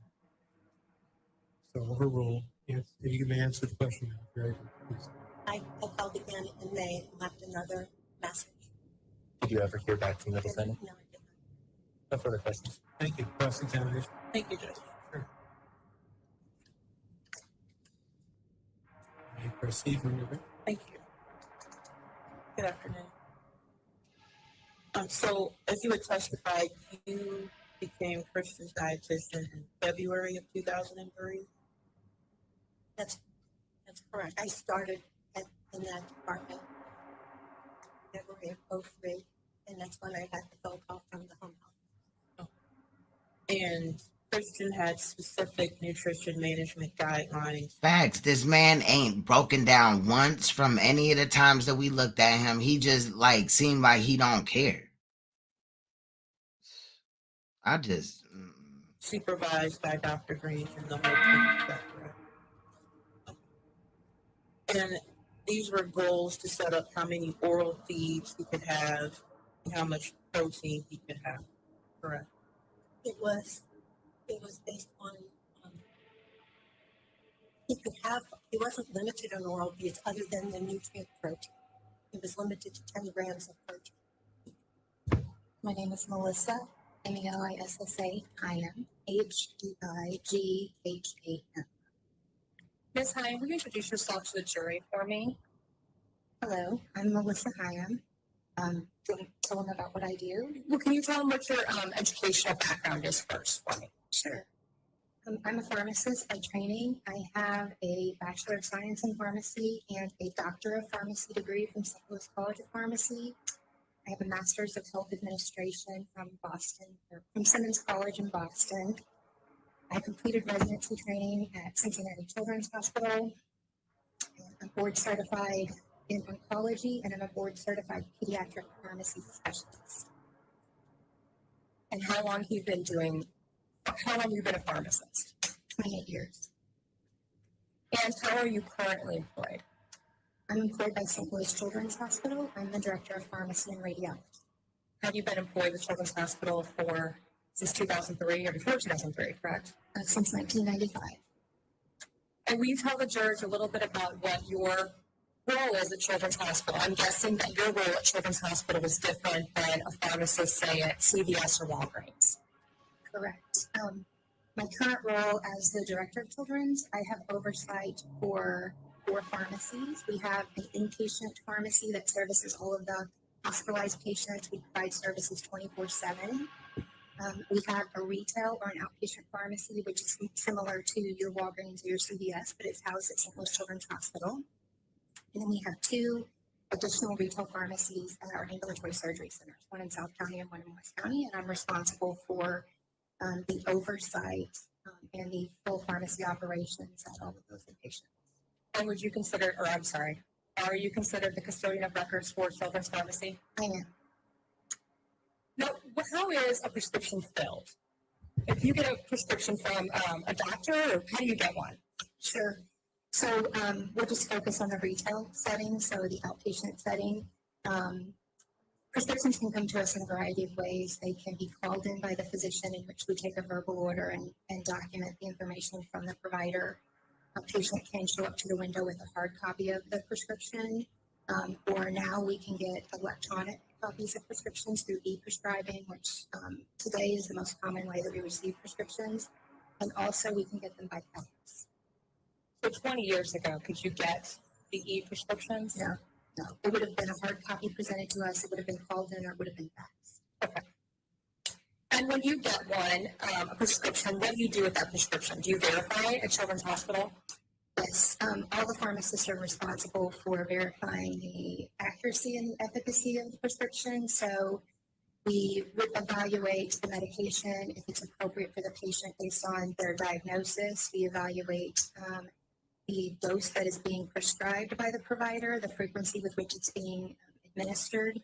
If there are any points of confusion, we contact the provider and get it clarified. If we think that it's potentially the dose is too high or the dose is too low or interacts with the medication that the patient may already be receiving, then we would contact the provider and clarify the prescription.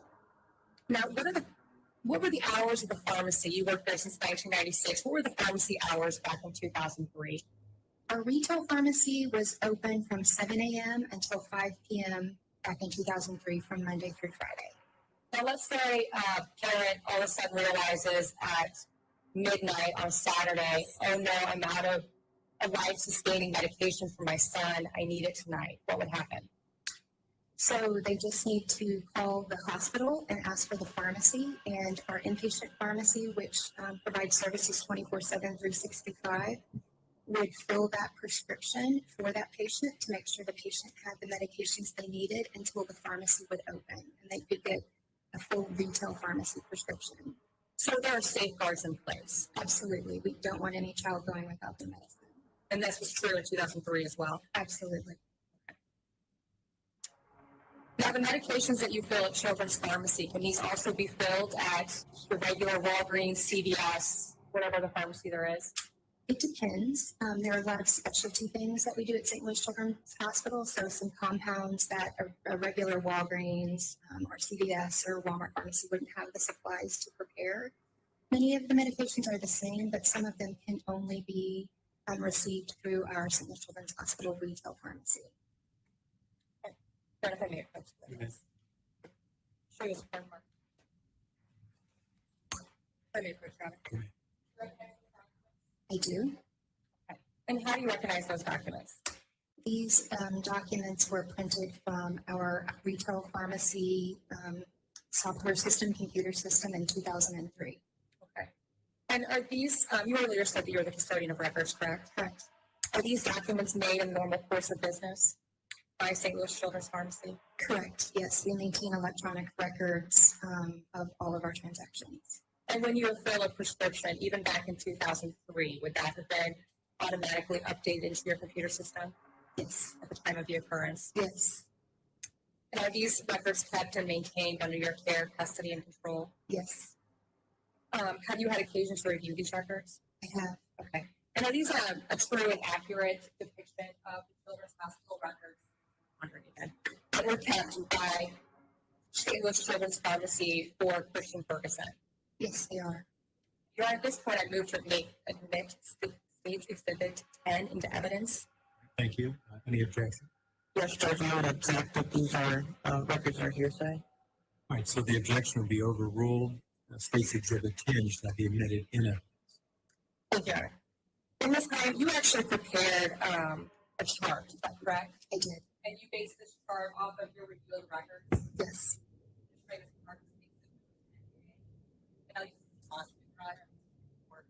In the meantime, what prescriptions was Christian prescribed? Christian was prescribed to receive Bufenil, sodium benzoate, arginine crystals, polycitric A, vitamin B6, and phytonadione, which are the same, but they were dispensed at different times depending on what was available. They're the same vitamin, pantothenic acid, and Carnitor. Okay. And as the director of the pharmacy, and you said you have a doctorate in pharmacy, are you familiar with these medications? I am. Are these FDA approved? I'm sorry, let me ask. Were these FDA approved back in 2003? Some of them were. So in 2003, four of them were FDA approved. I'm just going to look at the list here. So the Carnitor, the Bufenil, and the polycitric A. There were three of them. Those are the three that were FDA approved in 2003. Vitamins, so the pantothenic acid is vitamin B5, and then the vitamin B6, which is also the pyridoxine. Those are not approved by the FDA. They're considered supplements. The FDA never approves supplements, but we look for other characteristics that you see on TV, like the USP certification, to ensure certain standards with the preparation of those, since they aren't manufactured by a pharmaceutical company and under the supervision of the FDA. The sodium benzoate and the arginine crystals are chemical compounds, and these are chemicals that we use to treat, and there's a variety of them over a broad variety of diseases that we use when there isn't an FDA approved medication. And so these chemicals are purchased from a pharmaceutical grade chemical company. They're prescribed and used in the treatment of a variety of pediatric diseases. Now, have you heard the term in your career and in your training, life-sustaining medication? Yes. And what does that mean? It means if someone requires a life-sustaining medication and they went without it, they would not survive, or they would not survive very long. Okay. Are any of these medications life-sustaining? Yes. Which ones are considered life-sustaining, Ms. Higham? The sodium benzoate, the arginine crystals, and the Bufenil are life-sustaining in a patient with sickle anemia. And what do these medications specifically do? These medications target a reduction in excretion of ammonia and nitrogen that are built up with this particular genetic metabolic disorder. So they're meant to counterbalance what the disease causes. Exactly. Hold on a second. What was the objection? Bleeding. I'll sustain the objection. You want to rephrase the question? Of course, Your Honor. Ms. Higham, what are these drugs intended to do? They're intended to lower the levels of ammonia and maintain normal metabolic functions in the patient's body. I'm sure you it's been made to state 10A. You prepared this document, correct? I did. And how did you prepare that document?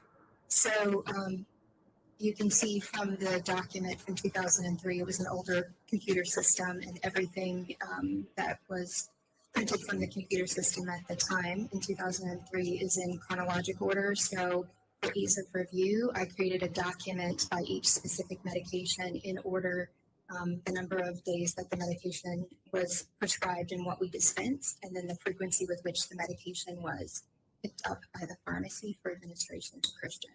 And did you make this document because it makes it easier for you to read these documents? I did. Okay. Your Honor, if I may. Judge, I'm going to object. Hold on one second. If you would go back to the microphone that you're requesting, I didn't hear you. I'm sorry. If I may present these published to the state jury. Okay. And I will object. I've never seen this chart before. I haven't had a chance to review it or go through it with the records I have.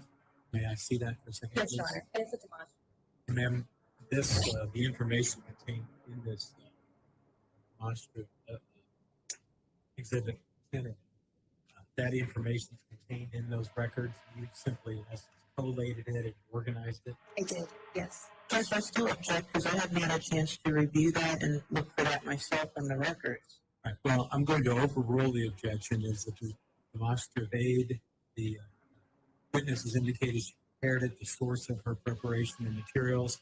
You'll have an opportunity to cross-examine her about that. So overruled, you may publish. Thank you, Your Honor. The intended duration of these prescriptions, the physician was all. Now I don't know if we've seen the part where she physically, this lady right here, physically picks up the microphone and all that. I might have cut that out because some of you know, like when they was just standing, I don't know. It couldn't have been cut out because she was talking or whatever. But I don't know. It did happen. Maybe it was part 2, but I thought it was this one. My bad. Always writing for 30 days supply. The frequency with which these were being picked up were not at 30-day mark. In fact, it's 42-day, 60-day. Objection waiting. Hold on a second. That'll be sustained. If you restate your question, please. So if the numbers read 42, 60, 37, what does that mean? That's how many days the care provider went without picking up the prescription for the patient.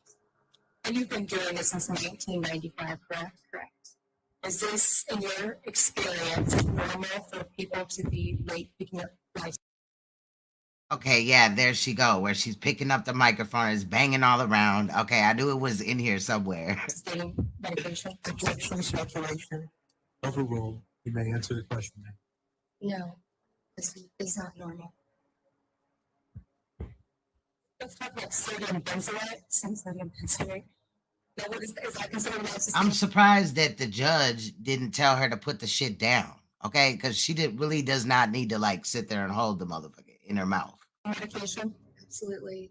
Sodium benzoate is one of the nitrogen scavengers, so it decreases ammonia in the body when you lack the enzymes to process these things, the ammonia and nitrogen yourself. So this is most definitely a life-sustaining medication.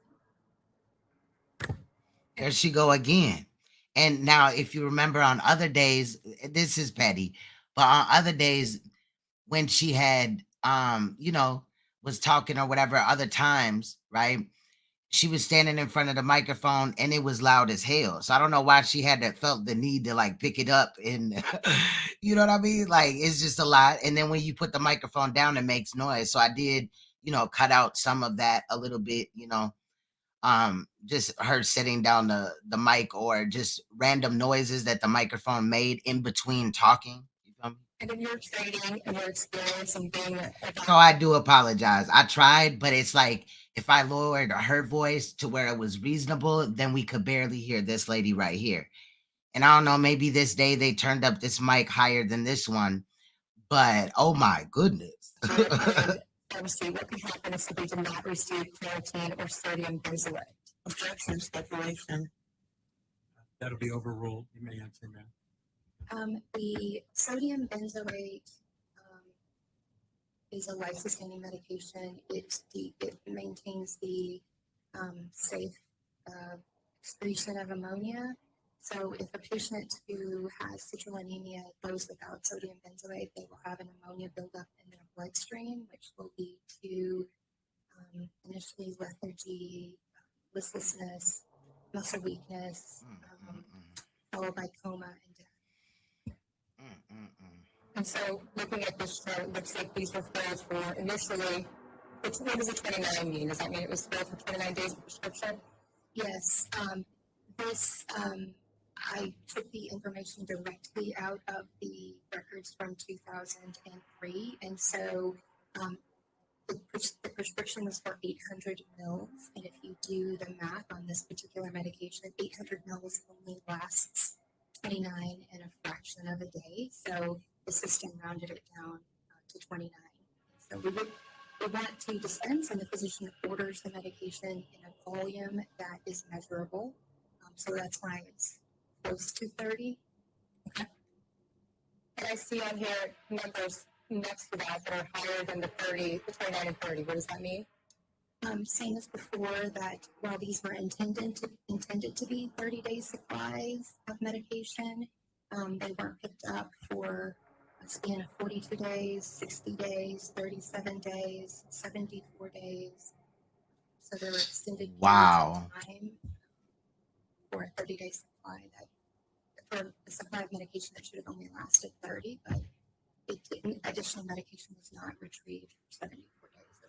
And really quick, okay, I feel like the whole team, meaning nurses and all that, should have been connected, because if he wasn't picking it up, and it's sad to say that, you know, the other nurses provided, you know, food, clothing, or whatever, but if the parent was failing and they weren't going to report it in a way to where it was going to get immediate attention before this child lost their life, bruh, like, what in the fuck? Okay. And with regards to, Like, if they were all connected, possibly, but that would have just maybe prolonged, you know, because he still would have been uncared for on days, you know, or times where the nurses weren't there, you know, and the father was allegedly doing the caring for, and obviously we know that the only thing he was taking care of was himself. Still, we ain't heard him break down or nothing. I think that showing remorse during a trial or any type of like emotion it can be a good thing in reality. You know, I don't know if his team prepped him to just like sit there like a fucking mannequin, but bro, we're talking about your child. The mother, we didn't hone in on her eyeballs as she was crying. Maybe I'll do something like that in the part 3, but she appeared to be crying, you know. But the father just like, so far that I've seen, no emotion at all. Arjuna and Crystal? What does that do in your family experience? Now, part 2, I just kind of like looked for portions that needed to be fixed and kind of just jumped around. I was kind of a little bit more lazy. I mean, it's still put together or whatever like that. But you know, I was kind of just like, because sometimes, like earlier, I had to cut out a part which you could not hear anything, even when the volume was on 400. It did not do anything. I felt kind of bad because I want to leave it in its original state as much as I can, you know, with cutting out the thing, like the little noises of the microphone or people sneezing or phones going off or whatever.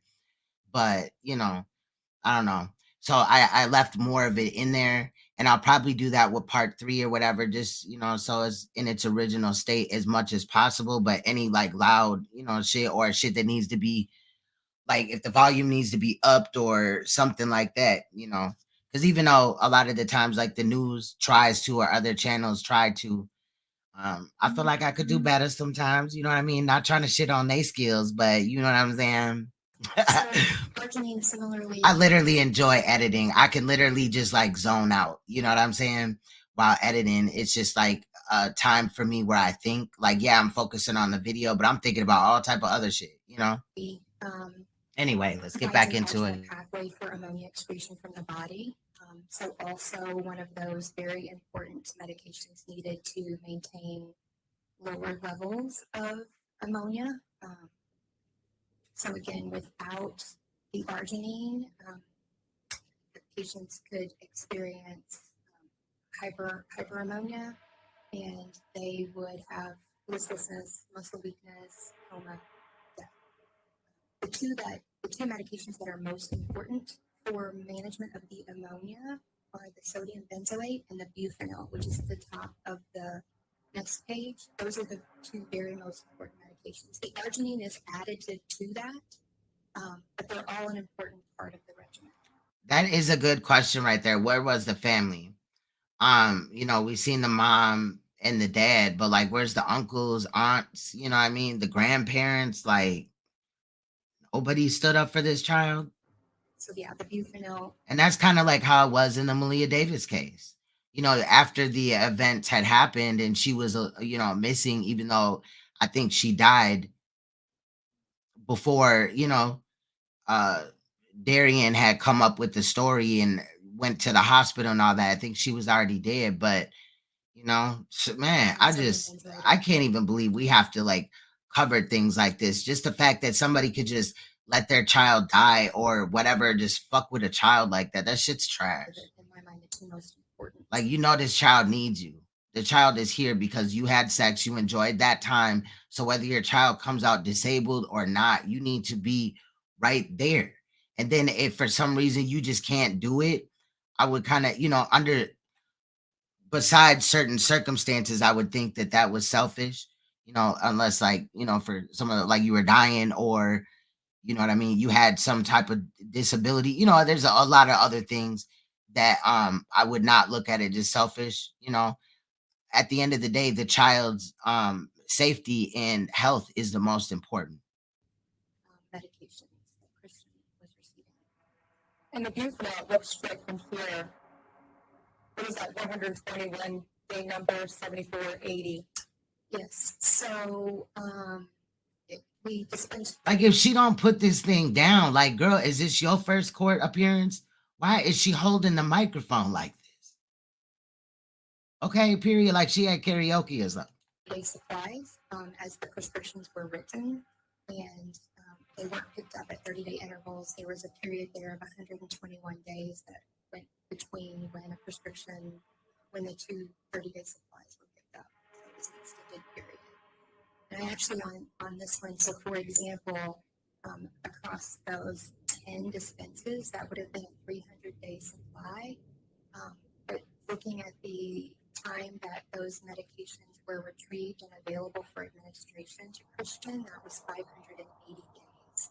So it was a 300-day supply of medication that was stretched out over a 580-day period in terms of the frequency with which it was being purchased from the pharmacy. So that's like a year and a half.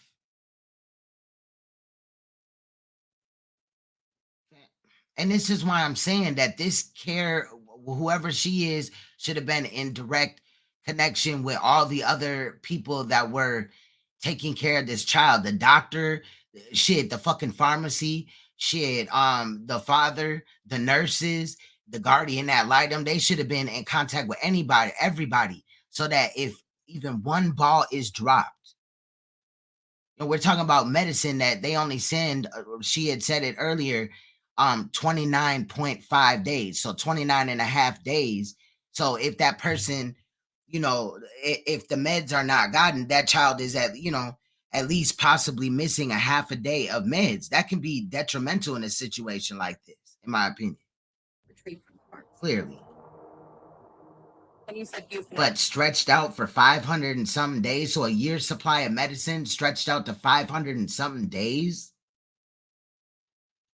Is one of the most important medications for him. Correct. And we explained to the jurors of course the trip day. Exactly. She was going up to the school and giving the children $1 against, the plan, the CPS plan. So why wasn't she involved in the medical care more? If they had shown any initiative, especially the mother in this situation, you already know the father's slipping. That means you step your shit up. Get your custody of your child back.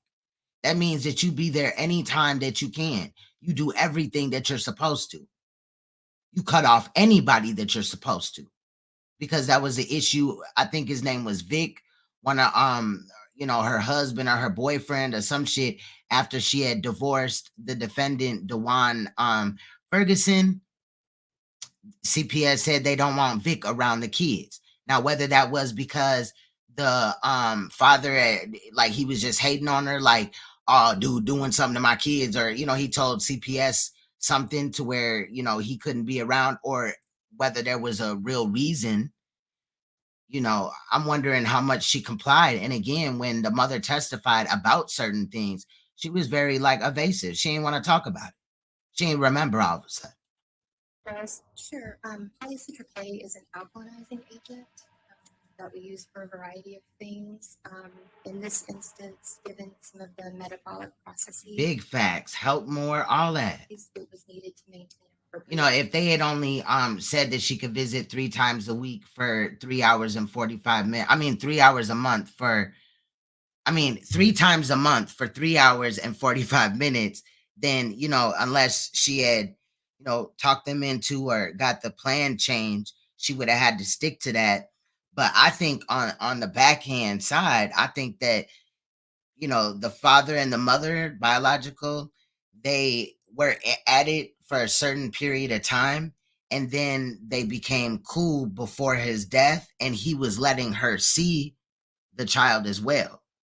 It's just something, because when she testified, she was just like really non-cooperative, but in a way to where she would have been able to get up out the judge's face. Like, okay, I'm here, I'm physically testifying, I'm answering questions, but on some things that I could probably shed more light on, I'm not going to, type of thing. Like there's some type of covering up between the parents. That's just what I'm feeling.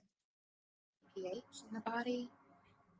When someone is acidotic and does not receive polycitric A, this process would take much longer than the buildup of ammonia, but an acidotic patient would exhibit some probably nausea and vomiting, again, muscle weakness, lethargy, decreased alertness, and ultimately there can be harm to the organs and can lead to respiratory failure.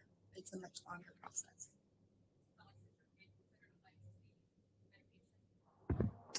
Potentially. In a child with citrulline anemia, would it be? All she had to do from where she was standing at was talk just a little bit louder. She didn't have to physically grab the mic and, you know what I mean? All this extra shit. I'm sorry, but I'm just saying, it's annoying when you're an editor. Life-sustaining medication? Yes. Yes. So pyridoxine and vitamin B6 are the same thing. You can see in That's a fact. Yes. Send our family, anybody that can, you know what I mean, help.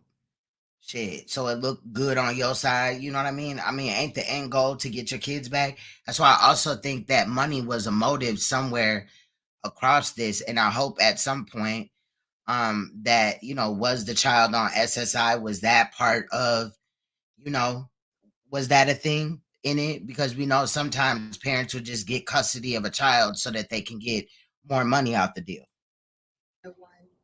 Like, I want to know his income. Why weren't you, you know, able to meet the needs of your child? pyridoxine And you claim to be a bounty hunter, sir? I'm confused. it was the vitamin B6. It's just based on what was available to dispense, but they're the same vitamin. And in citrulline anemia, because of the dietary restrictions.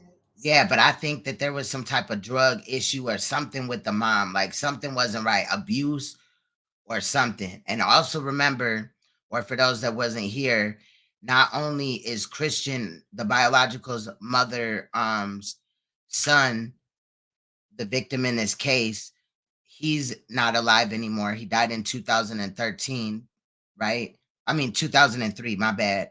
But another sibling named Connor may have transitioned into Lynn, also somehow lost his life or her life or whatever, no disrespect, but it's just kind of weird. Like, I get it, like sometimes things happen, but when you got a parent that has 2 deceased, like they only had 2 children and both of them are deceased, something ain't right.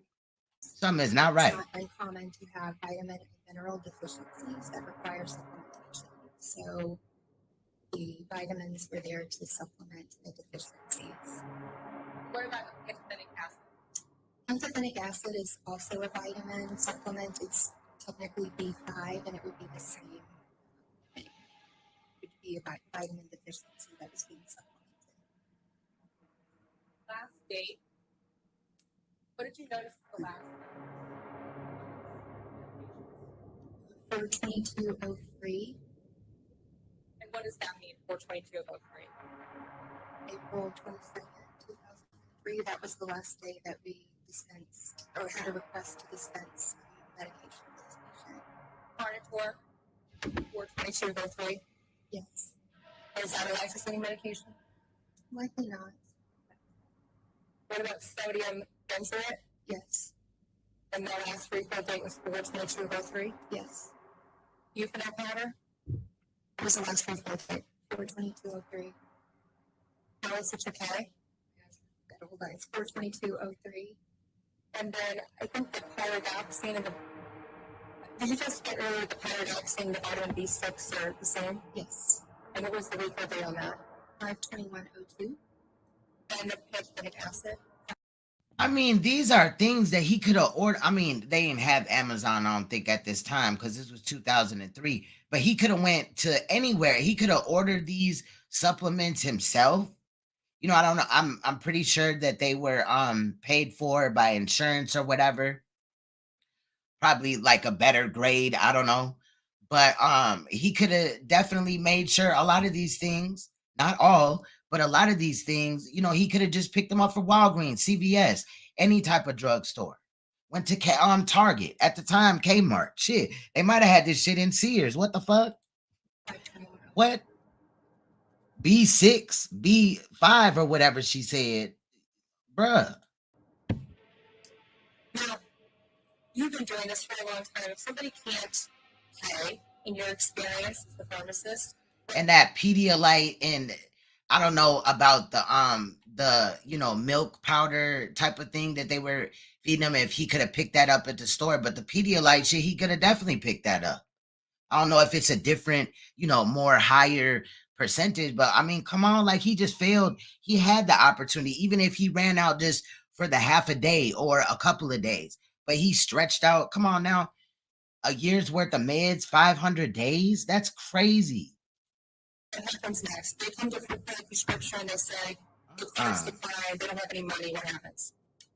We contact social work. We don't want anyone to leave without their needed medication. So we have mechanisms at St. Louis Children's Hospital to get assistance through social work or our family care fund, where there's no charge or no copays for our patients. When you look at these, Okay, there's no charge and no copay. So maybe that was, you know, the reason why. But I don't care, like, as a parent, you know what I mean? Let's say that my child has a prescription, or, you know, I can't get the prescription filled for whatever. I would never be that type to where I'm not, you know, taking my children's health serious and they're missing doctor's appointments or whatever. But let's just say my child needed, you know, B6, B5, whatever. I'm going to go get that shit. They're going to have the whole B complex, all of it. You know what I'm saying? And I'm saying that because I buy supplements myself. You know, now I get them, you know, from reputable dealers. Okay. But I'm just saying, come on, he could have, worst case scenario, if it overlapped or whatever, these are things that you can get. You don't need like a script for some of these things. records, did the amount of prescriptions filled in by the doctor ever change? Ever change? No, meaning the medication itself, the dose, and the amount to dispense, and the frequency with which it's being given, no, those stay the same. Were any of these prescriptions filled and then put back on the shelf because they were not picked up? Yes. And which ones were those? So in the records from 2003, on September 19th, we filled. Wait a minute. And then if I'm not mistaken, right, he had a girlfriend at the time. So the girlfriend could have made and did some of the things that he needed to do. Like if he really was bounty hunting and, you know, he just got caught up with that. You know what I'm saying? I'm familiar with that. But you had a girlfriend, right? And she kind of like playing like stepmommy role. Or was she? Right? I'm just asking. But I'm just saying, like, she couldn't have went and picked up some meds. I'm not saying she got to bring the child to the doctor. That could have been a little bit too much for her to do all by herself, right? But she couldn't have picked up some meds or handled some of these little petty things or whatever. Come on now. Prescriptions for the vitamin B6 and the pantothenic acid that were never picked up and were returned to stock.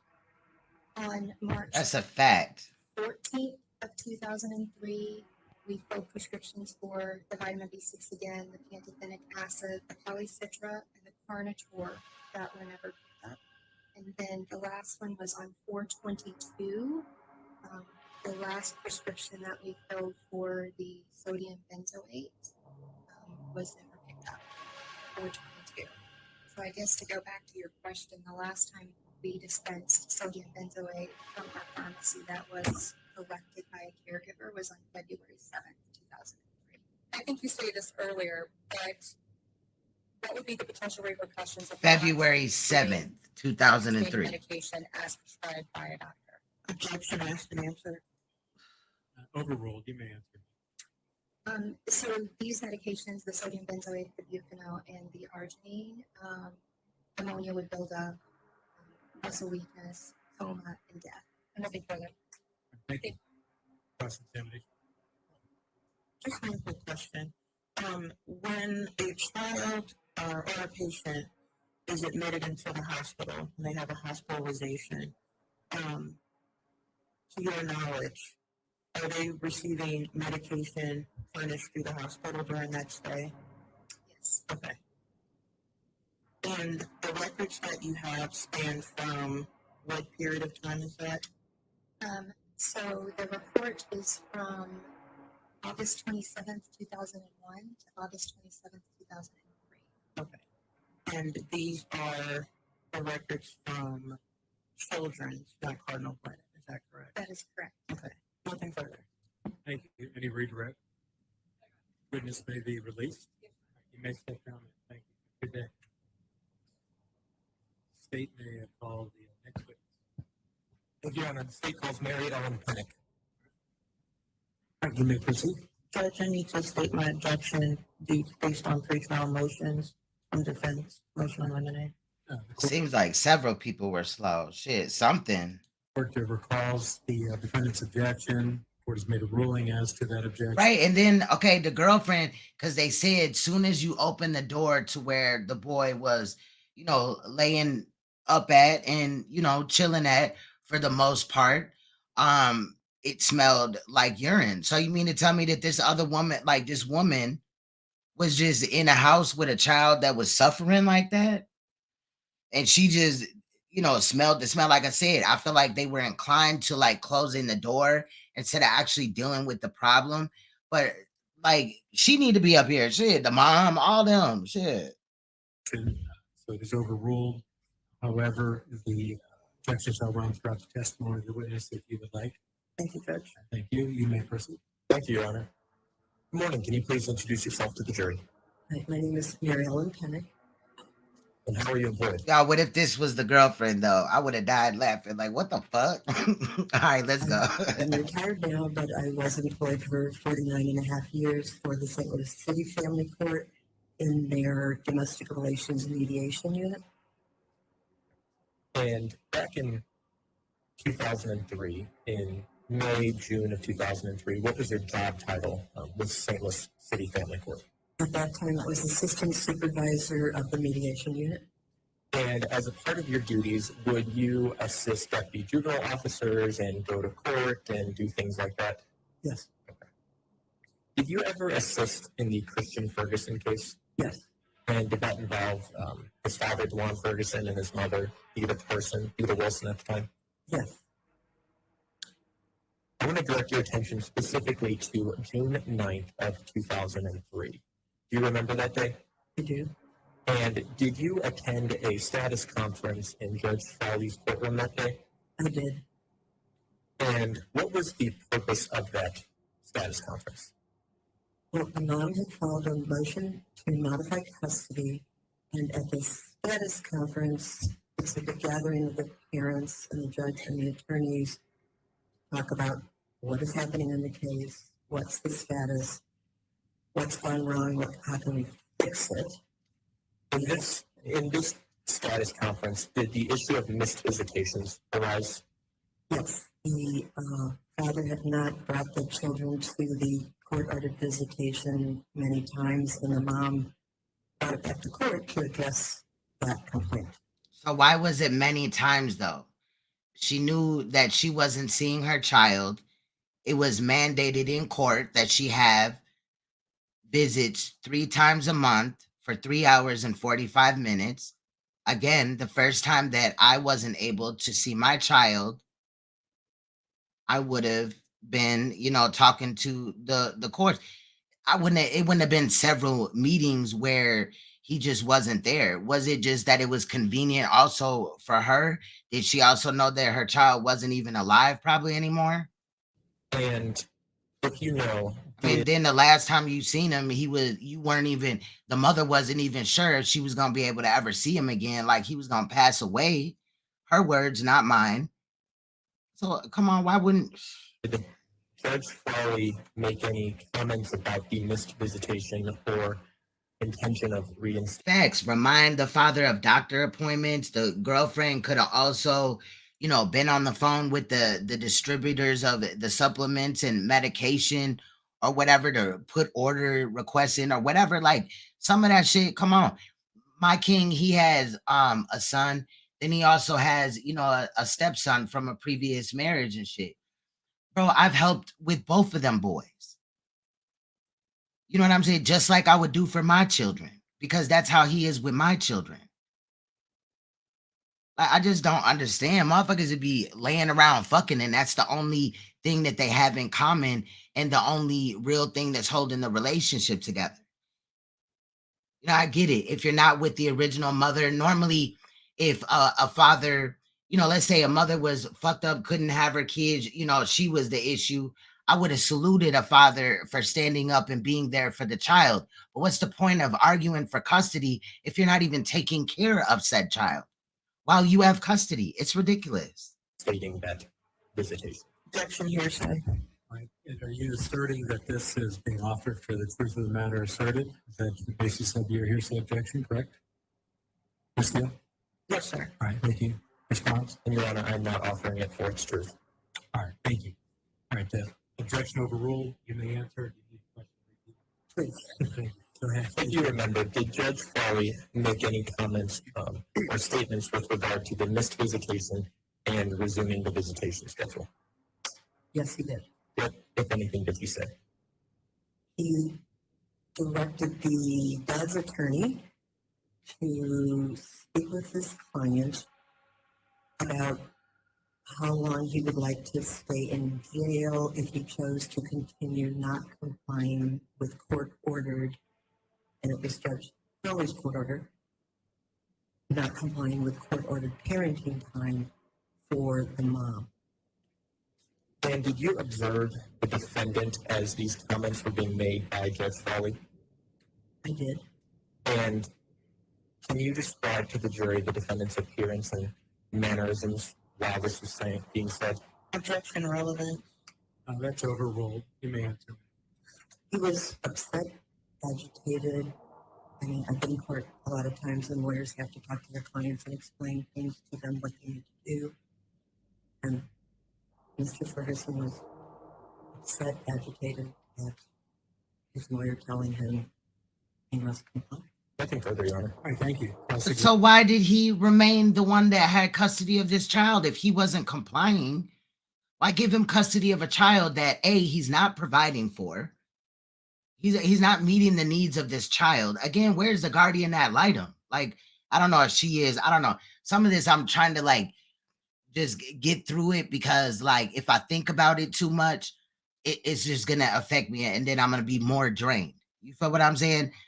I want to come here tonight, but if I don't, and I postpone it a little bit, which I'm trying not to do, I want to get through this whole thing because I do have other content I want to get to. But that be sometimes the reason why I need a day or two in between when we work with these serious cases like this, because it literally drains you. Examination. At the June 9, 2003 hearing, Dawan appeared at the hearing. Right, and then CPS knew that he was getting frustrated. So this is my thing. If he's getting frustrated with y'all, frustrated with his attorney because y'all telling him what he has to do, then don't y'all think that he could get frustrated with a severely disabled child that's not getting their needs met at this time? I'm just wondering. I'm just, kind of concerned or whatever. Correct? Yes. Okay. And Dawan was addressed. That was sarcastic. By the court. Because, the haters, they'll be like, see, she don't really care. It was, you would tell Yes, the I do. lawyer, speak to your client, convey my message, which, of course, Dawan could hear what the judge was saying. Now, do you remember sitting for a deposition and you said Judge Farley addressed Mr. Ferguson and his attorney? Yes. Okay. So he was addressed by the court? Yes. Okay. And not getting into what the court said, but they were asking the reason why there had been no visitation, correct? I don't remember any reason being given. That's what I'm saying. The reason was asked, but you don't remember what the reason was given, correct? Okay. And at this informal status, it did not address the motion to modify custody that day, correct? Only in that they were acknowledging there is an existing motion to modify, which would get a court hearing, but the addressing of it is a status conference. Right. And there were no modifications done in this informal status hearing, correct? Okay.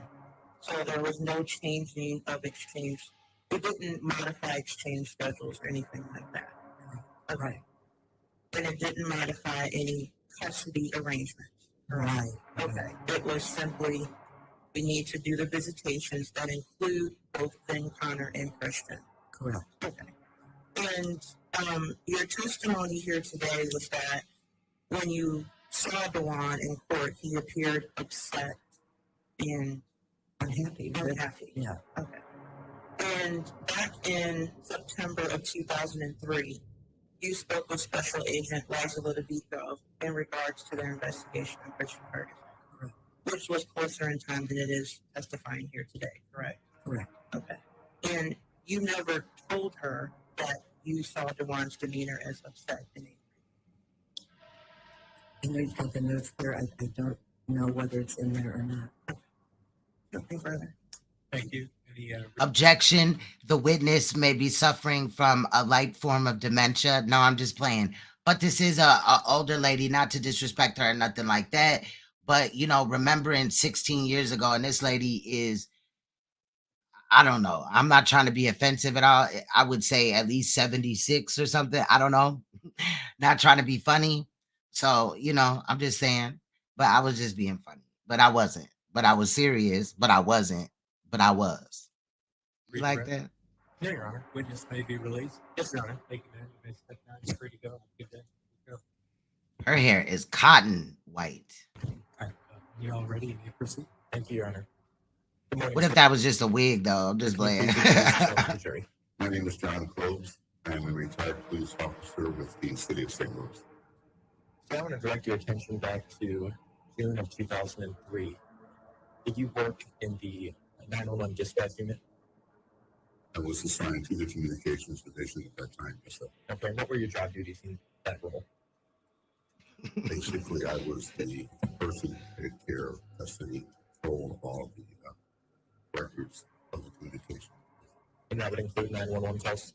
That would include the 911 calls, and it would include the radio check if anybody needed that. So you were the custodian of record, basically, for the communications department of the St. Louis City Police Department? Yes, sir, at that time. And did you play first, Your Honor? You may. This is a copy of the 911 call. The 911 call on that disc that I just showed you, was that a call placed by Dawan Ferguson at 6:07 a.m.? I believe that was how the person identified. Okay. And again, I'm just wondering how he could identify the phone call just from looking at the CD. I don't know where they started that at, but it's just kind of, you know, maybe they showed it to him, obviously, before he had took the stand. You know how they kind of talk to you and get you ready, you know, for testimony and things like that. And did you receive a request from a Detective Harry Howe to obtain a copy of that 911 call? Yes, I did. And have you had an opportunity to listen to the 911 call on the original VHS and on the subsequent disc? Yes, I have. And is the recording that is contained on that a fair and accurate depiction of the 911 call that you had turned over at that time? Yes, it is. Well, at this time, I move for the admission of State's Exhibit 9, a copy of the 911 call. No objection. All right, thank you. So State's Exhibit 9 shall be admitted in evidence. Do you wish to publish the call? Yes, Your Honor. I also have a corresponding transcript for the jury, and I have a transcript instruction for the court. Please give me those and thank you. Sir. And Your Honor, I have a copy of the transcript labeled 9A for the court's review. So you, when you're ready, you may proceed. Thank you, Your Honor. Will you introduce yourself to the jury for me? Frederick Scott Wolf. And were you previously employed as a police Here's his lady back again. She gonna scream all in the mic. officer? Yes, Will you tell the jurors about your training and how long you were a police officer? I was a police officer for Like, okay, I get it. I don't know if I don't remember if the judge tells him to speak into the mic at this moment, but I get it. He's looking over at the jury, but the mic is over here and we need to hear him. But he's low as hell.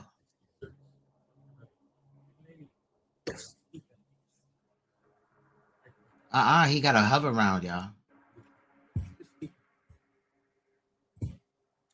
When I first went on the police department, I was did a 16-week academy training, along with yearly post certified training for investigation, interview, interrogation, stuff like that, ongoing the entire 17 years.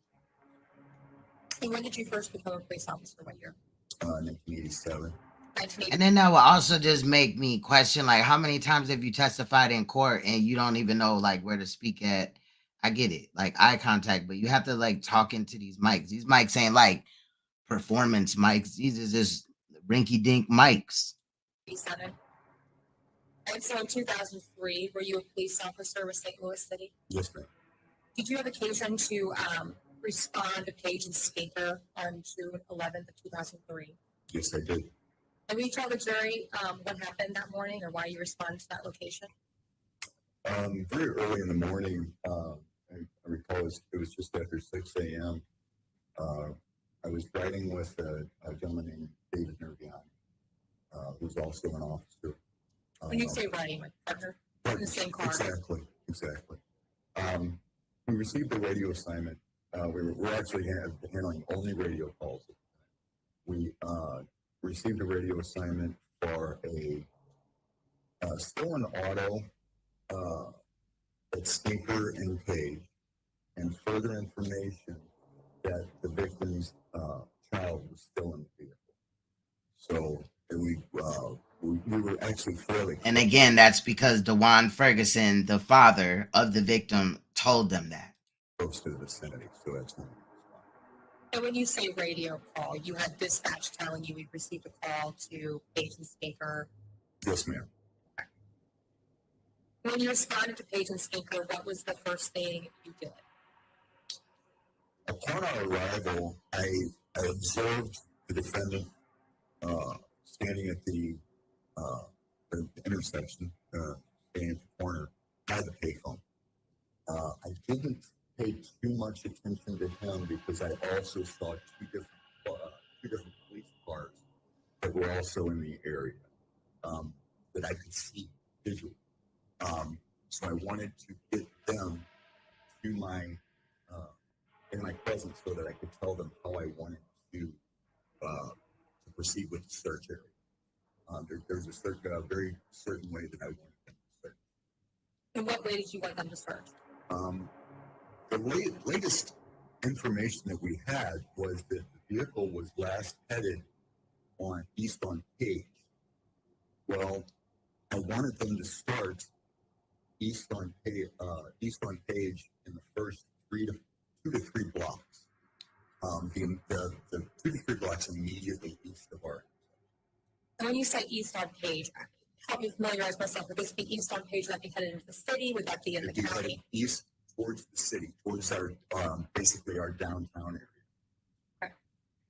Now, when you did you eventually meet with or speak with, you said the defendant. Mm-hmm. And who was that person that you spoke with? This person. Okay. If you saw him again, would you recognize him? Absolutely, I would. Did you see him in the courtroom today? Yes, I do. Can we point out and identify him for the record? You see the defendant's table next to counsel. What is he wearing? White shirt.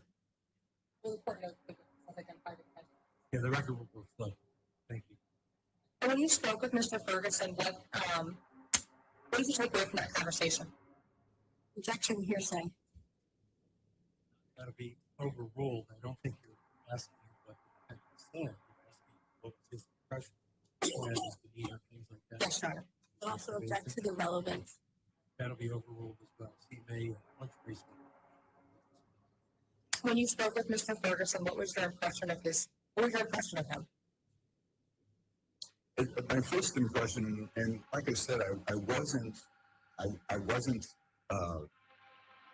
didn't have all my complete attention on him. I could hear Officer Nerviani interviewing him. Like I said, I was kind of determined to get the officers that had come to help in the right area as soon as possible, because time was of the essence right then with the information that we had. Did you ever speak with Mr. Ferguson? Yes, I did. Okay. And when you spoke with him, what did he say to you? I heard, I can't, for 20 years back, look at it and say, these are the exact words spoken. I don't have the memory for it. But what struck me at that time was he was a regular victim. He was every victim that I had dealt with in all those years. He was upset. He was nervous. He was pacing. And like I said, I went to get the other officers directed control before I approached him. Sorry. So anybody that acts nervous and is pacing, that automatically means that they're a victim. Maybe he was scared that was this going to work out? You know what I mean?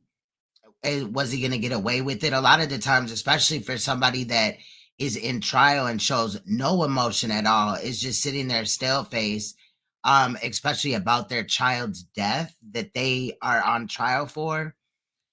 You know, bruh. Again, I don't know why this case took 16 years to finally come out, but I don't know. Maybe he just was, feeling good that day or whatever. I don't know. This shit is crazy. At some point in your training experience, at this time, how long have you been a police officer? 15-ish years. So he was a police officer for 15 years and he couldn't possibly detect like bullshit. So in your 15 years experience, did you start to at some point think maybe Facts, like inexperienced ass motherfuckers and shit. something wasn't right about this 911 phone call? Like, how does everybody drop the ball? That's what they did. And what was the turning point for you? When I had overheard the conversation between Officer Nerviani and the defendant, I started to get the impression that it wasn't the truth. I felt like at some point that... Objection, speculation. What, like 16 years later you felt that? Because I'm lost. Okay. Your Honor. All right. It's just sustain the objection further. Facts, Nicole. Ask another question. Officer Wolf, at some point, did you think that did you start to believe and change your course of your investigation? Yes. And I'm sorry to keep going back to it, but my original thought was to get the directed control, because in my experience, and I've had these calls, and I hate to say these calls, but almost verbatim,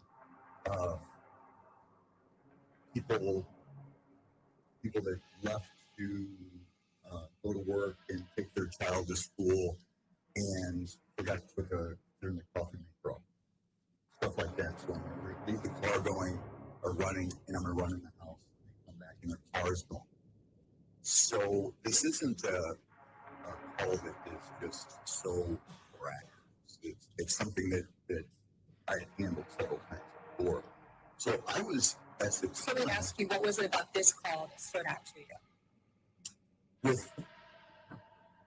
Can I finish my last? Hold on a second. Why don't you remind you to restate your question? Was there something about this call that stood out to you? You said you've done this, you've had these calls multiple times. What was it about this call that stood out to you? Hold on. That lady talking about relevance, the defense attorney. Relevant. It goes to his continuing course of conduct, Your Honor. So, what? I mean, we want to know how he got to the stage of 1 minute he thinks that the father was acting like victims would act in this situation if he was carjacked and his son was in there and pacing and all this and that, to he said, sooner or later he felt like, he started looking at dude like something wasn't right with him. We want to know about this.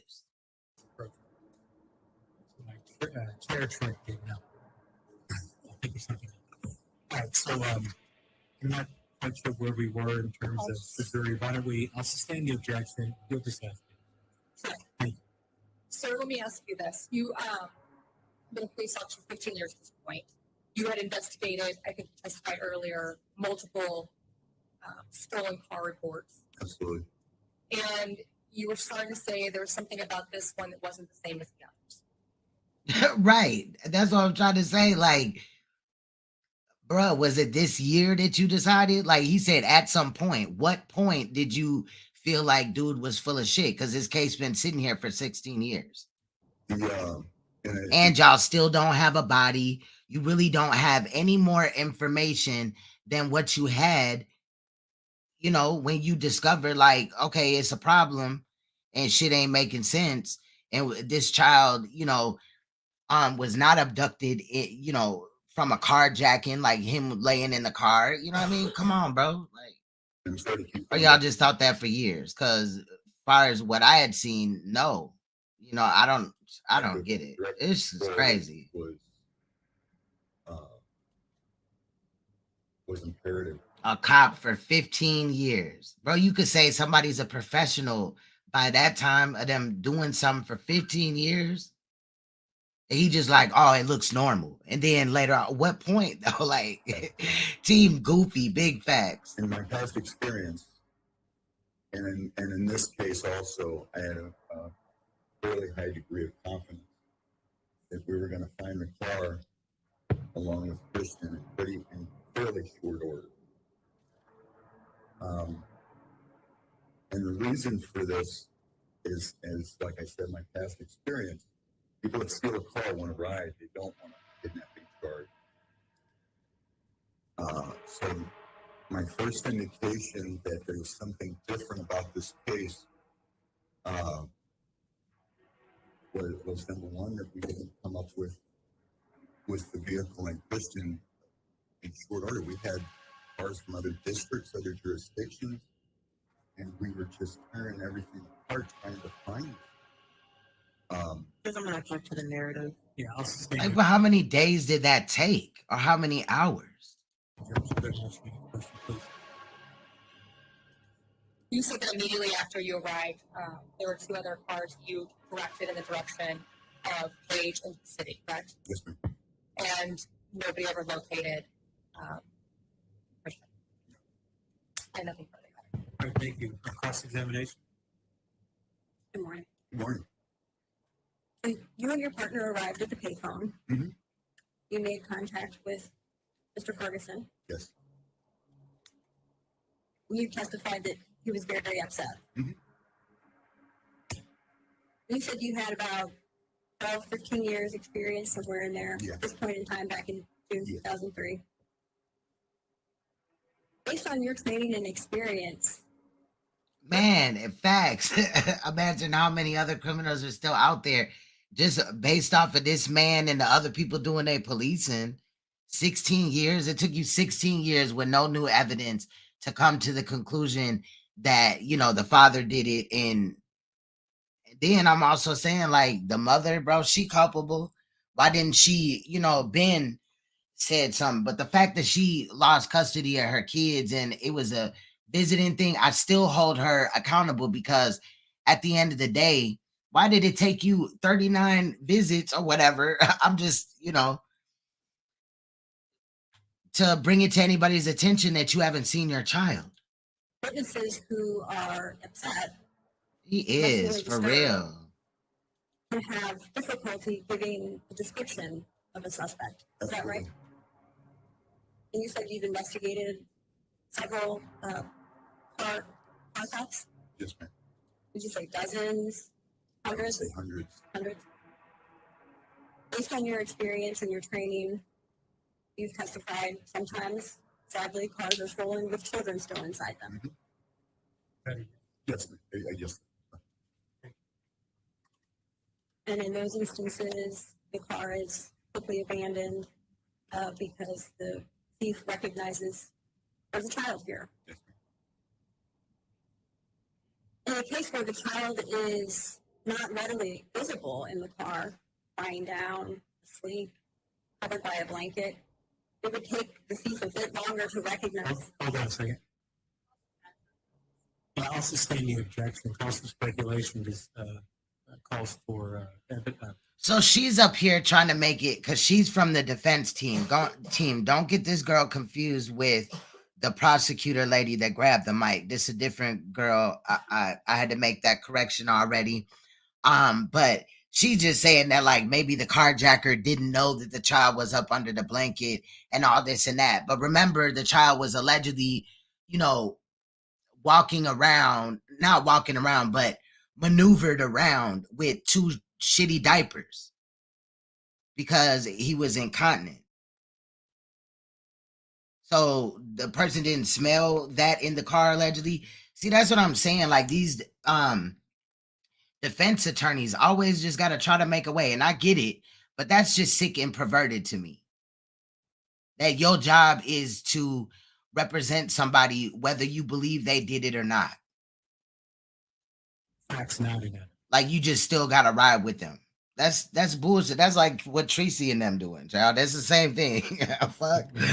It's just not court. Did you receive information that the child was sick? Yes. And Ridiculous. Yes. And so in an instance where a child is sick in a back seat, would it possibly take a thief longer to notice that child? I mean, do we have to have like a robot do the certain cases? Maybe we make it fair, like the public defenders or whatever attorneys, if they don't want to take a case, some do it just so they can get paid. Like if you get a attorney on retainer and you're paying that way or whatever. But these public defenders, maybe they just feel like it's morally, you know what I'm saying, it don't go with what they whole thing, and they bow out successfully or whatever, and nobody else takes the case, but they still got to bring the case forward, so they have a motherfucking robot. You know what I'm saying? I don't know. Like, shit, robots don't got emotions, right? But you could program a robot to be fair on some type of level. Maybe that's what they got to do. So they got to do something. I'll overrule the objection. The officers testified as to his extensive experience. Do something, child. A reasonable question. He may ask questions. This is ridiculous. It's very possible. I've never seen it happen, but it's possible. And in your search as you canvassed, you said you were canvassing trying to find the vehicle. Defendant accompanied you and your partner in the car. Is that correct? As you canvassed that morning? And that actually might be entertaining as well. I don't know, it's canvassing as much as transporting them to the various stations, because as this was evolving, we needed the detectives and to round there. So we called them in, and they were there immediately.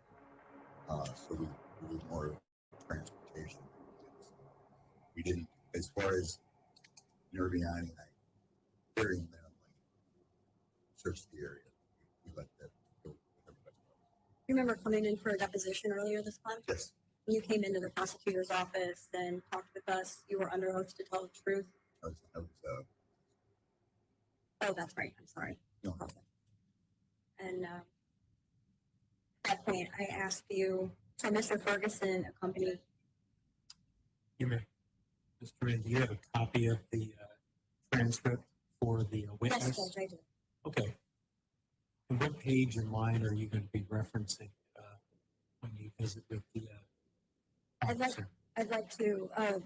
I'd also like to point out that this is day 2, and this lady that looks like she could be Shell's mom from Queen Op and Shell is wearing the same blazer that she wore on opening statements. What is going on? She must not really be getting paid. I digress, though. I'm not even supposed to be. Y'all let me shut up. We almost done now. Here we go. Apologize, Your Honor, just a moment. That's okay. Page 14, All right. lines 19 through 21. All right. Would you like to approach the witness and show him that particular page in line? All right, you may go ahead and ask your question. So there on page 14, beginning at line 19, I asked you, so Mr. Ferguson accompanied you and David for that canvas? And your answer is yes? Yeah, May I continue? yes, absolutely. Sorry. And then I asked you approximately how long you would say you canvassed with Mr. Ferguson in the car. You said maybe 12 to 15 minutes. Yes, ma'am. I read that correctly? Yes. Nothing further. All right, thank you. Any redirect? If you'd come up here to the podium, please.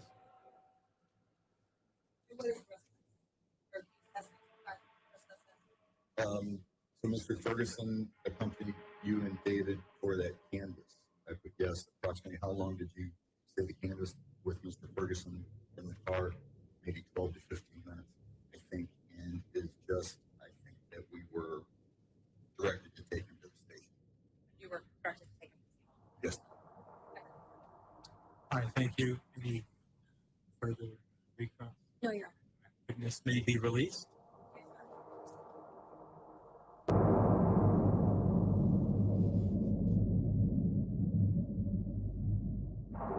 All right, that is what I got today. I just really I feel like it's sad that all these things took place and that this child, was done this way. It definitely seems like a lot of people failed this child on ultimate levels. But we're gonna continue with part two. I'm really gonna I might move it back like an hour or whatever, but I'm still trying to really come live about 10 o'clock, because if I don't get the editing done today while I have time, then I'm gonna have to do the editing for part three tomorrow after tomorrow's stream or whatever. So I gotta kind of figure that out.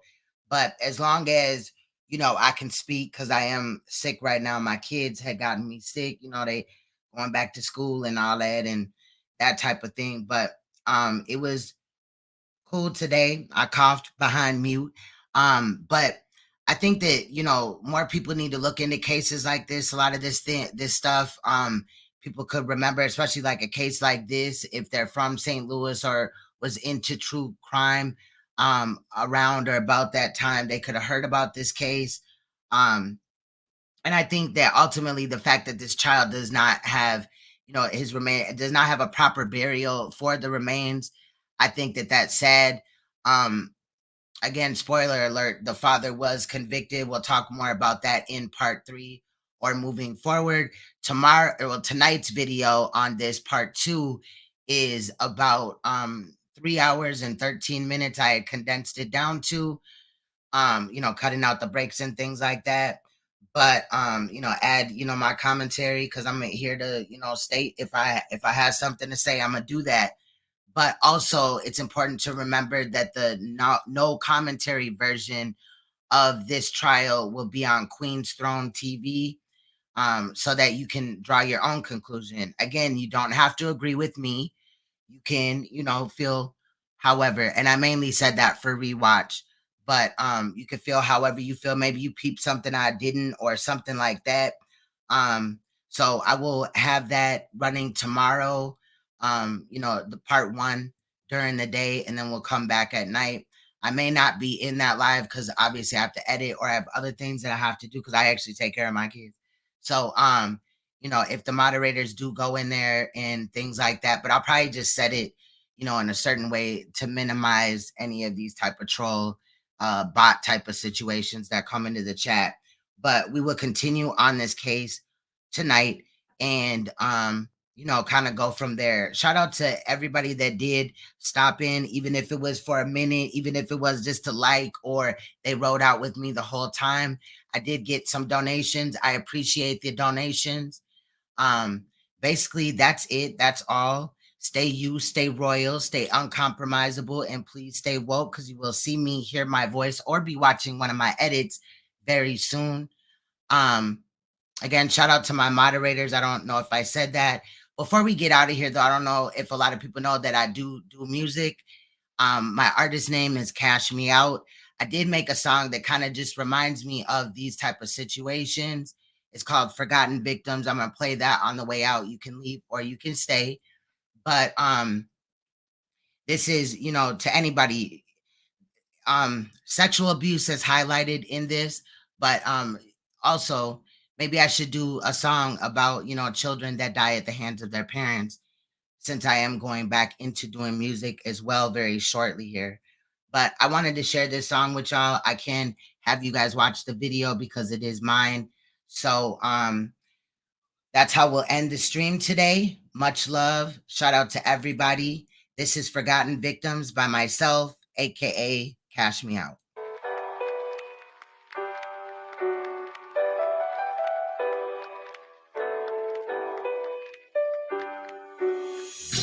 Have you seen Ebony? I can't find her.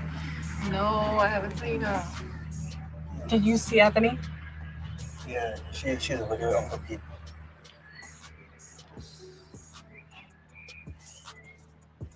Oh, that's a great question. That's a great question. I'm sure, we'll learn more as we go.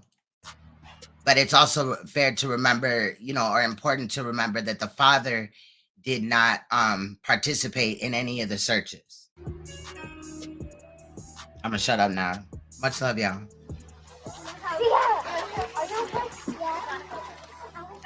Ebony? What's going on back here? You're just playing a game. It's okay, isn't it?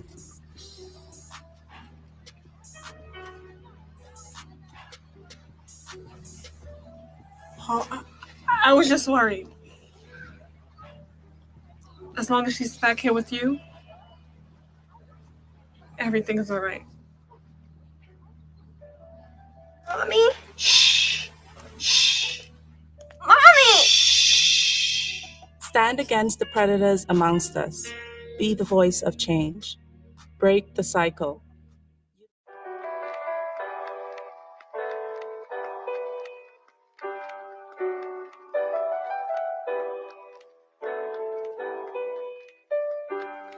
Forgotten victims, hidden so well, victims of their past, but they would never tell. Touched as children, are scared by violence. They choose to hide it and keep the silence. Still forgotten victims who choose to hide, push back their feelings or bottle them inside. Victims of abuse, scared to protest, but many are ashamed due to rape and incest. Still forgotten victims, hidden so well, some memories of abuse, but very deep they dwell.